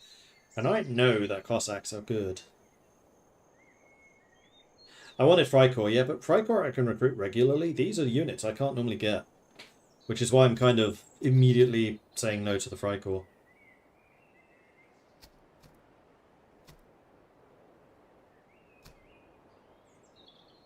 They're also kind of cheap. 40 thalers and 60 provisions. So let's go for the Cossacks.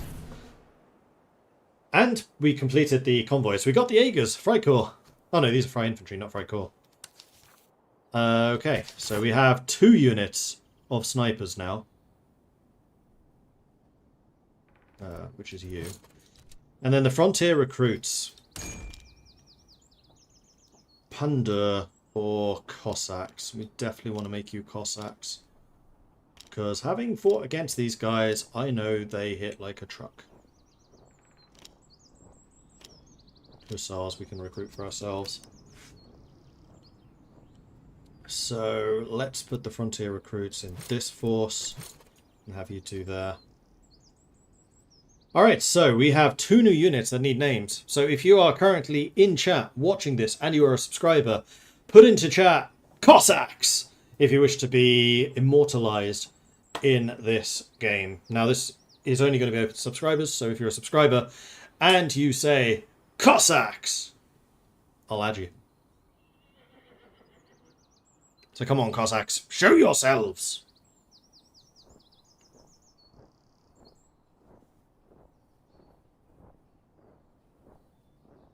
Any Cossacks? Otherwise I'll go into the character list and I'll just choose someone again. And the Musketeers might be able to be upgraded as well. Yes, actually. Blue Kiwi is level 5 already. Which is beyond what was needed for the Prussian Musketeers.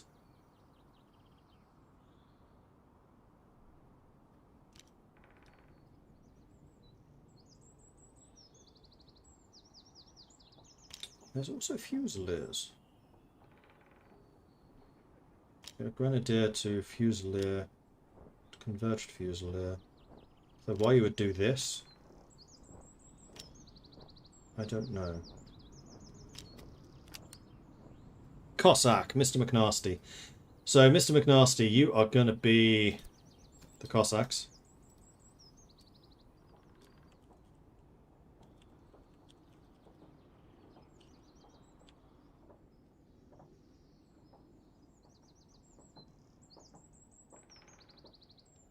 And then for the Jaegers,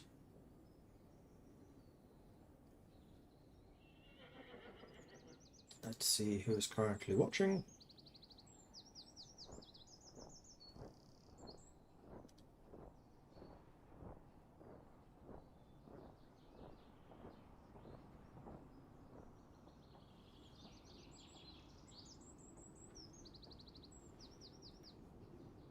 Valkyrian.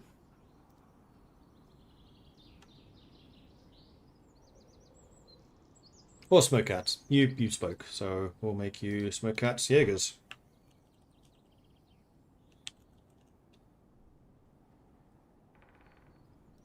And Jaegers, you top tier? Yes.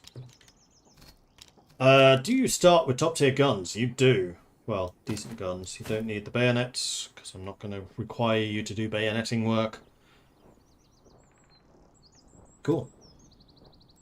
Carnitas Musketeers, you cannot be upgraded.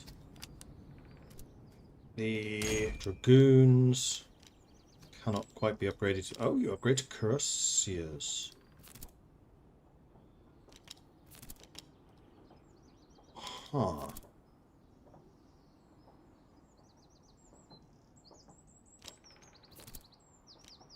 So guys with guns to guys without guns. I'm a little surprised that that's an upgrade. I would have thought like Hussars to Cuirassiers would make more sense. Interesting. Right, then these guys who do want to be an upgrade. So, Fusiliers, how do you differ from these guys?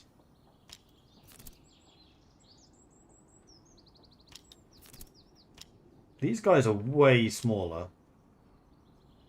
30 accuracy, 15 accuracy, 30 reload, 25 reload. So much faster reload. Less morale.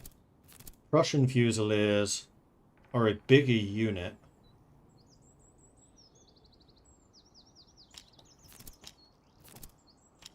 With decent close combat stats. Actually less accurate and slower shooting than the Grenadiers.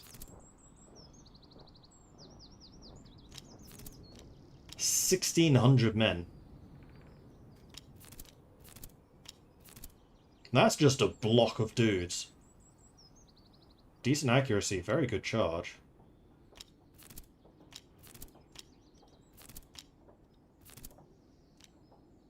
Slow as hell. I think the main thing with you is just numbers.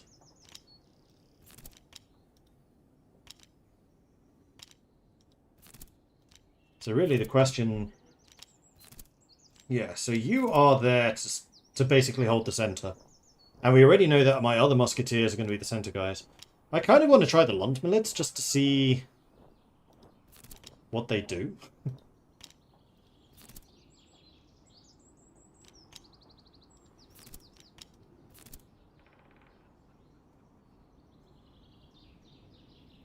.30 accuracy, 30 reload. Lifeguards significantly better. There's 1,400 lifeguards. I'm not really understanding why you wouldn't just go with the lifeguards. They're just better. More of a charge, sure, but if you want close combat, you go grenadiers. Not entirely sure at the point of these. So we're going to do what we were going to do and make you musketeers. And then we're going to make you lifeguards as well. So we'll have 2 units of lifeguards, basically just to be the block in the centre of the formation.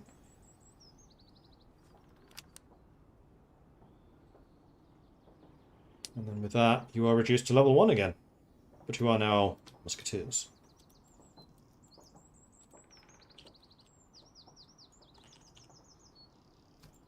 like so. Right. We could open up more of these, but I kind of want to just continue recruiting troops so we can get our numbers up. Now, where have I actually visited? We haven't been to Hammersdorf, I don't think. We need to secure 3 more convoys. 1, 2...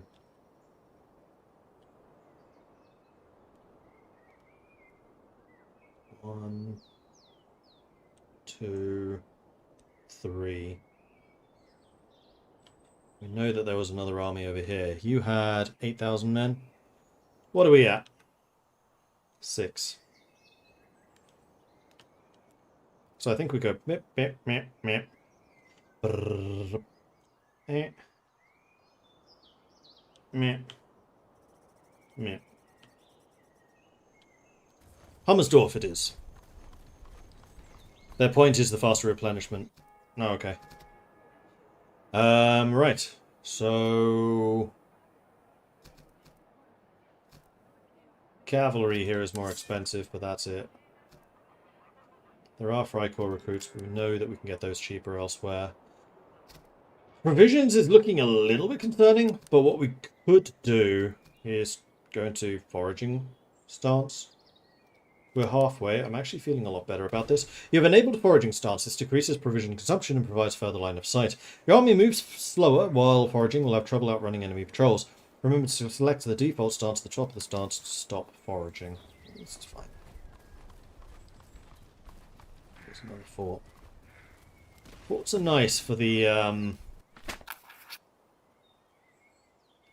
doctrines, but they do cost a lot to attack, especially as we have no artillery. Located a guarded convoy hauling prisoners, bound men in chains, gaunt and silent. We strike swiftly and may seize them and decide their fate. They could be pressed into service as cannon fodder, though it may require oversight to keep them in line. How should we engage? So we can try to ransom them. We can just take them on. We need a musket to do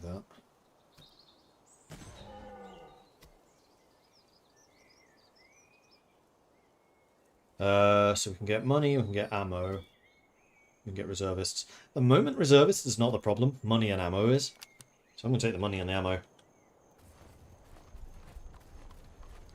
That's another party. That's 10,000 men. We may be up for a bit of a fight here. That's 7,000. Oh boy! Alright. So maybe we need to recruit... No, nope, there's no Freikorps here.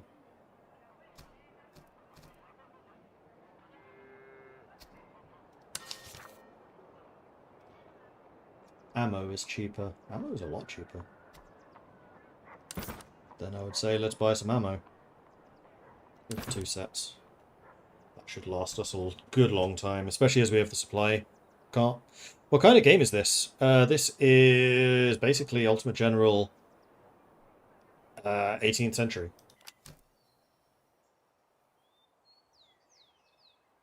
So we're going to go normal stance. Because, yeah, you're right, provisions is low. This army is actively pursuing. This one hasn't seen me yet. So I think we go down here and we try to beat these guys first, and then we withdraw. Alright, so this army is 4,000 men more than we are. So this might be where things go badly. They've got Kais Musketeers. 1,800 men. Only 35 morale, though. 15 accuracy. They've got Imperial Lund Miliz, 1,600 men. 2 Lund Miliz recruits. These are all 1,600 men. These units are huge. Another Tartar cavalry, they're only a level 1. Saxon recruits. They have artillery. And another Kleist Musketeers. Oh, is this the number of brigades they have? Field armies will pursue you as long as they can find you. New ones will continue to appear in the region until the headquarters is destroyed. Interesting. Level 0, level 2. Melee plus 10 on the cavalry guy. That's kind of scary. Reload on the artillery guy. That's also kind of scary.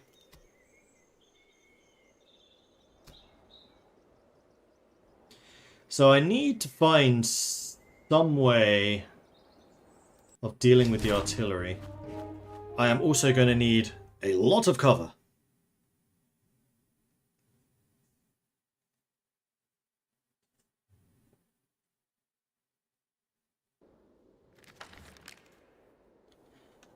There is a lot of cover. Right, and I have the Fusiliers and the Jaegers now. My Fusiliers are going to be... Both of you are good in woods, because you've got the 15% extra cover when in woodland.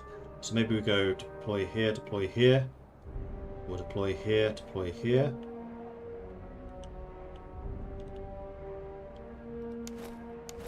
Either way, you two are going to need to get a move on. Let's have you both deploy there. Then our musketeers, both units of you, but especially you, you've maxed out your morale, are going to be forming the center of our line.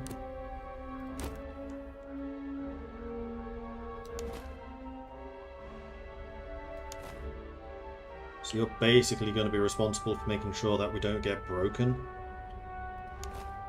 I'll deploy you. I think on the right. Put the recruits on the left.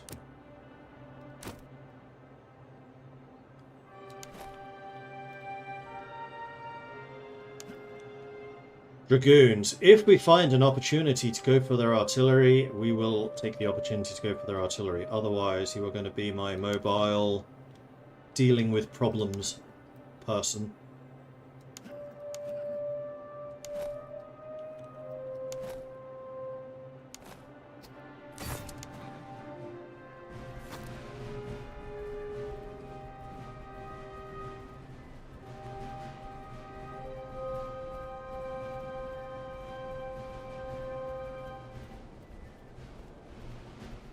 Now, what they could do, which would be extremely dangerous if they just charged me.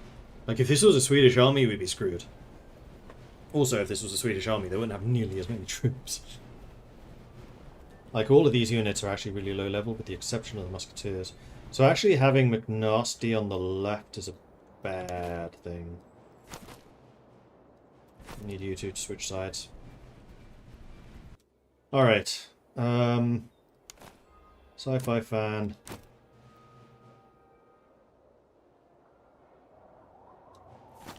There. Smoke cats. There. Carnita.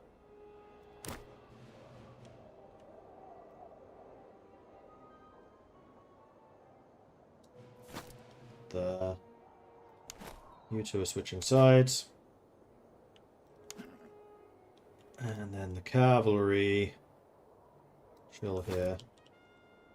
Mordred, chill there. And the supply train. Chill there. Go.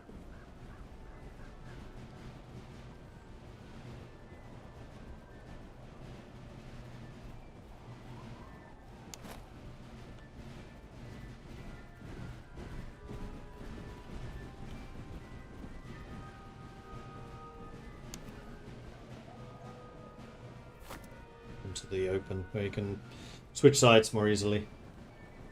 The Tartar cavalry is staying way back there. Oh, hang on. You guys should be in skirmish formation.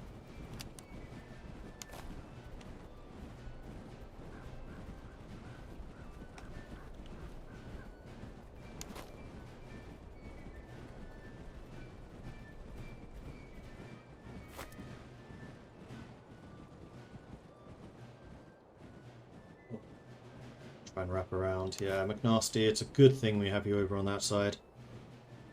Artillery's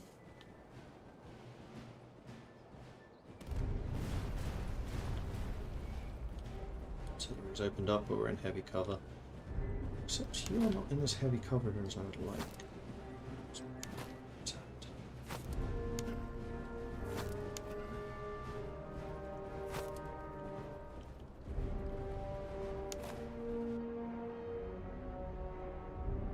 You have musketeers on the right and on the left.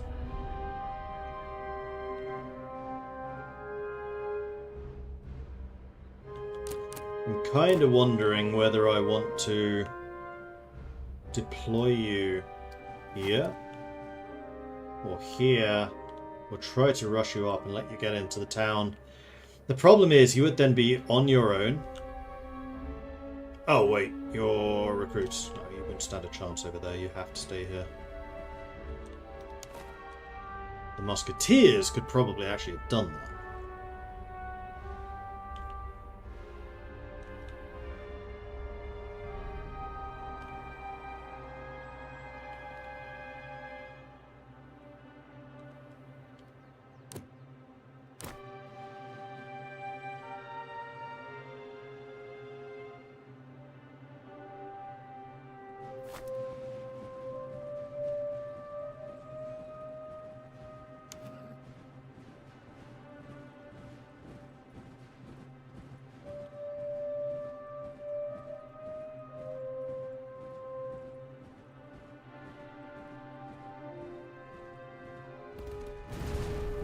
Focus on command and control with large officer command radiuses and high morale. Weaknesses: increased officer death chance in units with attached officers. Officer morale, radius.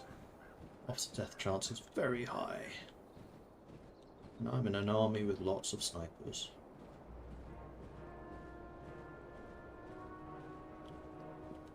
Officer. Of course their officers are in the bloody cannon units and officer.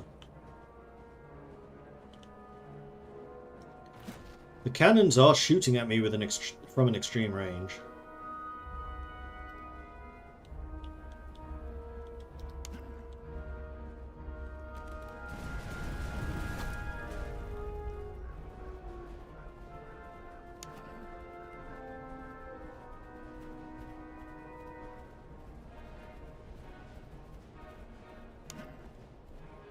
Your charge is 29 and 50. 53 and 25. So yeah, in a longer term combat, I win against you every time. But I do need to be careful with just the sheer number of ranged units they have there.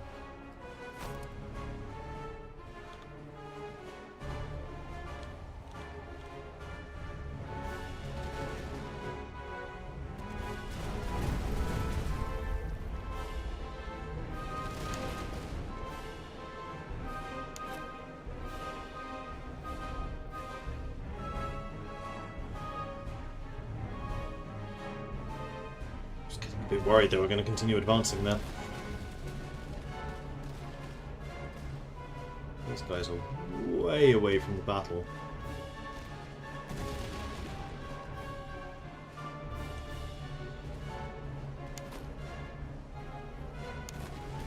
So, one of the other options I have is free fire.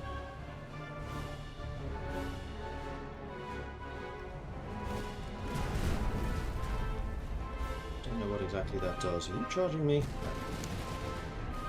High cover against low cover. That's fine.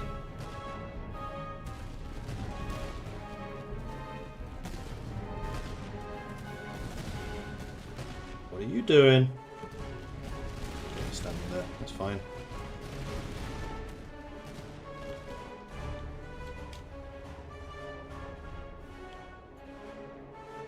So you're... I really want to use my cavalry a bit more aggressively. I think I need to.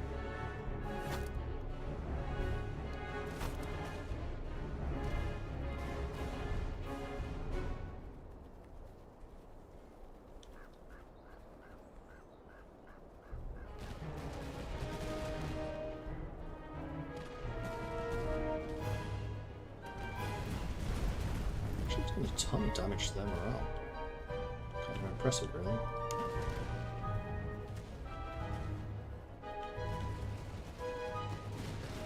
You can get a lot of cover sitting here. Ooh, actually, you're in full cover because you're already in the town.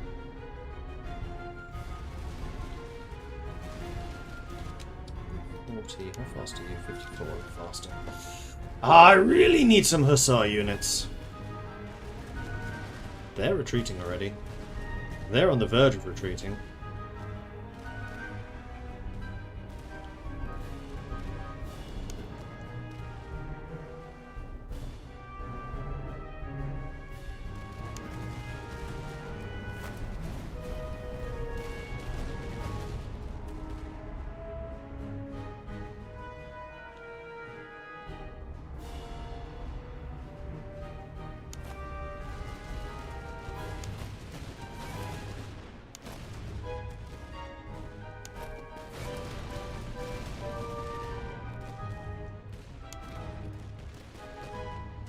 taken a few hits, probably because of the artillery.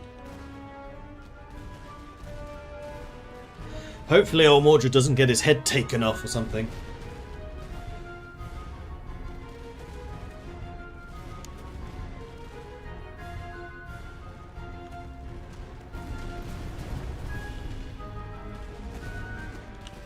They're retreating. They look like they may charge me if they are charging. Back up.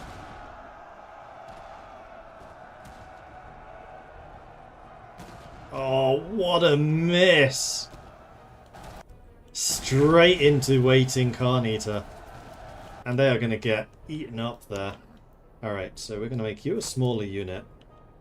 And then back you up over there.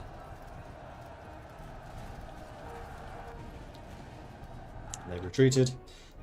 So what I think I'm going to do is I'm going to move these guys over here. I'm going to start using you against the musketeers.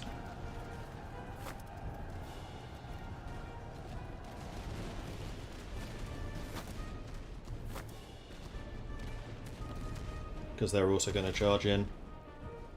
You're going after Sci-Fi Fan, aren't you? Yes.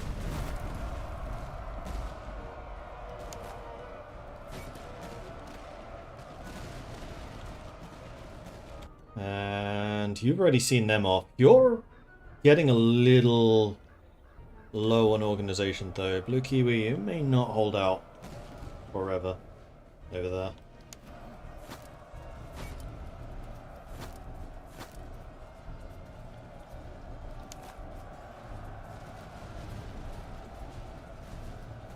Need to be careful that you don't mischarge me.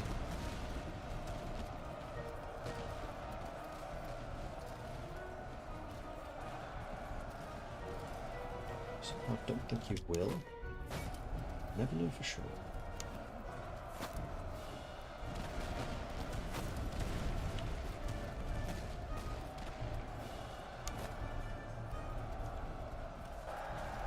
No, no, no, no, no. Do not do that.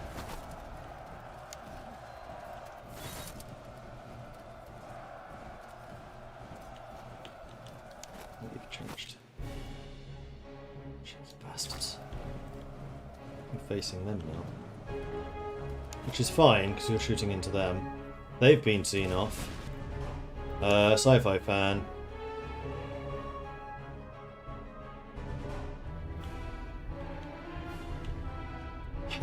This cavalry may try to charge into poor old Carnita over here.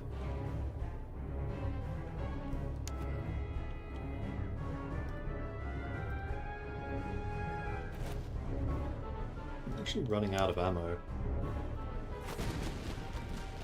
Need to think what to do with you.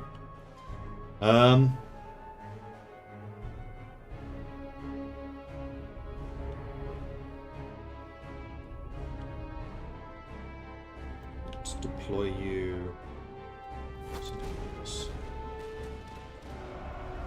You're charging me, but again, you're just charging into Carnita. And old Reliable is being very reliable.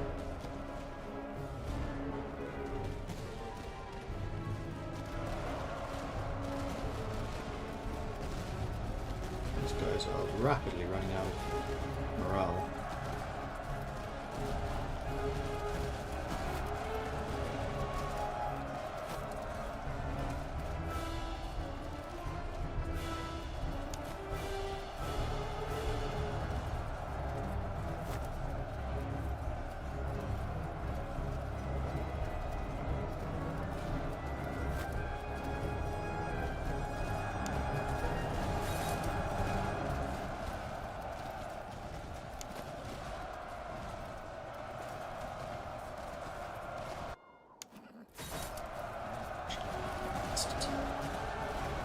Alright, battle is joined.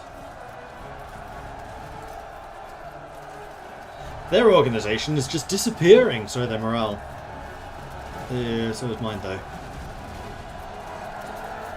Charge has ended. They retreat.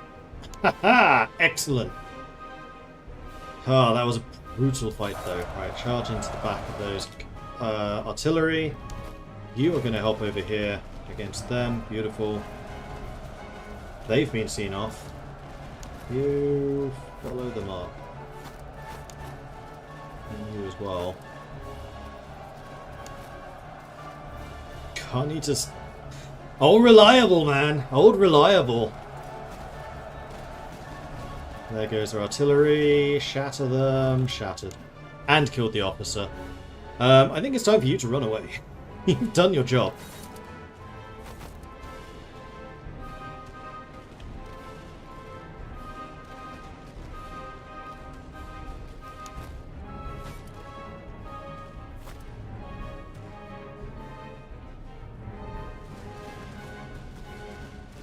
Because we've brought reinforcements in, your morale is holding. Blue Kiwi held firm.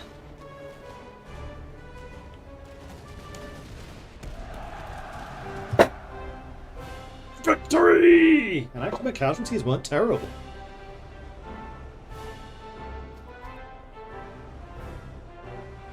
Man, Carnita. Absolute legend. You held off like 4 charges. And you're not even grenadiers. Ka-ching. Major victory. Damn right that was. Alright, we need provisions, so we're going to do veterancy and provisions. That's a lot of veterancy. So yeah, Carnita, 658 kills. Blue Kiwi, 540. Smoke Cat Jaegers, 484. Very nice, very nice.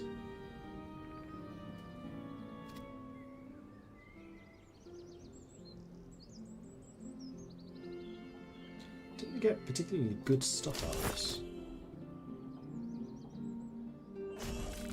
Dang, Kalinicus again! 3 battles, 3 level ups. None of those. 15% more stamina is quite nice. Veterancy gain in drill stance. Veterancy gain plus 10. Move speed 5. Army force march plus 5. No, stamina.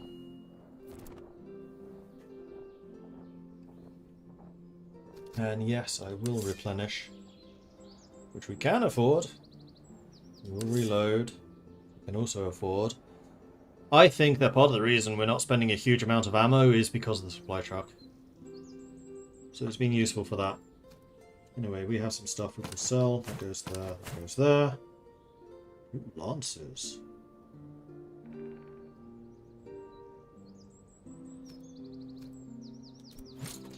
So Mahara's Dragoons. You can now become Prussian Cuirassiers. And seeing how I use cavalry, I think that's a much better use.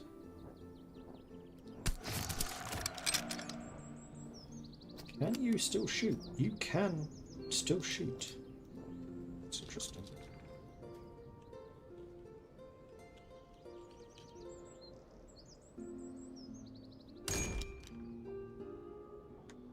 Just checking I got the spelling right. I did. However, we do have Cuirassier swords.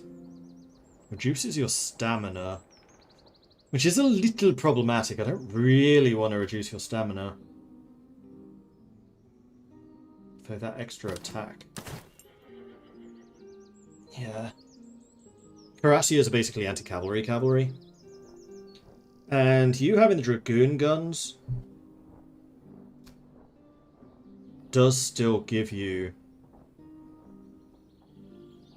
shooting ability. You're just really not very good with it because your accuracy is so low.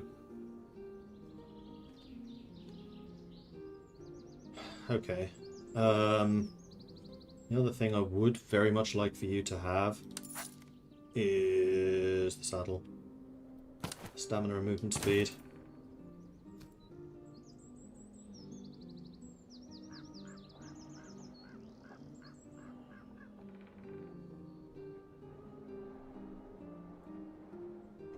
Extra charge but lose accuracy. Unfortunately, it's one of these. It's not actually a weapon.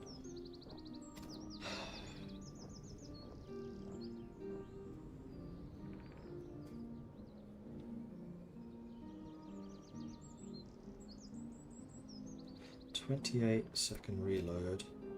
36. Okay, carbines are significantly faster reload.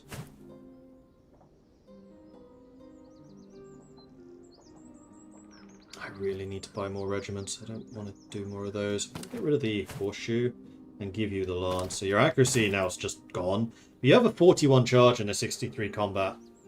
I think you're pretty good at what I need you to do. Blue Kiwi's muskets, I don't think you can upgrade. I think it's usually yellow if you can. Or gold, I should say. McNasty's recruits, however. Cossacks! I would very much like you to become Cossacks! You are still light infantry at this point. You go down to a unit of 600. You are really fast. Decent accuracy, decent reload too, for that level. So you are now McNasty's +2s.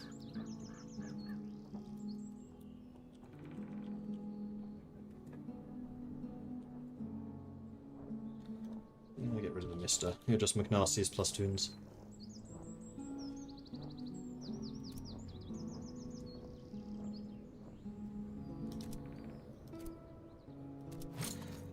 And then Carnita's Musketeers can become veteran Musketeers. And I think you do. Like, you are on your way to becoming Prussian Life Guard. That is your destiny. You have one job, and that's just stand there and just be the rock around which the army fights.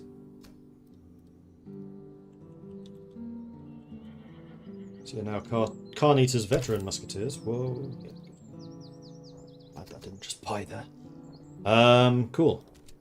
Smokeout Jaegers cannot level up. The Fusiliers, however, can. So we now have 2 units of Jaegers. What I might do is...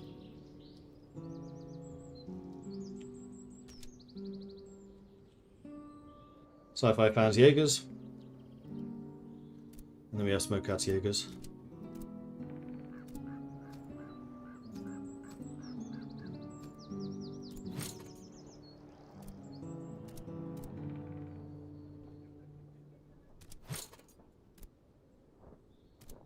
You're way better at reloading. Slightly more accuracy.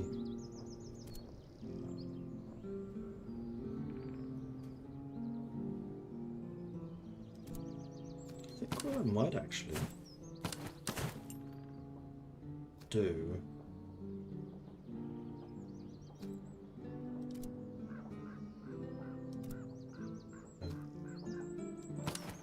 wrong way around. What I wanted to do, because you have the naturally really good reload, I'm thinking of doubling down on that and basically just giving you a machine gun. Every 27 seconds you're firing.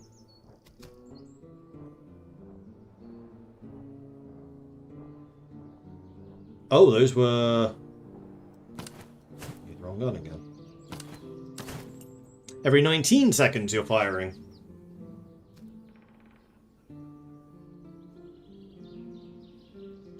And then you, being the snipers, get the Delft muskets.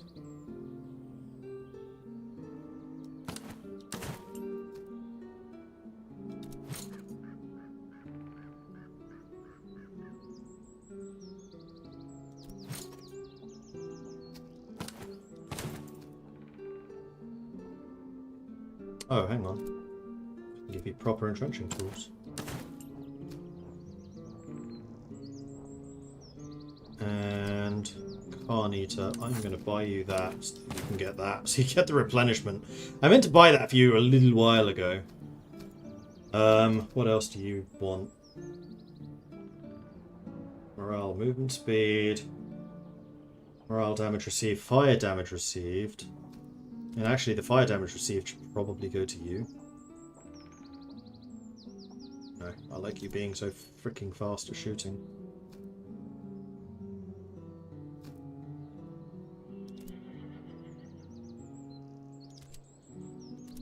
The only thing is going to be your range. Yeah, I know they have shorter range. I'm basically using these guys as skirmishers and these guys as snipers.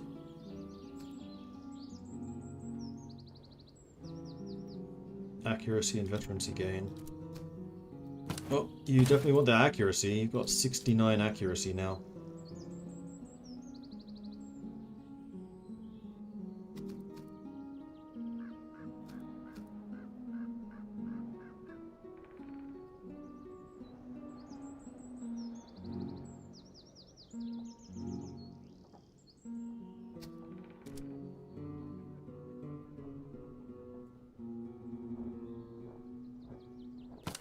Take that off.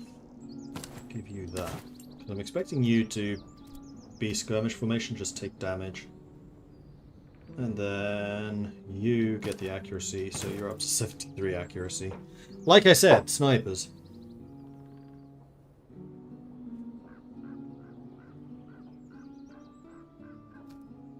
And then the Potsdam rifle, or muskets, can go to the 2 musketeer units.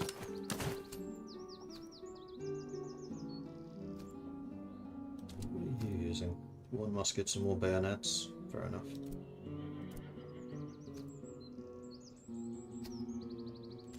Well, I'm going to give you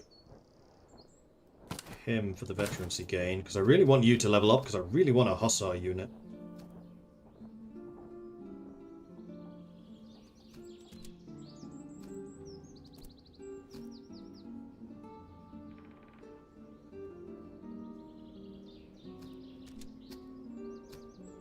You can have a socket bayonet instead of crappy one.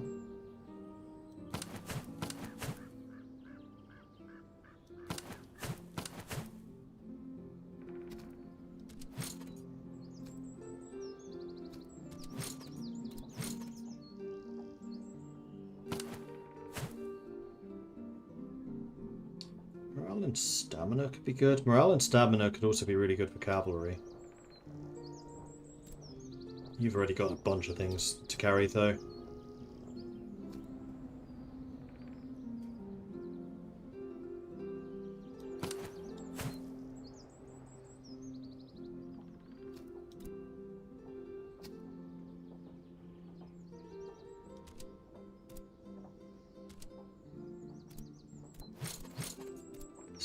Morale on them.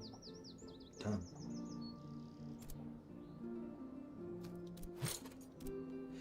So, you need stuff. Let's give you morale and movement speed, seeing as both of those are things that you seem to do really well.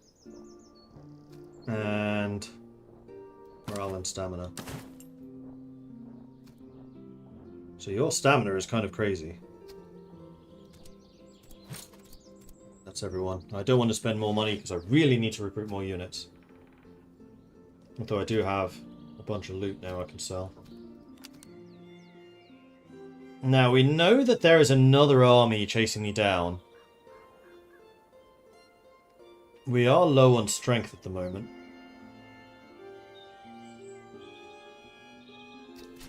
But we are not without means. So I think what I'm going to do is I'm going to put a save in here. Call it T1 for Twitch.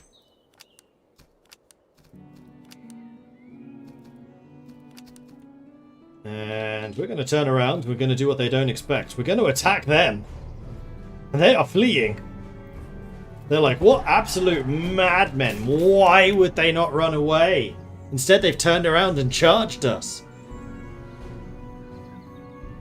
So you've got another Creased Musketeer, Imperial Recruit, Imperial Dragoon, Imperial Recruit. Oh, this is a really low level army. Love this game. It's actually better than I expected it to be. I love the army customization. That is something that Ultimate General did really well, and I would actually have liked to see more of that, and this game does even more. Alright, so there is a hill, there's a river, there's a town over here on the left. I do my best work. Is that a fortified church? That's totally a fortified church. Huh. I do my best work from cover. Particularly forests.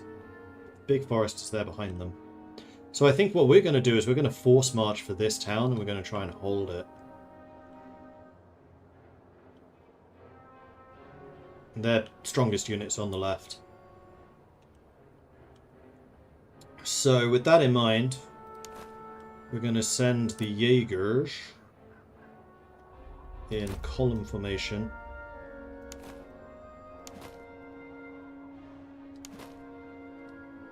Both of them.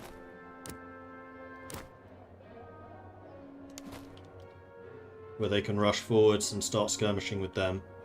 I think actually what I want to do is switch you two around, something like that.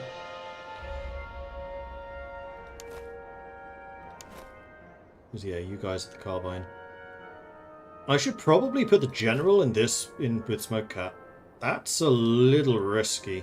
Because I'm expecting them to get shot up. McNasty's Plashtoons is also skirmishers. And you're going to be very good at just causing problems.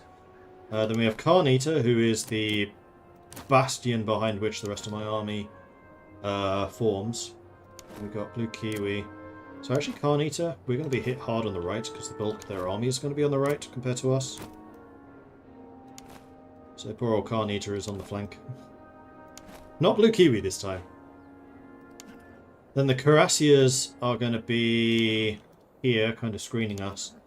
Mordred's going to be there with those guys. And then the supply train is going to be doing its best to keep up. Excellent. Excellent. Right. Bad start.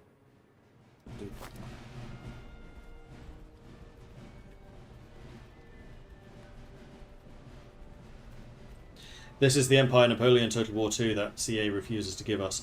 Kind of, yeah. I would say that on the strategic side, it's weaker. On the customization side, it's stronger.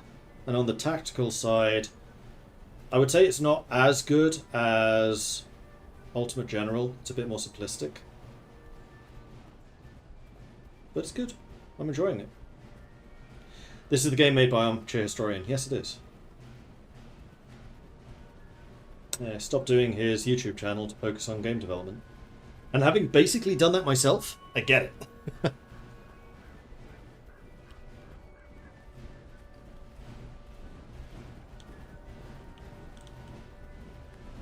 Okay, actually, no. Annoying, seeing as we're actually going to be fighting them on the flank, but keep it centered. So, in fact, you guys want to be going over there.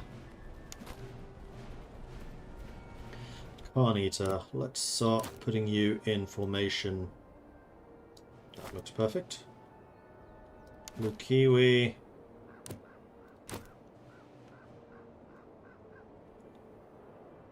There.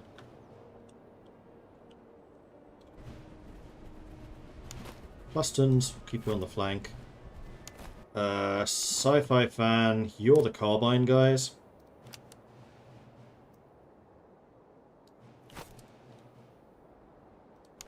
And then Smoke Cats as the snipers.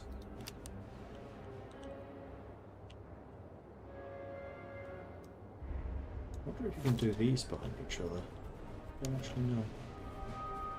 Morty, you can sit over there. Then the Cuirassiers.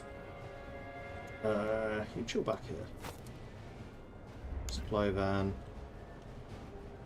We're going to need you there.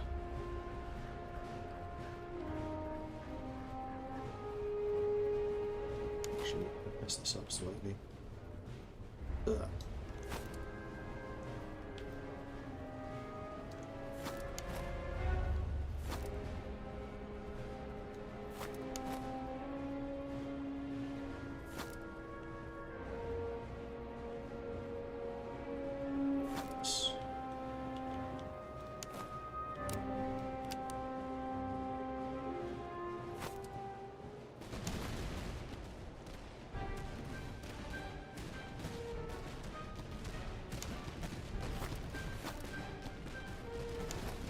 These guys pinging shots off already. Madness.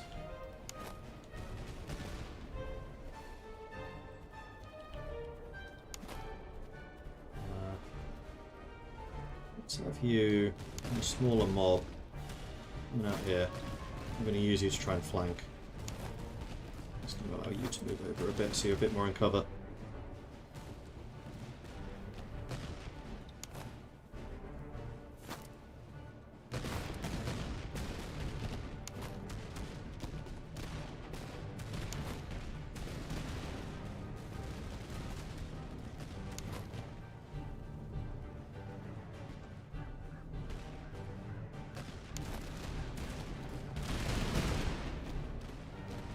Then, because I've realised I've made a slight mistake here, I'm going to move all of you guys back.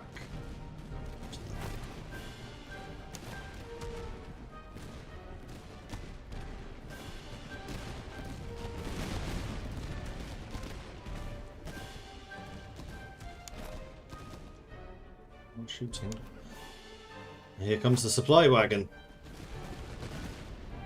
We're now in full cover. You could do with being a little bit closer. Let's try over there.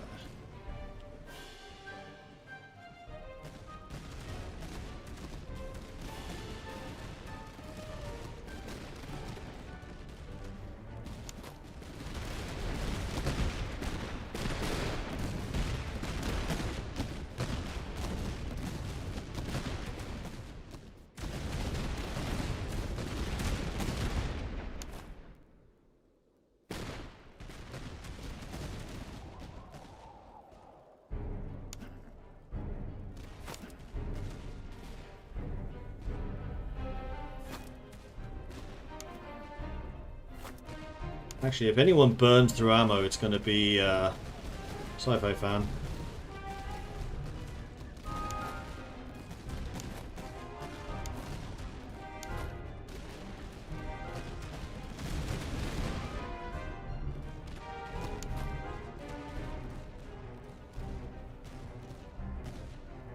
Actually, considering they've really not counteracted me over there, I'm going to send the Cuirassars around, just see if I can nail them in the side.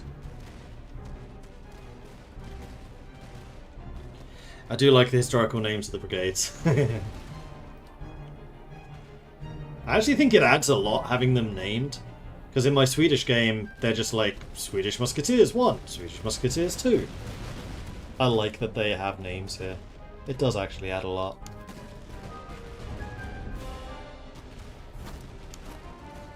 Okay, I dislike how much damage you're taking. I mean, you're being hit by 2 units, now very big units.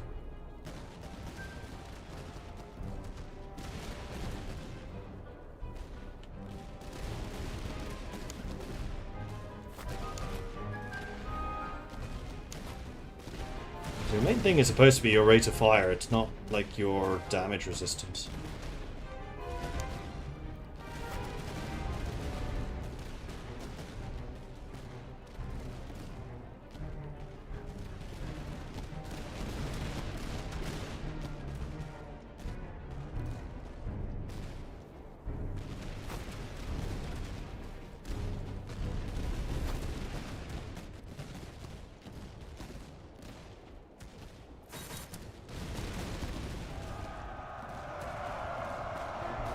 Cavalry should absolutely destroy those.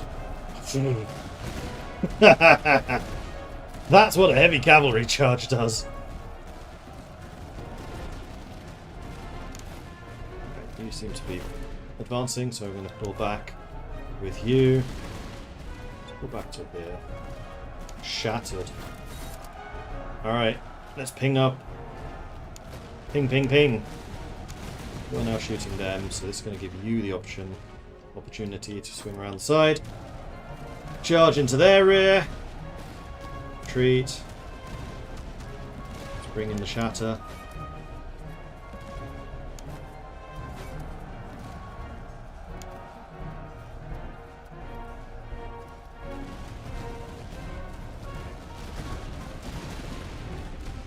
Charge.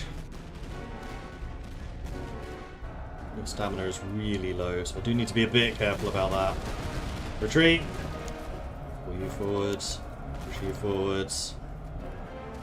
Blue Kiwi once again holding really nicely. You are racking up kills.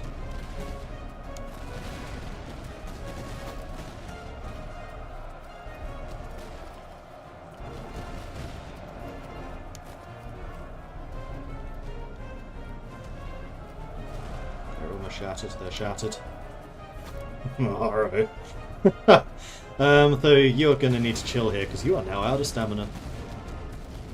So how about you face that way? And we just start nailing you from the flank.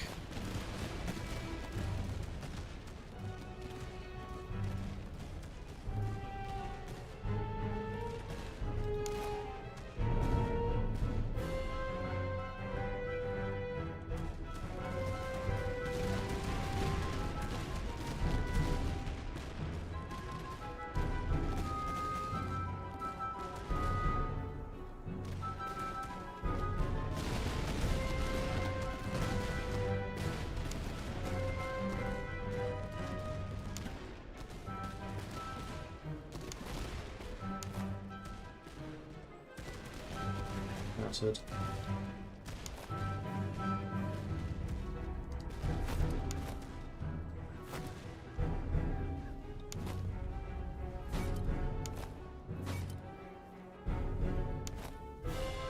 Let's have you turn ever so slightly. Move up. And we'll just start nailing this unit as well. There it is. 2 glorious victories in a row.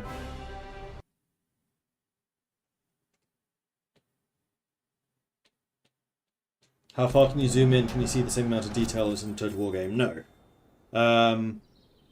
The graphics of this game are pretty simple, but also this is a game made probably by like 5 dudes in a basement.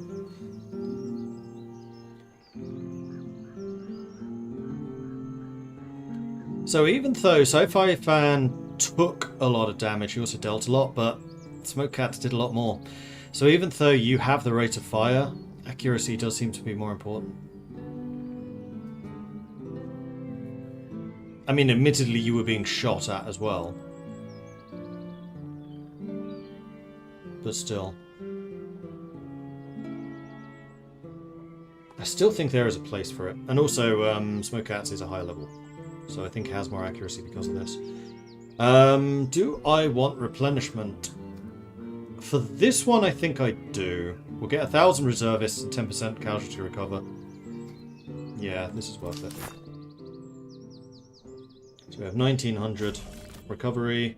Loads of people get promotions. Let's go ahead and replenish and replenish. That really wasn't that expensive. Alright, Vasco, what you got? Morale damage dealt. Officer command radius is reduced. Morale and stamina recovery. Food consumption. Flanking damage. Flanking damage received. You're my sharpshooter commander. You're actually very likely to do flanking damage.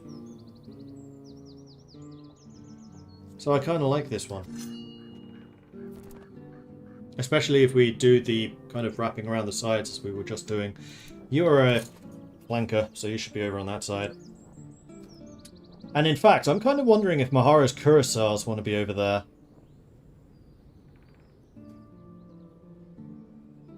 Yeah, this side does absolutely nothing for you.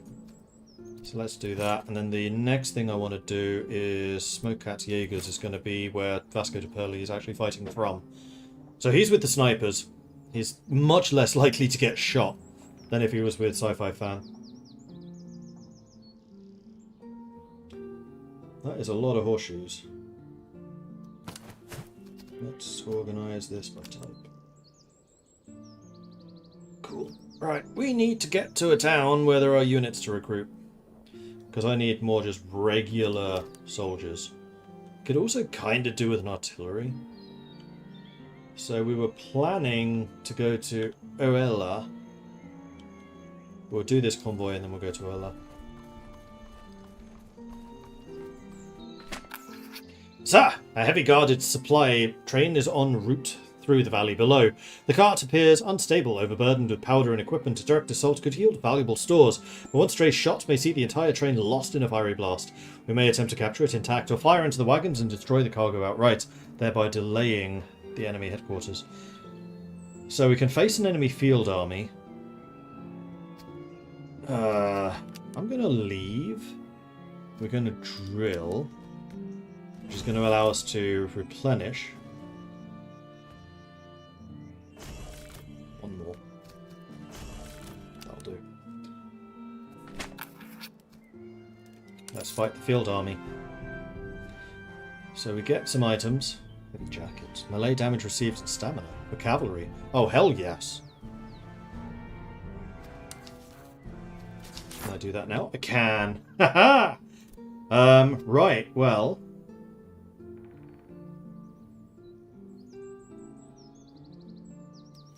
I'm going to take that off and give that to you. Because this is just the upgrade of that, which is quite nice. And then we have fish, which is movement speed, stamina recovery, but morale reduction. Blanket rolls, which is melee damage received and stamina. I mean, Carnita, you do tend to get charged a lot.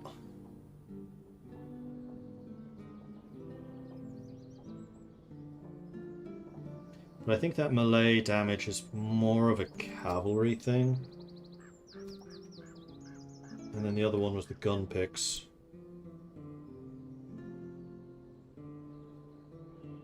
Which is reload and stamina. I mean, if anyone wants reload, it should be one of you two. You're only at 50. Let's give that to you. So every 28 seconds, you're pouring fire in. Seems you can equip the generals too. No.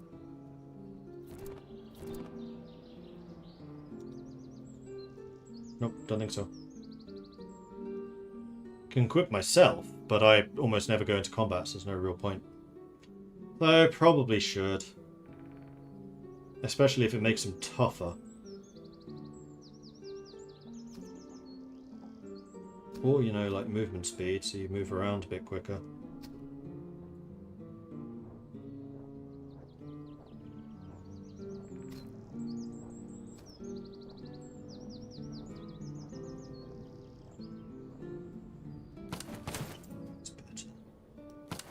Give you a horseshoe.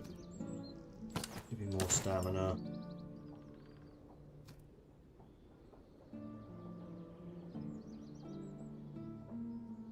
Stamina recovery in case you need to charge around, which you might need to, especially in bigger armies. Did I want the longer range gun on the Jaegers? No. I still kind of like the idea of the rate of fire on you. I think this may just require a...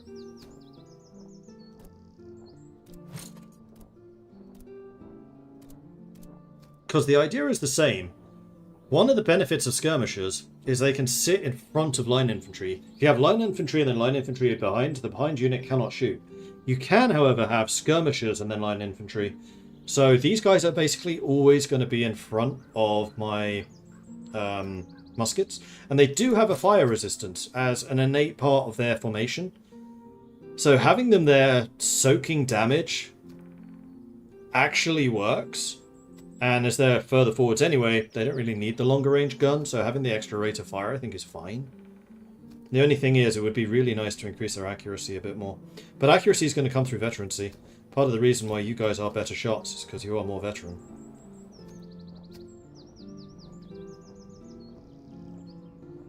Alright. Oh, they're not actually that big an army. They do, however, have some Austrian battalion artillery, and we do know from the introduction that Austrian artillery is particularly dangerous. Hungarians, Imperial, Crease Musketeers. Except for this, not a dangerous army. So what I might try to do is try to get behind them with Mahara.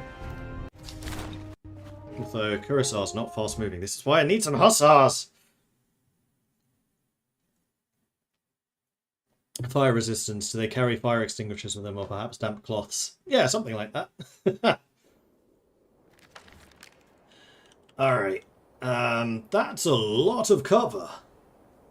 That's really good for us. Although a lot of it's on their side of the battlefield. But I have noticed we tend to move faster than they do. There's that camp. Okay.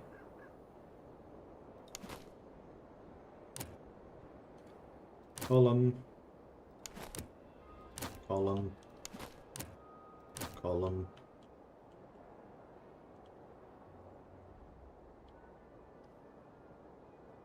I should probably also give plus turns carbines rather than muskets. These guys are made to be skirmishers because they have such high stamina and such high movement speed.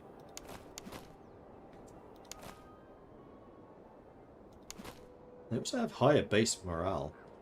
Although these guys are eventually going to become Cossack Hussars, so I'm not expecting them to stay as infantry for very long.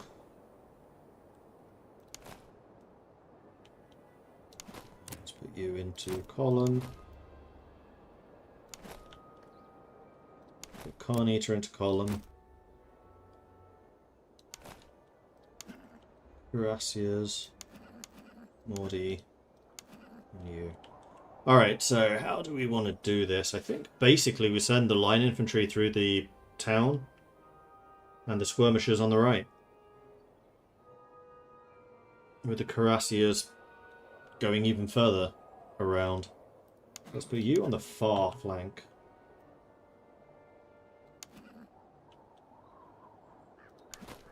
Plus turns. Keeping you. I'm planning to go to the town. Sci-fi fan, you and the plus turns are there. And then smoke cats. You can go just behind them. Or actually, you can go further on the right.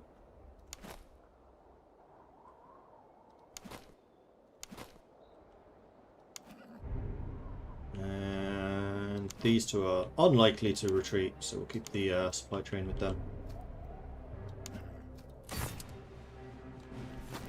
Advance. True, can. Blundian Doctrine. Infantry accuracy, infantry melee damage received, reduced. Non-infantry combat effectiveness reduced. Commander uses Humphrey Blunt's Doctrine, focused on powerful accurate volleys and a firm defensive line. Weaknesses in cavalry and artillery support due to the lower combat effectiveness. So their infantry is going to be accurate, so we definitely want cover for this one.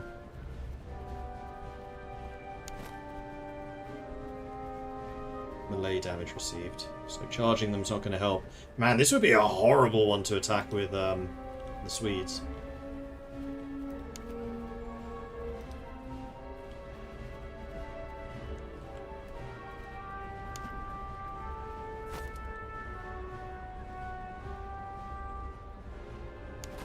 Sci-fi fans slow compared to the others. Well, you've been going through the woods, you two haven't. Alright.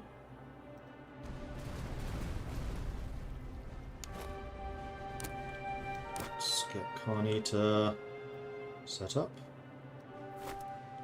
Let's get Blue Kiwi. We're not close enough yet.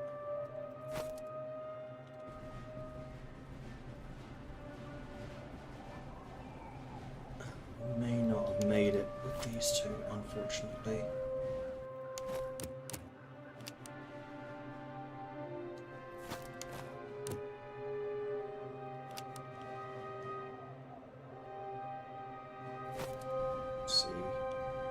Hopefully they stand and start shooting me, which allows me to get into the woods at the very least.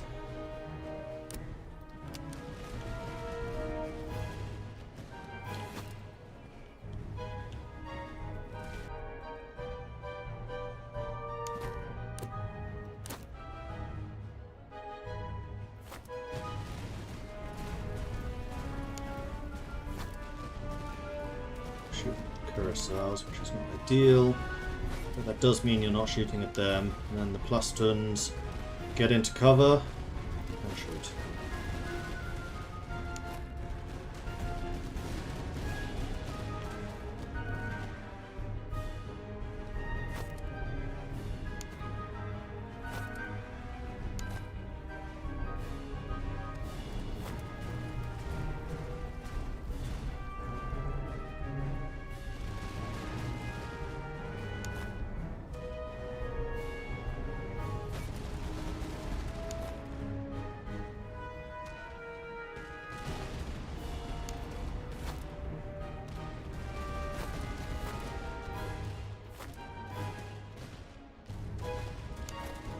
You are shooting. So yes, skirmishers can in fact shoot past other skirmishers.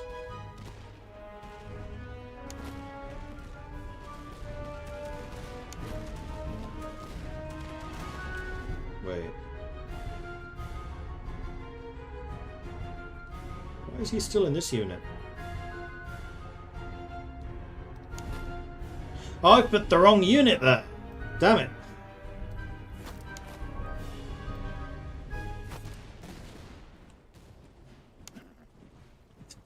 Oops. Supply wagon... There it is. Trundling in. It's very slow compared to the others. They're retreating already.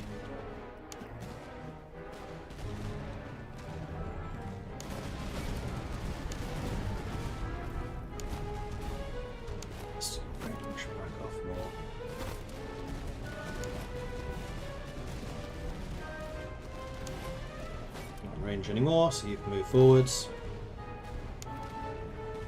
Fortunately, these guys might get in the way of my charge, which is a little irritating.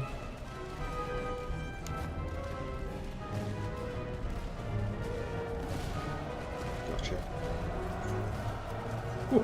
Oh man, artillery does not last against a cavalry charge. Let's make sure that they are done. My guys do have lances, which is why their charges are so dangerous.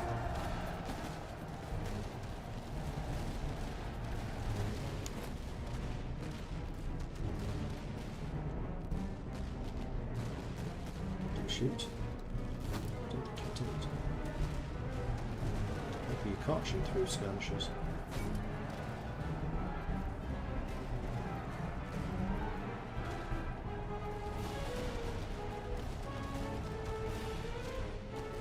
No, I don't think you can. Interesting.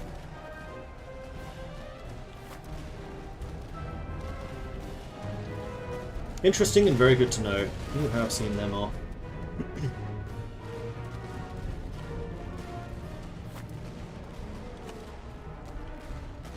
We're very tired. So just go and sit on that hill.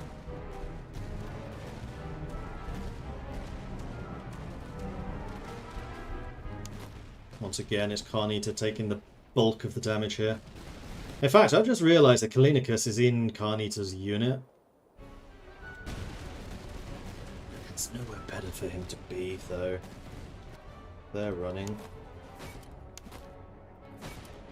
Let's get another shot off if you can. There you go, now you can shoot.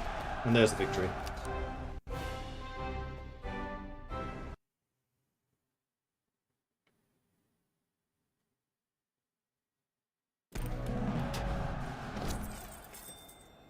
Bunch more money. Hussar sabers. Very good on the charge. Artillery horses. Bunch of uniforms and a limber chest. So the game is now saying, hey, you should probably think about getting some artillery soon. And I'm like, yeah, I should. Alright, so, what do we need? Bullets? Maybe thalers and ammo? That's a lot of reservists that we would get. That would basically mean I don't think we'd ever need to get reservists again. So let's do this one.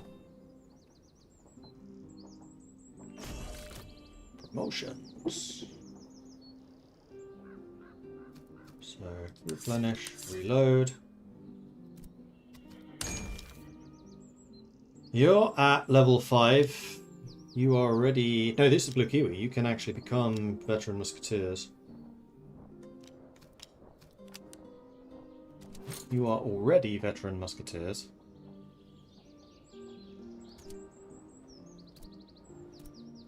I am wondering if I want to make you into grenadiers. So, lifeguard. Stand there, take hits. Grenadiers, they're your charge infantry.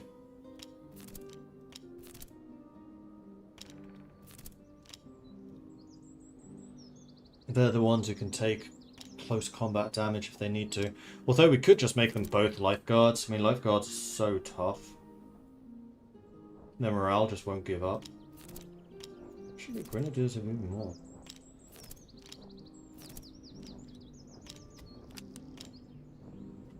Blue Kiwi, you've been more about just standing there taking the hit, so I think I'm also going to make you Veteran Musketeer. Somebody else can be the charge unit.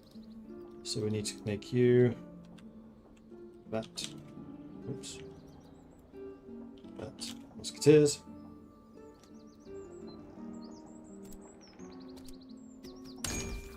Cossack Cavalry, here we go. So your movement speed goes up to 55, which is hilariously fast. Good stamina, 25 charge, 20 melee.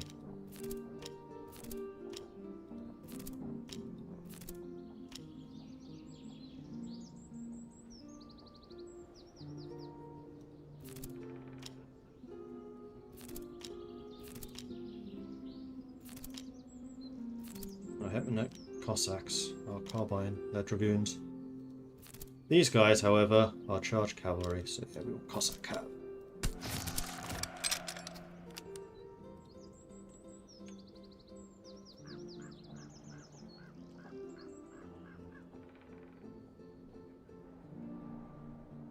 No, just include Cossacks.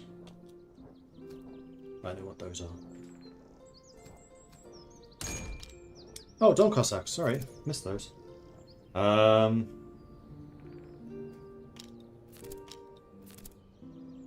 Also dragoons. So these are rapid fire, so these are short range, these are long range. Higher accuracy. Much smaller unit too. So 45 charge. 25 combat. No, you know what? These are your...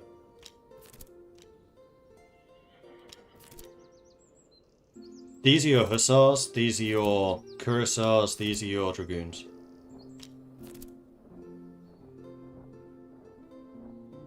Yeah, I completely missed the Don Cossack. Don Cossacks, what I want these to be. They're not as fast nor stamina as the Slobodan ones, which are like true hussar units. But they have a better charge, and their melee is better as well. And there's more of them. Oh no, there's not, there's less. It's the smallest unit.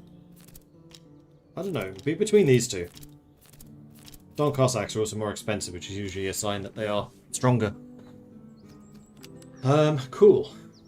Do we have anyone else that needs promotions? I don't think so.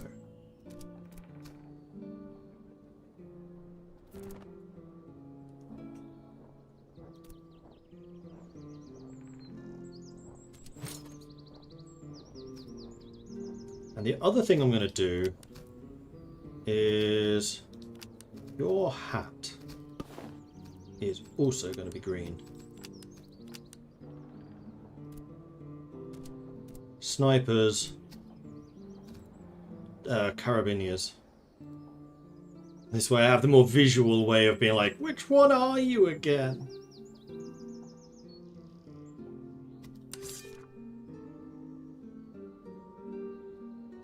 Okay, so you are now cavalry. So I want to give you cavalry weapons, probably the Dragoon Saber. You are not very good with guns, so we're not going to give you a gun. Just going to put these away for the moment. Because you almost certainly want a horseshoe for the stamina and movement speed. You probably want the riding boots for the extra stamina, because as you've seen, my cuirassiers tend to run out of stamina quite frequently.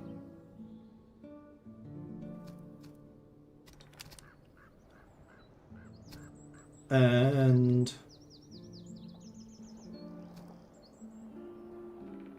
morale and stamina, morale and movement speed. You are already very fast. So I think I'm going to give you the morale and stamina. Well, melee damage received. There we go, that's a better one.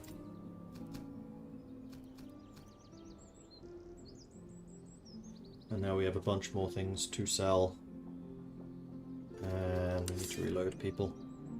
I don't know why I need to reload you. You don't even use guns. Neither of you do.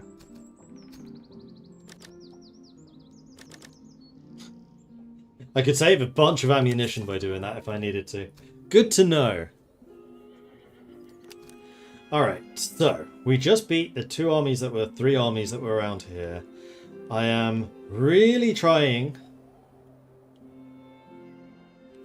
to get to here. Because I need to do one more convoy, which are down here. I would also very much like to fight them before I go after the headquarters. So really the thing I need to do is go to where there are troops. And there are troops here, so I could go down there, grab the troops, fight them, and then go for the convoy. I could even try to go for the forts. Yeah, let's do that. At this point I could probably even force march. Let's force march. You've enabled force march. This consumes more supplies and limits visibility, but enables your army to move faster. I'm okay with that. We're force marching down roads. We have loads of supplies. It's just distance I need to cover right now, and we've already secured this area.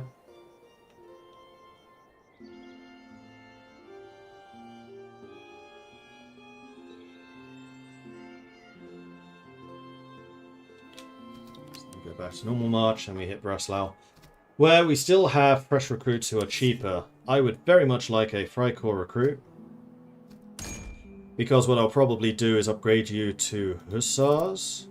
Although now we have the Cossack, I don't really need that anymore.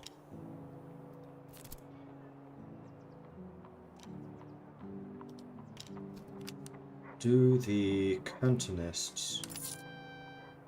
Didn't actually mean to do that. I meant to do that. Have artillery. They do.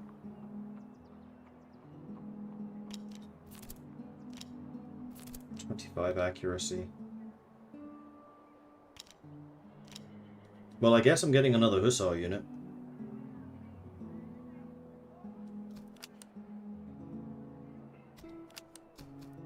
That's actually very annoying that I just did that. I mean, if I get another officer, which I can. I like the idea of getting you. You're cheap. And then what I can also do is unlock you. That's 1,000 though. Ah! Well, actually, that's not a bad thing, because I can sell stuff. I have a bunch of stuff to sell. All of these uniforms can go. The Gorget can go. The flag can go. So that's 1,500 ducats right there. So I can, in fact, get a new brigade. Put him in charge of that brigade. And then I guess the Cantonist recruits are gonna be the artillery.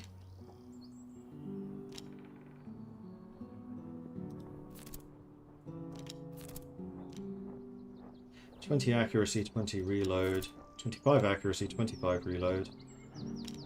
They're fast. 30 movement speed. I mean, a horse artillery. So yeah, that's good.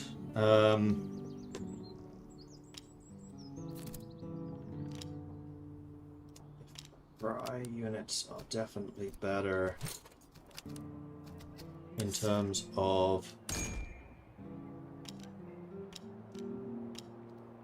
Hussars.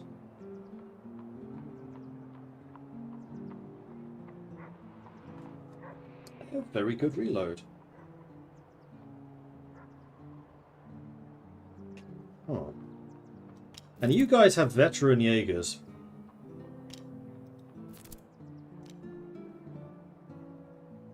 $30, $40. I mean, the veteran Jaegers can go to $30, $50 reload skill.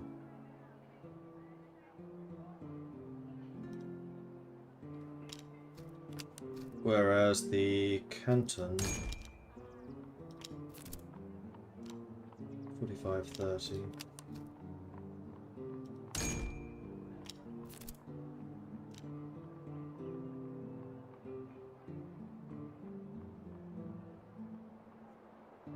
So the Freikorps veteran Jaegers, these are true skirmishers. They're not snipers. So what I have my guys doing at the moment is what these guys should be doing. So I think I might actually get Freikorps just to get another Jaeger unit. I've actually come to really like them. So then the two Prussian Jaegers are going to be snipers. The Freikorps Jaeger is going to be a skirmisher with a carbine. And do you have a gunsmith? You do. I should probably look into buying some better guns. I could actually afford you. Average specifications, no speciality. Cool. Well done, Belgium. Good accuracy. 13 accuracy. 18 accuracy. Well, musket versus carbine. 135 range. That is a very long range. It's actually more than the Delft guns. They were 30. 130.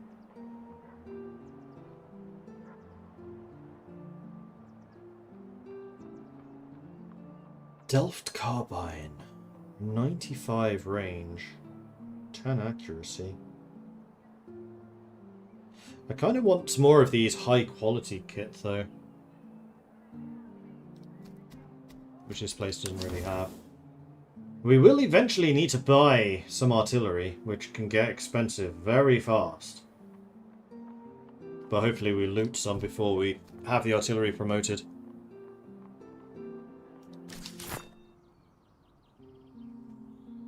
Well, you need a name.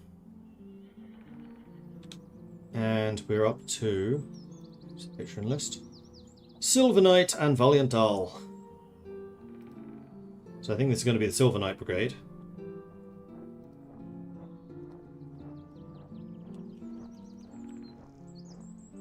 And you are going to be called Valiant Dahl.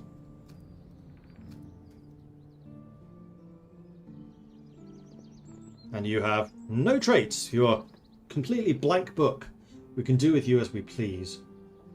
So the Freikorps recruits and the Canton recruits, I think I might put both of you under his command.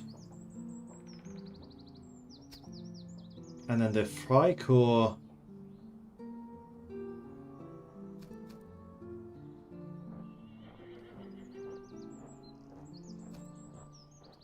Getting you some more veterancy would be a good idea. Morale and movement speed. Morale and movement speed. Morale and stamina.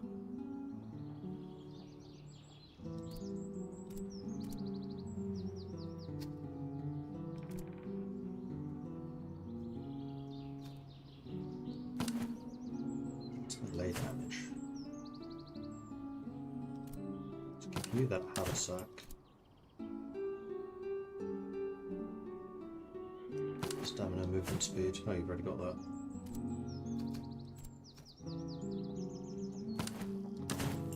There we go. You have stuff.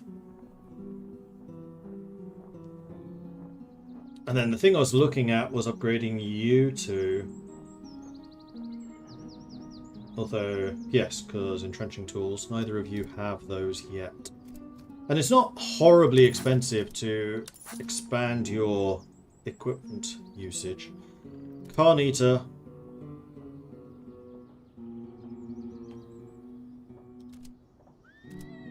You're the one I kind of expect to use.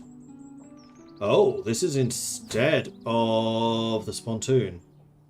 No, Spontoon's way better for you. Entrenchment tool? Yeah, it is. Huh. With the Swedes, I had like 6 of these by this point. They've been remarkably rare this time around. Stamina is not usually your problem. Facing up against a cavalry charge is. So I think that's going to work best for you. And we're basically out of money again, but that's okay.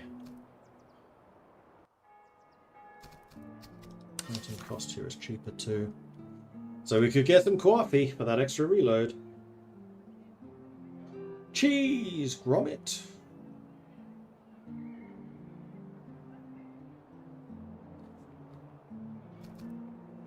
Nah. Do we need any of these? I don't think so. Maybe manpower? But we can get that anywhere. And we need to secure one more convoy, but I've been going for quite considerably longer than I'd actually intended to. So I think I'm going to call this one here. I might actually play this tomorrow instead of Heart of Iron.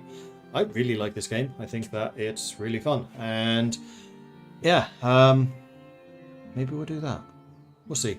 Anyway, thanks everyone for watching. Hope you've enjoyed this. If you have, be sure to hit that follow button to get notifications when I'm live again in the future. If you've really enjoyed this and want to support the channel, then please do consider subscribing. It helps the channel out, lets me do more of this kind of content. You can, of course, check out the Patreon at patreon.com/MordredViking, which I am, in fact, using to name people at the moment. So, good time to join the Patreon. Because our officers and our brigades are being named after patrons, the units are being named after subscribers. So yeah, that's it for me. Thanks everyone for watching. I'll be back again tomorrow, 12 PM Central European Time, for some more fun and games. Whether that's Heart of Iron or whether that's this, I don't know. We'll work that one out tomorrow morning. But yeah, that's it for me. This has been Master of Command. Earlier we did Heart of Iron, continue the Communist campaign, and I'll see you tomorrow. Until then, bye bye.